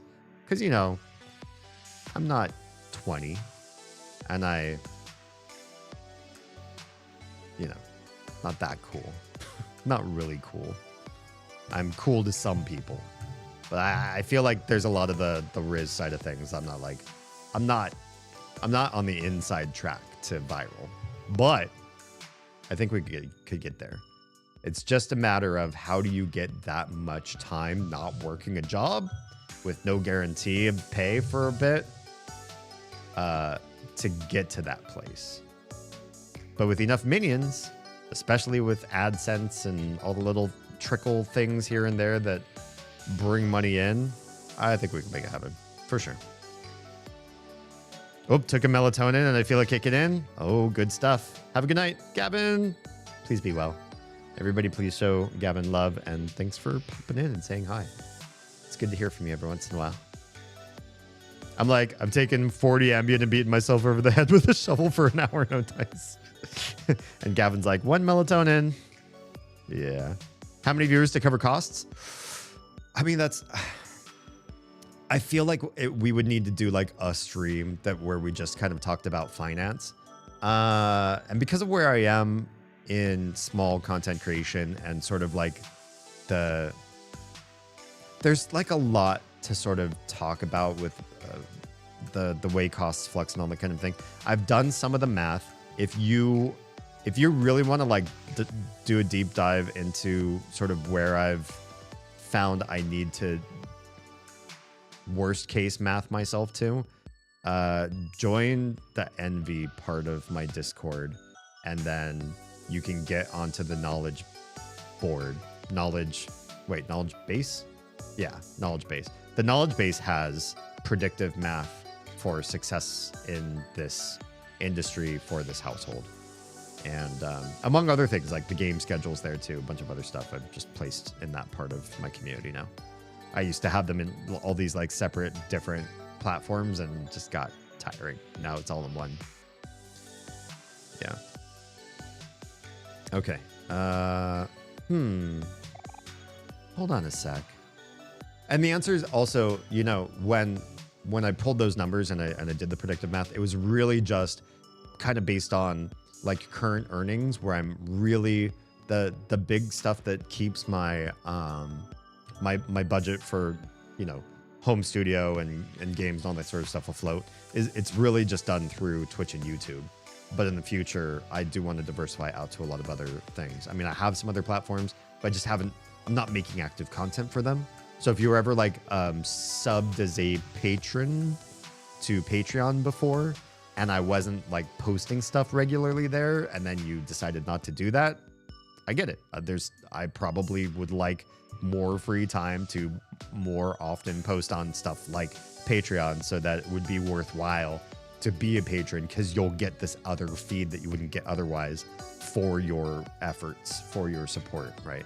And that requires more free time on my end to keep that content flowing at you guys. So that's important to me to do. But it'd probably be a diversification across several different things. And, you know, I'd probably also be doing that stuff that is unfortunate to, especially the YouTube creator space. You're watching some video, it's like, you know, 30 minutes long to an hour long. And while you're watching it in the middle, they do ad reads. Would I do that to make sure that my kids have clothes? Yeah. Would I do that to make sure that they were fed and that, you know, they had money to go to field trips at their elementary school? Yeah, I'll read an ad.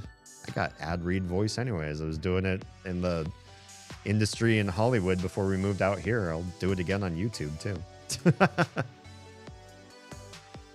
Back from the worst part of having a 3D printer. Oh no. Having to change the fluorinated ethylene propylene sheet for my printer requires me to remove and re-put in 44 screws. Lovely. That's after having to clean everything first while wearing gloves and desperately trying not to fuck up the new FEP sheet. It sounds fun. Crafting is great. Do a craft. I mean, Stuart's work is amazing. Don't get me wrong. I just don't know if I'd want to do that kind of that side of it. This is cheese, isn't it? Whoa, you're right. It is cheese. I can't save it. Toady. Okay, I can do that. I will do the thing. Mom right as the mail. Because you said so, I will save the game. Or sorry. I said save the game. Because you said so, I will do the self-cares. Hydration, stretch, posture check, the triple. But I cannot save. Save is relegated to when I find a picnic, and that's it.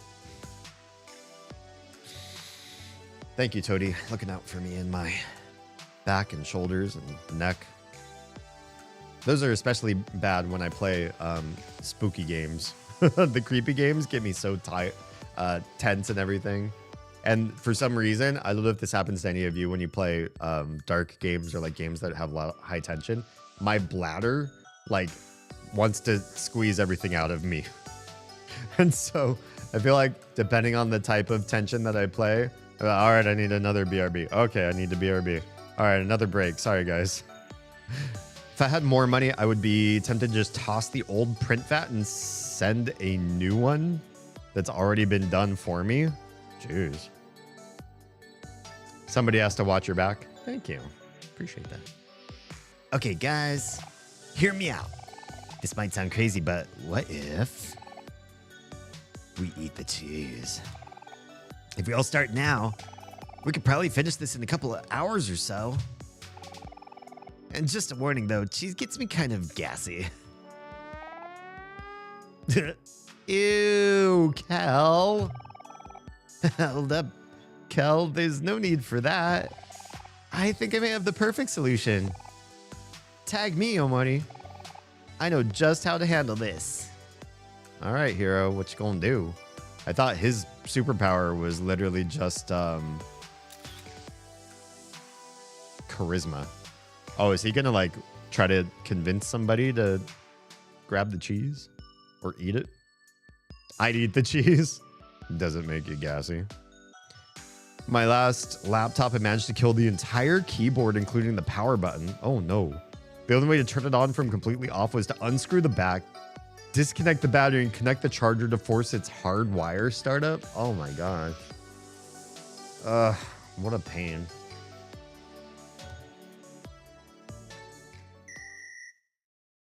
All right, what's he doing?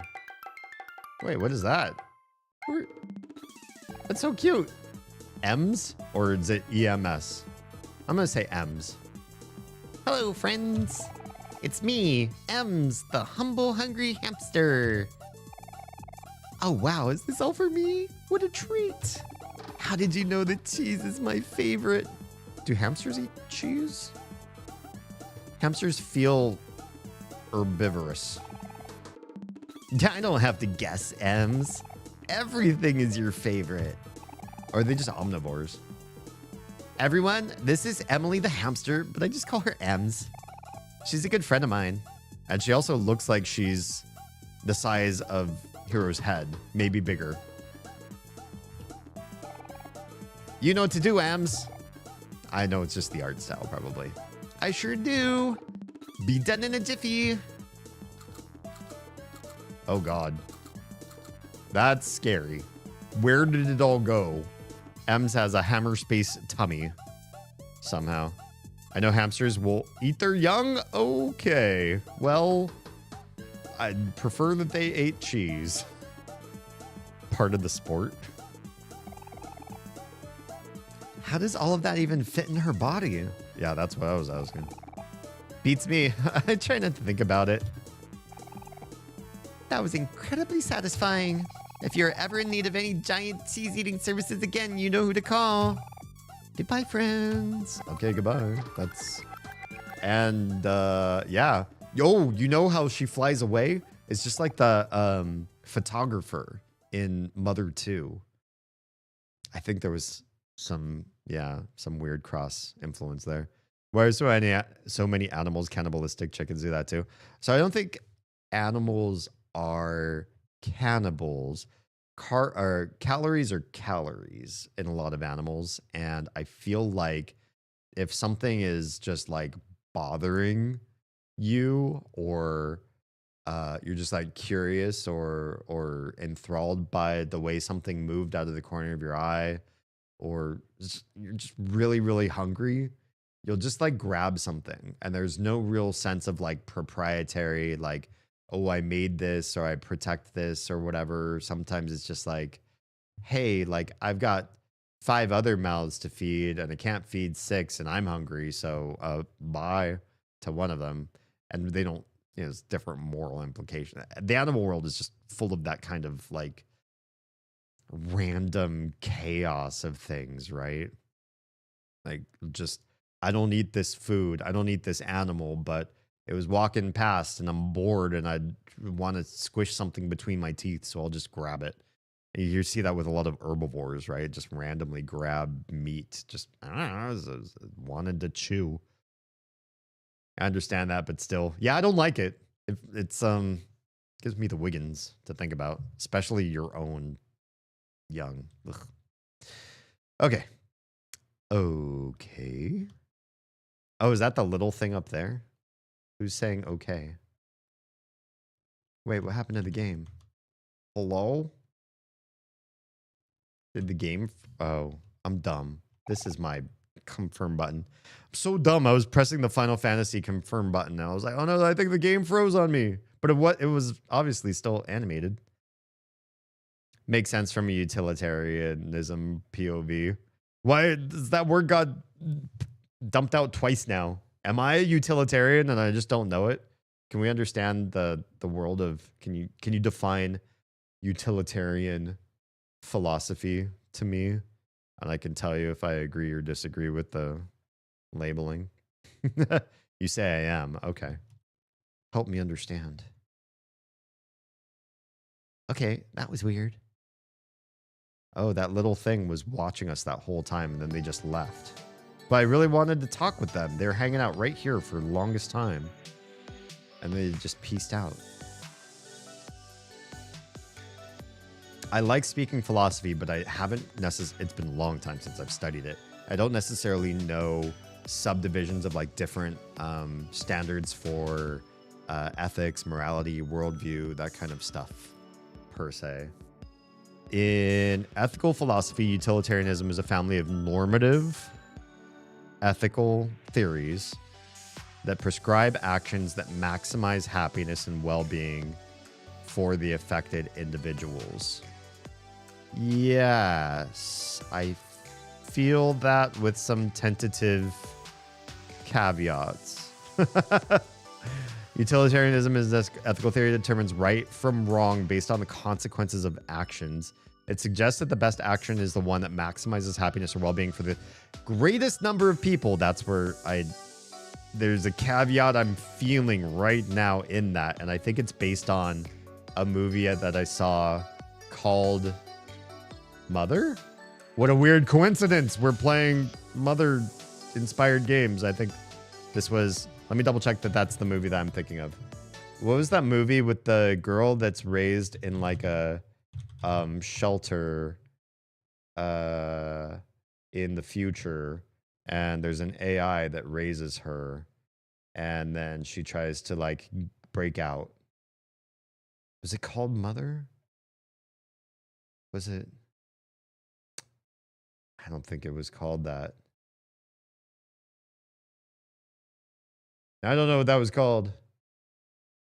It's two movies called Mother. It's definitely neither of those.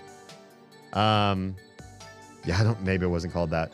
It was like you followed a young woman or older girl who was living in a post-apocalyptic world. Supposedly all humans were completely destroyed, and she's like the last living vestige of humanity or whatever. And her mom is an AI that's like training her up and teaching her morals and everything, and gives her all these classes. And then she learns about like beyond the walls of her vault stuff that's going on, and drama rise. I don't want to spoil it for people that want to... Is it I Am Mother? Wolves? Raised by wolves? No, well, let me check. I don't think it was called that.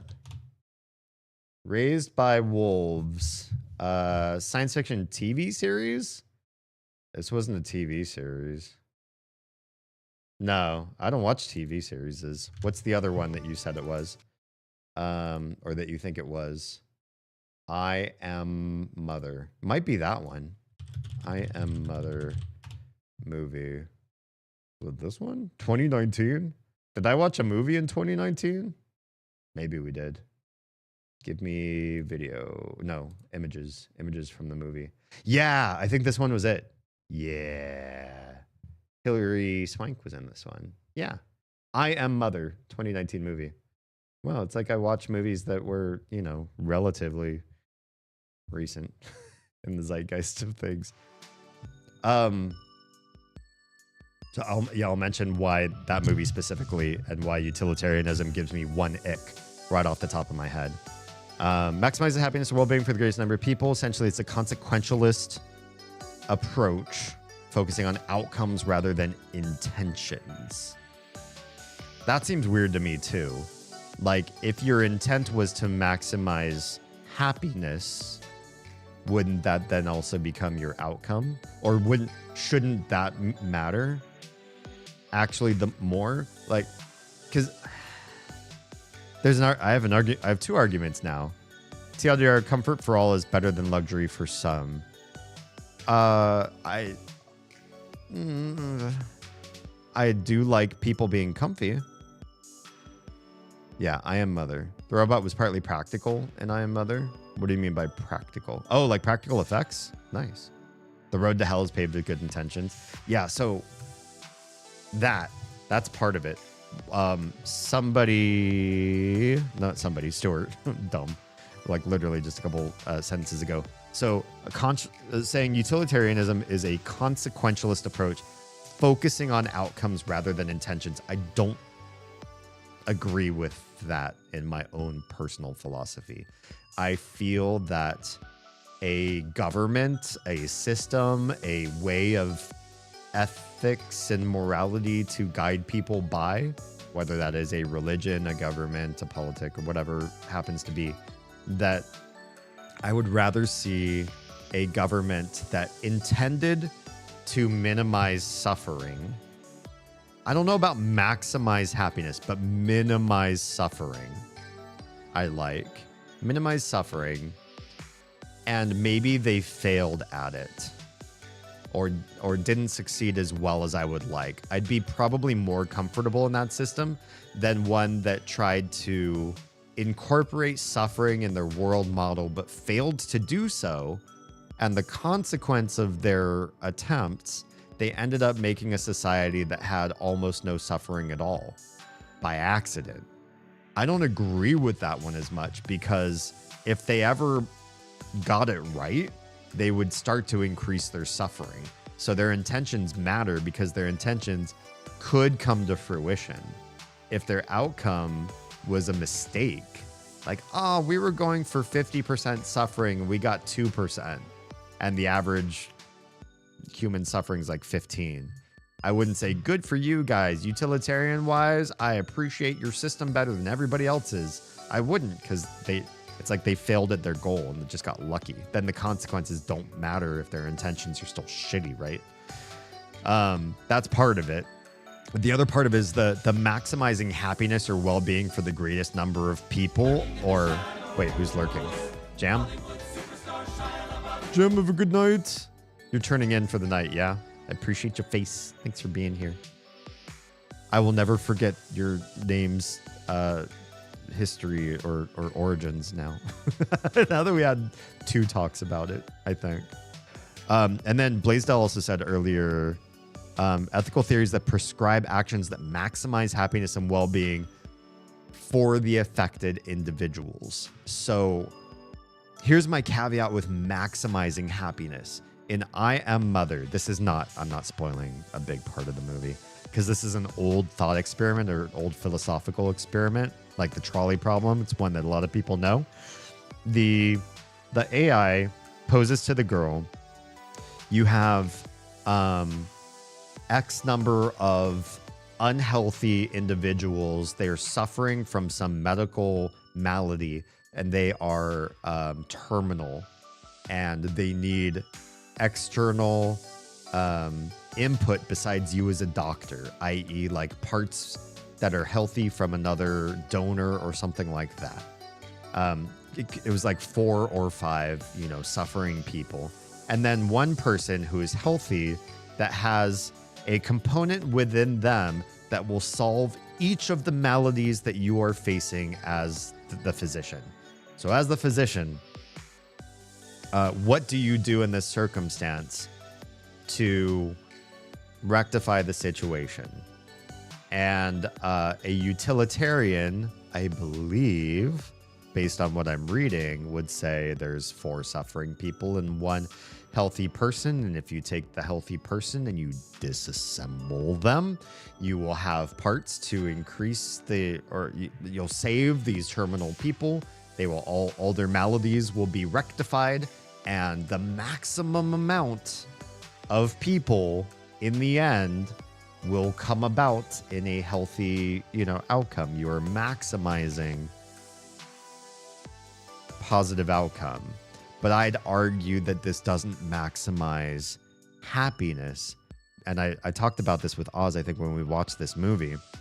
And that is, imagine you create a system where your people, your community, your constituents in a political system knew that if they were ever down and out, and they were part of a cadre of people where dismantling one person could help save them and several other people, that the government would absolutely enforce that and make sure that the maximal amount of people were saved. You might feel a sense of trust and well-being and comfort in knowing that that system has your back, except that no single person will ever be able to put away the thought, will ever be able to set aside the possibility that they are the healthy person. There's nothing wrong with you. You didn't deserve to be brought into the hospital today, but you're gonna. And you're gonna because a bunch of people need parts of you. You didn't ask for it. You got born into this society. A bunch of suffering will go away except for yours and your families, because inscrutably you were one of the ones that was chosen to be done in. Utilitarianism doesn't really properly answer that.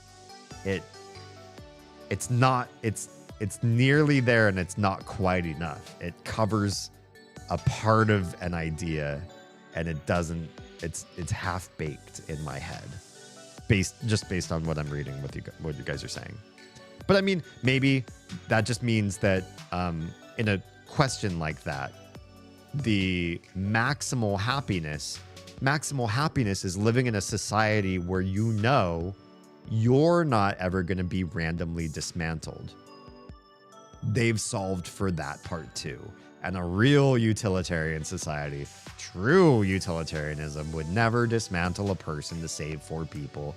They would always pick volunteers or, somehow it would be a very fair system where it wasn't increasing suffering, or that some externality would get added to those equations so that a real better answer would come about besides the constraints of that particular philosophical question, right? Something like that.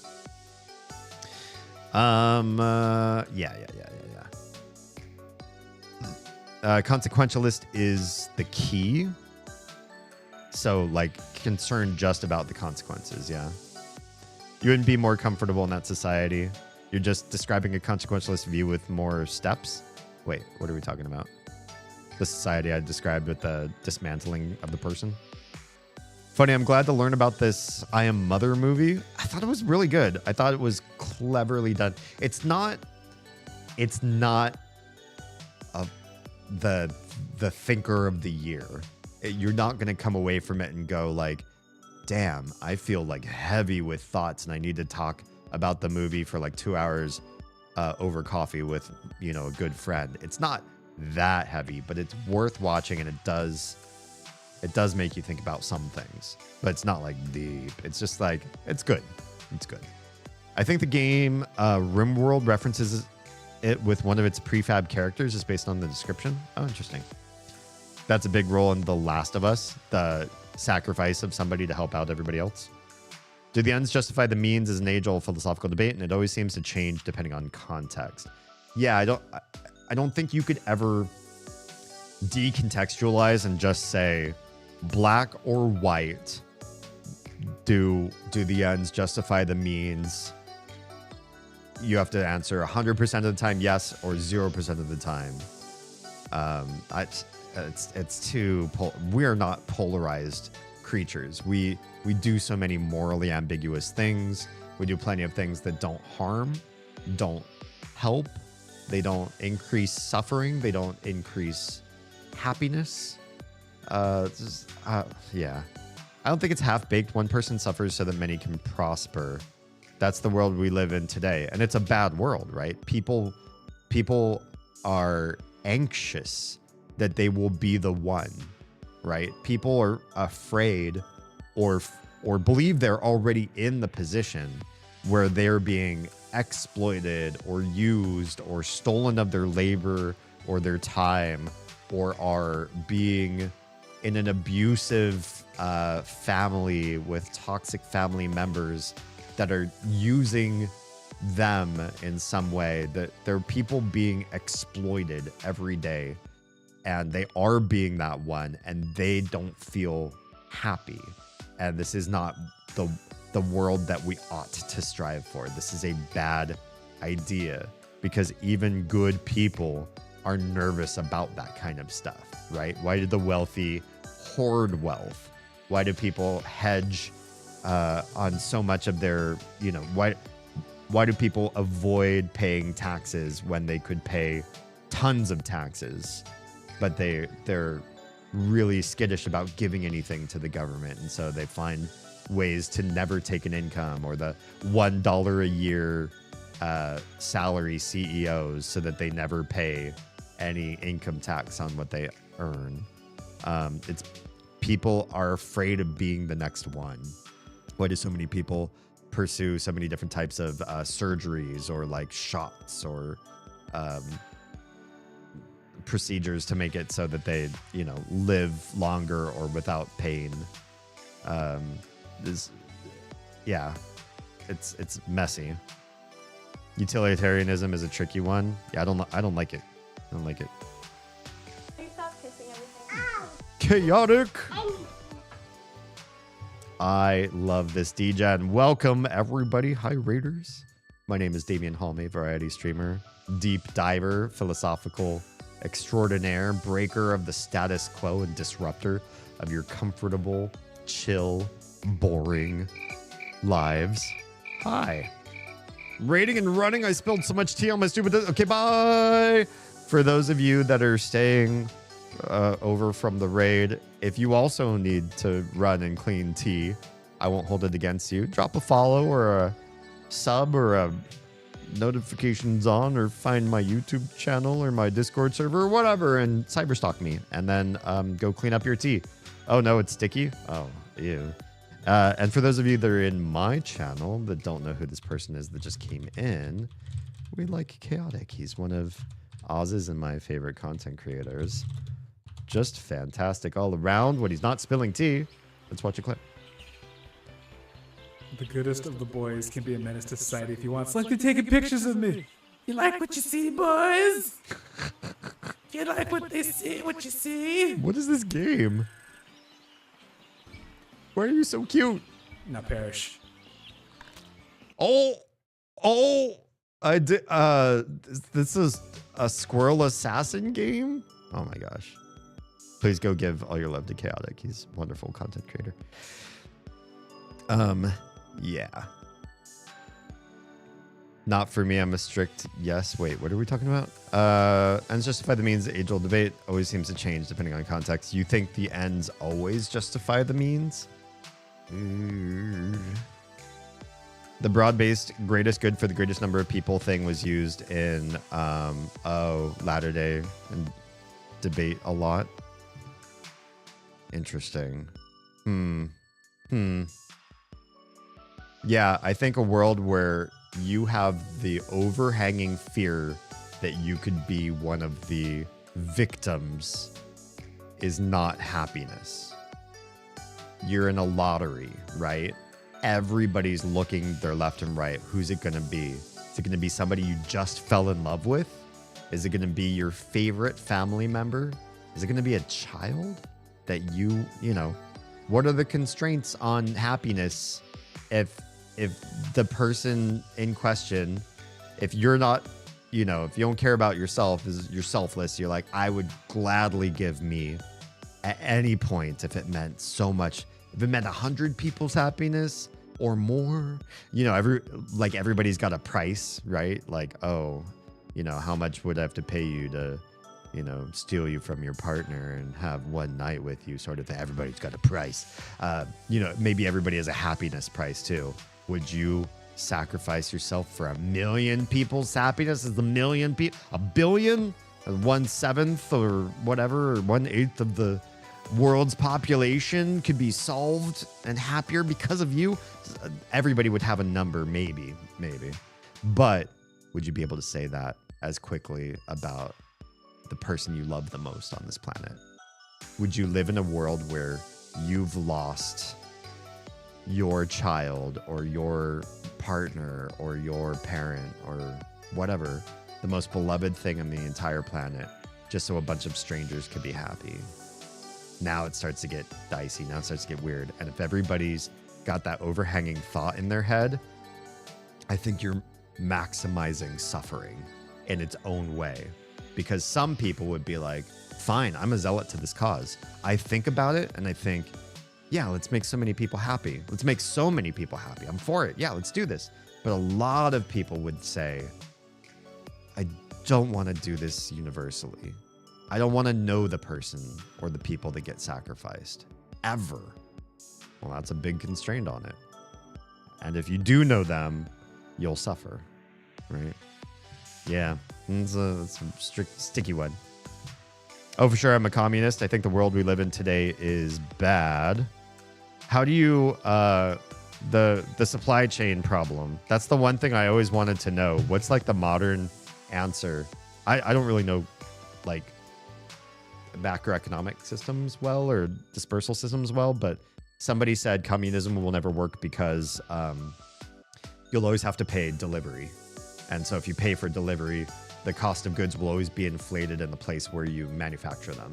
Like you always have to pay way more. And so those people always live an unfair and unjust life where if they make bread, they pay for bread plus delivery when they didn't need to pay for delivery.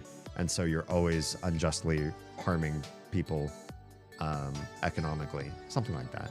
Am I summarizing the? Is there a modern solution for that quells that argument? And so say, yeah, but you could still do communism because, or like maybe the answer is, well, that's okay for those people. They'll pay the inflated price, and that's the cost of, you know, living in the society that we live in, where trade has to happen and delivery has to happen. Those people have to be paid. In some cases, it can endorse caste systems or even slavery, so long as the greatest number prospers. Some philosophers address some loopholes, not others.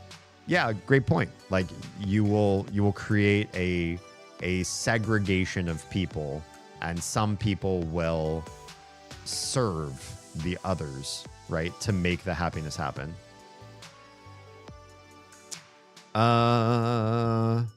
Squirrel with a gun. Is that the name of the game? That sounds amazing. I kind of want to try it out. Kind of sounds up my alley, to be perfectly honest. This is like the how many good things idea. Munish, what is that? How many good things? Damien, I think you're ignoring the consequentialist part of this argument. You're saying we can't construct this, it'll eventually fall apart. But we're saying, what if it didn't? What do you mean? Do the ends justify the means or not? I feel like the means are important. Because, well, I don't, like, it depends on the ends, right? Like, I'm saying that the person that, or the system that dismembers people to use their parts to save other people creates a widespread fear and panic in healthy individuals that they'll be dismembered. But if you don't do that and you just let those people die, then you're maximizing happiness. Those ends justify a certain means. And so I guess I could be utilitarian if we took it to like the end game of that. like in the argument of one person comes in healthy, 4 people need that person's body part. And the physician says, we live in a society where your autonomy and freedom are always treasured over the mortality of the terminally ill. And those people don't have right to survival. In fact, their quick suffering, or their suffering window being shortened maybe by reaching terminal status faster, is the most preferential situation. And the healthy person being left alone means that nobody lives in panic or fear that they will be dismantled, because it would never happen. If you use that side of the philosophical argument, the person would never be dismantled. The sick will always just die, even though there are available body parts that you could use without their consent. We would never do anything without somebody's consent, right? Then, yeah, 4 people die, but the whole civilization lives without fear, which would be suffering. It would be suffering to think I could be dismantled tomorrow. If you created a civilization where nobody was ever dismantled and sick people die anyway. That's sort of their natural direction, right? And maybe that's not a big suffer in the grand scheme of things. Lifelong fear that you'll be dismantled versus a short path towards your inevitable terminal illness without intervention is superior in waiting. So yeah, maybe I am utilitarian. I'm one step further down that rabbit hole for that particular argument. Yeah? You think? Maybe that places me as utilitarian after all. Want to add to the theoretical questions, but having to hold back on spoilers for The Last of Us. I don't know if I'm ever going to play that one. It's not on my list of things to play, but some people have said I should. Maybe, I mean, if you don't spoil it and I do play it, that's better than if you say, well, you'll never play it, and then I eventually do play it and you've spoiled something. The delivery problem you're referring to is just a problem of central planning. Central planning is a great Google. It's the thing communism needs to solve in the future. So in other words, no, nobody's like come up with the great solution for it yet. If the ends are objectively better, why did the means matter? Well, like I said, in the case of accident, right? Like if the means were driven by the wrong motive, and then the ends ended up doing something different than what they intended, the intent still lives, and something bad might change in the future. But that's maybe like conflating the problem too much to say I'm looking at the now and the future and worried for the future because the now is inspired by incorrect inputs. People say I want to kill everybody who looks like this, and they fail, and they make a utopia somehow where everybody's happy, but their idea is still there that eventually they will work out the problems. The utopia will be dismantled, and they'll manage to kill all the people that they didn't want on the planet. Something like that. If they aren't better or it's debatable, then yeah, but we can calculate to determine whether the ends are or are not preferable. Yeah, I suppose so. And so here's the thing about ends and means, where the ends are better than or matter the most, I guess, is maybe in my view of utilitarianism or consequentialism is because motives transcend immediate consequence, the final consequences that matter the most are the ones that incorporate means, because I can't think in a single time slice. I have to think in terms of eventualities. You know, if you're looking at an asymptote and you're looking at a value that's approaching that asymptote, over the course of time, it gets closer and closer. It gets closer to a certain solution. So in that same vein, if negative motivations spurn an immediate greater good, and that greater good lasts 1,000 years, 2,000 years, but in 10,000 years it gets to its awful end and maximizes suffering in that scheme of things, then the means are important to understand the proper calculations to get the maximal consequences. So, I mean, that isn't that true of all cause and effect relationships, that the effect is what we really care about the most, but the best way to gain control of the effect is not to stare at the effect, it's to stare at the cause. That's just scientific, right?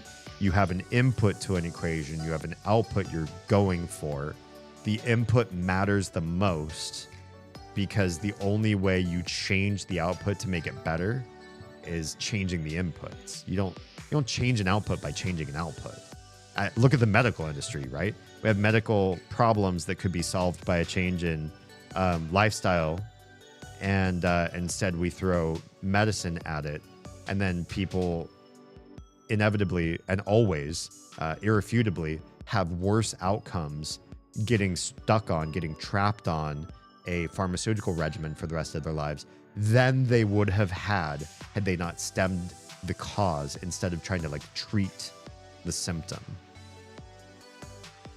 And that's why everybody says the American healthcare system. Well, that's one reason why people say the American healthcare system is so flawed, is because we look at symptoms and look to fix the symptom instead of understand the cause, understand the means to address, to get to the consequence, right?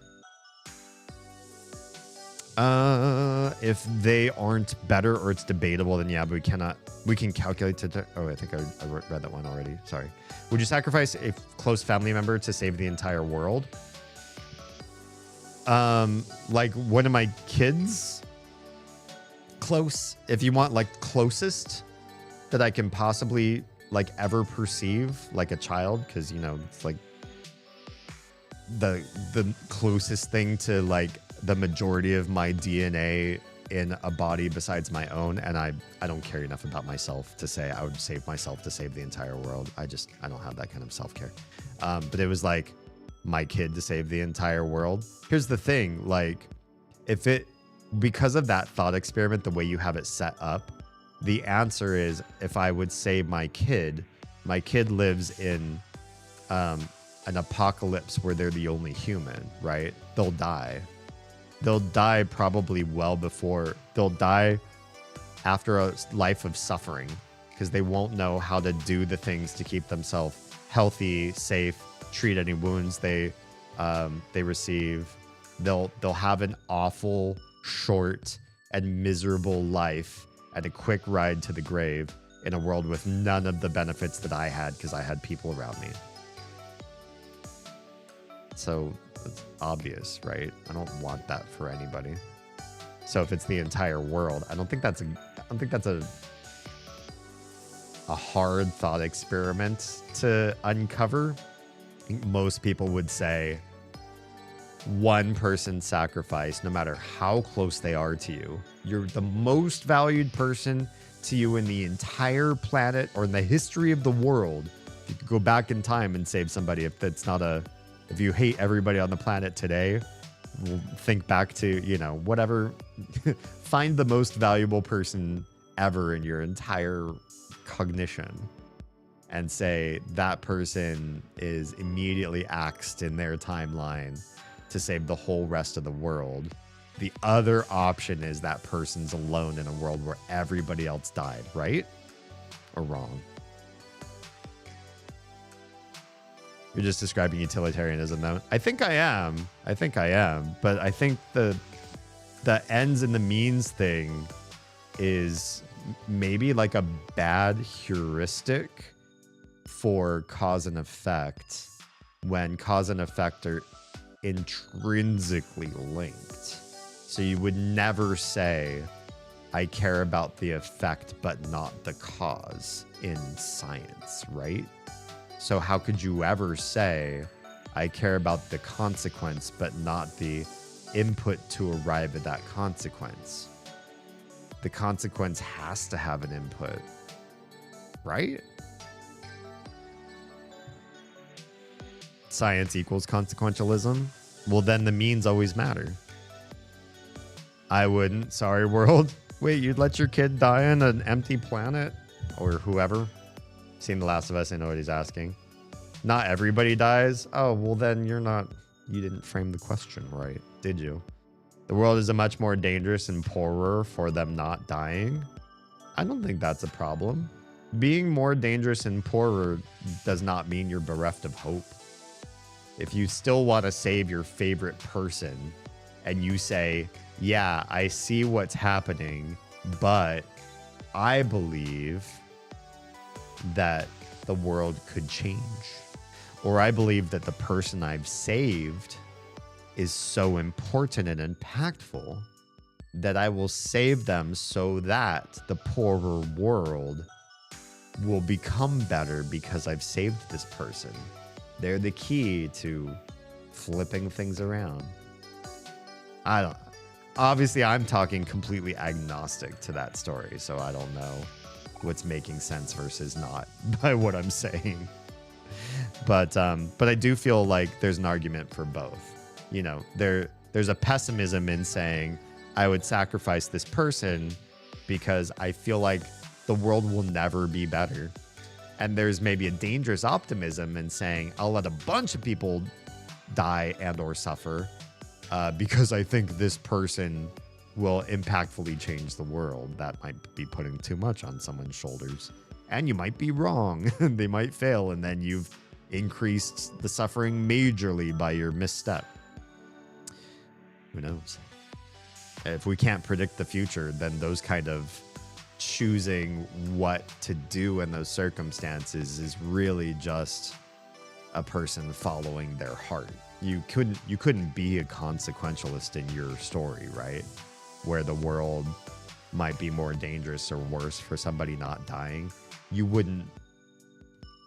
in that position where you're making that choice, would you really know? Would you really have all the variables? That's what makes consequentialism also pretty hard, because a true consequentialist would say, as long as I know everything, then I know what the right choice is. But in reality, in practical philosophy, we have so many unknown variables that we're taking stabs and we're sort of trying to calculate risk, right? If you ever want the story for The Last of Us without having to dump hours into a game, you have to 100% focus on the show. Then the show does a great job of translating the game. Oh, okay, interesting. Even though you don't have time for that either. Tell you what, let's get me famous, and then, or, you know, famous enough where I have free time, and then I will start watching and playing stuff again. For funsies, I mean. How are we supposed to find anything in here? That's just a big maze, isn't it? It's just way too much junk. Wait, were we looking for something? Oh, he's already forgot. I mean, you guys probably have too. We sat still on so many of the screens. Ooh. At long last, I finally found it. Found what? My little mole thing? After countless hours of digging and digging, this one-of-a-kind, ultra-exclusive special mixtape finally belongs to me. Rosa, the #1 sweetheart fan in the world. Oh my. With this one-of-a-kind addition to my collection, I will finally surpass all those lame posers out there. Wait. Oh no. The special mixtape. It smells like doo-doo. Oh no. I smell like doo-doo. Hold on, did she say she found a special mixtape? That's what we've been looking for. Oh yeah. Let's go get it. I can hear everything you're saying, you know. Just as I suspected, owning something so valuable is already getting me into trouble. Ooh. What's the matter? Are you jealous? The special mixtape is mine. I'll never give it to you. Not now. Not ever. Hey, we didn't come all this way out here for nothing.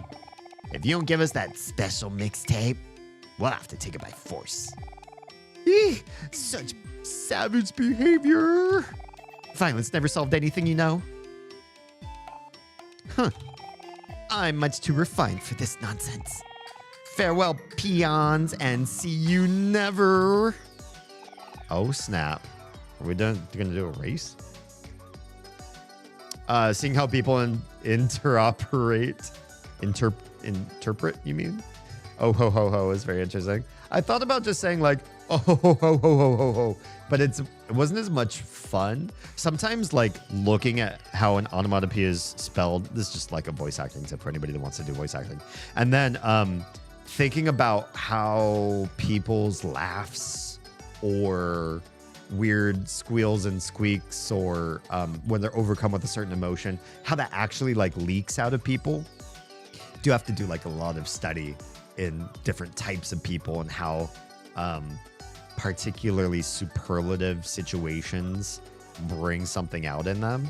But some people do some like really strange vocalizations or like lose themselves for a moment, or you know, they have like a normal laugh and then they have like an ugly laugh if you get them just right. And you're like, whoa, whoa, whoa, whoa. I've heard you laugh before. I've never heard you laugh like that. What was that? And so like I try to play around with that kind of stuff as opposed to just like, I don't know, reading it completely phonetically, I guess. I always read it as oh ho ho ho. Yeah, I think, yeah. What's up, Jacket? Morning. How we doing? I feel like The Last of Us is one of, if not the best stories of loss, love, and sacrifice in the past decade. Oh, that's a big, bold claim. There's a reason it's Teresa's favorite game series. Interesting. I tend to laugh like a hyena, according to my friends. That's amazing. That's a good laugh. That's the kind of laugh that I think people would enjoy making you laugh or just being in jovial settings because it's honest, right? You're not trying to be like demure or holding it in, like a closed mouth chuckle through the nose sort of thing. Yeah. Okay. God, we really need to find a save and end the stream. Wait, come back here. Hurry, Amori. After, we can't let her get away. All right, let's run. Oh, man. Can we? Oh, we don't have to run. She stands perfectly still. Never mind the music and everything. I was like, oh, we're going to run. We're not running. I chuckle more often than laugh, but I've been told my laugh sounds fake. Aw. I don't really laugh at almost anything. So when I do like little chuckles on stream, it's not like almost no one on stream ever. As far as, well, actually, now that I think about it, I don't know if any of you have ever heard me. Oh, damn. What a time for ad break. Like really laugh out loud at something. Like laugh. Like tears in my eyes and like laugh. It happens so rare. And for stupid shit. Because my sense of humor is just awful. There's some really broken parts of my personality. I don't think I'm out of all the different types of neuroatypicalities, I've never met anyone that thinks and feels the way I do. So I don't know what it is. I know some things that I'm pretty sure it's not. But I can tell you that most forms of comedy do not make me laugh. Even the stuff that I find is the funniest comedy out there, that I think I appreciate the jokes the best, that would generally be Eddie/Susie Izzard, Tim Minchin, and Anthony Jeselnik. Those three.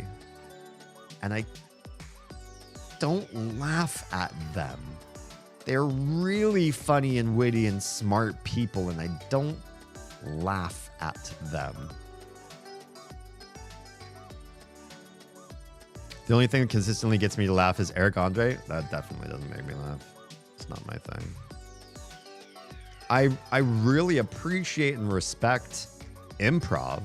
I think improv is a really tricky thing to get right. And if you're smart, like Eric Andre, like there's plenty of predecessors before him that just, I think, have nailed the concept of not just getting improv right, but also knowing that it happens wrong a lot and you just ditch that stuff. You just trash it. Cutting room floor, just get rid of it. Dave Chappelle, think of him what you will in later career, but while he had his show, there were a couple times where he would stop in the middle of a skit, be like, that's not really that funny, and he'd move on. He was like reading the audience and rewatching it himself and sort of getting a vibe, and he knew that some improv and some skits and some jokes just don't, they're maybe funny in the moment and then they don't stay that way, and that's fine. And I think that's a great component of improv, is knowing what's good to keep, what's good to last, what's good to have in the final show, and what you don't keep. Okay. Ad break's almost over for the other Twitch people. Yeah, but my sense of humor is, I mean, I laugh at, when I said the three like big comedians that make me laugh, there's plenty of people that are awful and their jokes are stupid and they do something really dumb or lame, and I just bust up laughing, and sometimes in the middle of the night, and I was just like, what is it? What's so funny? You gotta just show me. I'm like, it's not funny. And she's like, well, I want to see anyways because I want to know why it broke your brain. And then I show her and she's like, yeah, that was not funny. I'm like, I don't know why I'm cracking up so hard. You'll never catch me, stick legs. Oh, you little punk. You get back here. Oh, you get... wait, hello? I want this. I can! Hell yeah. Wait, where do they go? Wait, there's more... Oh, you're down there. But what about over here? Oh, you're going down that way. All right, hang on, because there's more stuff up here. I want to check the toilet. More toilet ramen! Hell yeah. Rain cloud. Wait, what that... Can we talk about that? What's a rain cloud? Is that a toy? It is. Angsty water droplets inflict sad on all friends. That's a weird toy. Come here, Rosa. Rosa. Rosa. Wait, wait a second. Did she just jump across there? How did that? Oh, she must have ran up here, down here. She's so squirrely and fast. Wait, there's got to be more stuff down here. Gotta take things slow and find all the goodies. Baking pan. Hero learned snack time. Can we talk about snack time? Oh. Ew. Let's maybe replace this. Heals all friends for 40% of their heart can be used outside of... Oh yeah, we're sticking that on there. You're definitely going to be my little healer for now. Let me figure out what's going on with builds and all that kind of stuff. Okay. So that's a dead end, but there's a thing here. TV remote. What the? I'm learning all these new... What is this thing? What's the TV remote do? Is that even in here? It's not. Is it? Oh, wait, hang on. I almost forgot. Equip. Hero. You just got a new weapon, didn't you? Baking pan. Heart goes up by a lot. Attack goes up by 2. Well, that's good. Let's do that. And then, what was the thing I just grabbed? A remote? Is it in here? It is. Changes channels on the TV. Defense and heart. So, oh, but it drops your hit really bad. So maybe this one we give to Aubrey because she doesn't have a charm yet. And the gold watch is useless. Hell yeah. That's 2 in attack you didn't have before. I know. Like, I know little points feel pathetic, but they're actually meaningful if you... What the... Oh, well, I know how to fix that. Every little bit counts. It does seem like even like one level and even a couple points in something in this game, or at least in the early levels, does seem to really matter. Cha. Okay, it looks like we can go down, but before we do, let's come up here and do a save. We're gonna grab whatever this is, and this is also where we're gonna cut out. What's a computer part? Is that a toy? Computer. Oh yeah, it is. Oh yeah. No, it's recyclable. That's right. Okay. I don't know that we took any damage, but we'll just do chicken anyway. And we will save and quit. We'll talk to her when we come back. Just remind me, we didn't talk to Monty, we didn't have a picnic, we should do all the things before we move on. But right now, we're just going to save and cut and run because I do have a day job to go to tomorrow. Or not go to, but clock in and yeah. Cool. Groovy. Well, hey, thanks for being here. Super appreciate your faces. This was a great stream. This is exactly the kind of stream I like to do. What's crazy to me, too, like, I preserve Wednesdays for deep chats. And then on Saturdays and Sundays, we play games that have kind of like deep lore, require some focus and fighting and puzzle solving and all that.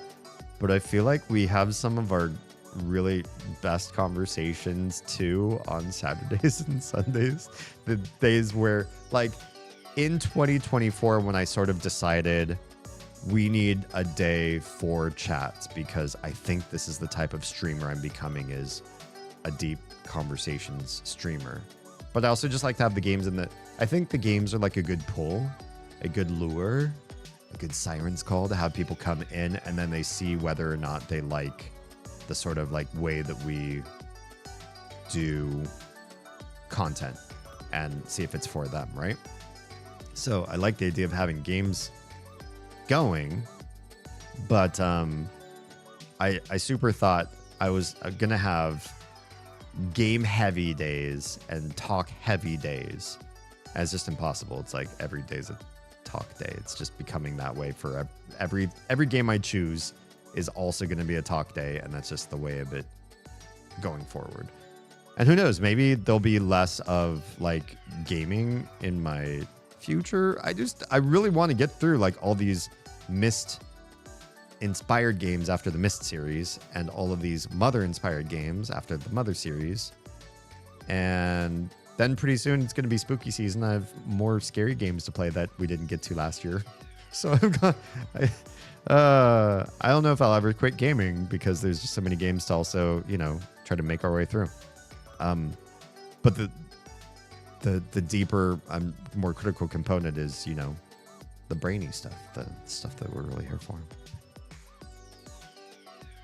Yeah. There's a decent chance you're gonna have a higher play time than well, just from standing still, for sure. Just from standing still. Feel like Sundays are the real deep chat day. You think so? You don't think? I feel like Wednesday I do a lot of the driving, and I think maybe a lot of other people are just like tired or it's hump day or whatever, and they're not as engaged as they are on the weekend. Maybe that's part of it. It's just what day of the week it is. Doing a bit of math, taking into consideration the average play time you're scheduled to beat the game in 138 hours at this rate. Or more like 130, but close enough. Okay. I mean, interesting. We'll see. I guess we'll see how it ends up after everything's said and done. Yeah. I love your faces. I will see you all on Wednesday. For those of you that are new to the stream or just catching the end of this one, I do stream on Wednesdays, Saturdays, and Sundays starting at 10 p.m. Eastern, 7 p.m. Pacific. I usually stream for 4 to 5 hours, thereabouts. And I have been starting stream late, and a lot of that's just because the logistics of the kids being on summer break is making it hard to keep to regular schedules. And it's just the way of it. Yeah. I am saying goodbye to you now. If you're on YouTube, I do know how to raid, but I don't know who to raid to, so we're not going to raid. Not tonight anyways. So we're ending the YouTube stream, the Trovo stream, and the Kick stream now. For those of you whose streams are ending, if you are safe, fed, and loved, make sure someone out there is too, please. Get those good consequences. By any means. No, don't do it by any means. I didn't say that. You didn't hear it from me. Don't quote me on that. All right. Love your faces. I'm canceling you guys now. Not canceling, just ending those streams now. Bye. Oh yeah, Twitch Hangout, because we're gonna do the thing where we make fun of all the other streams after they leave, and then we're gonna send you off to a raid. Okay.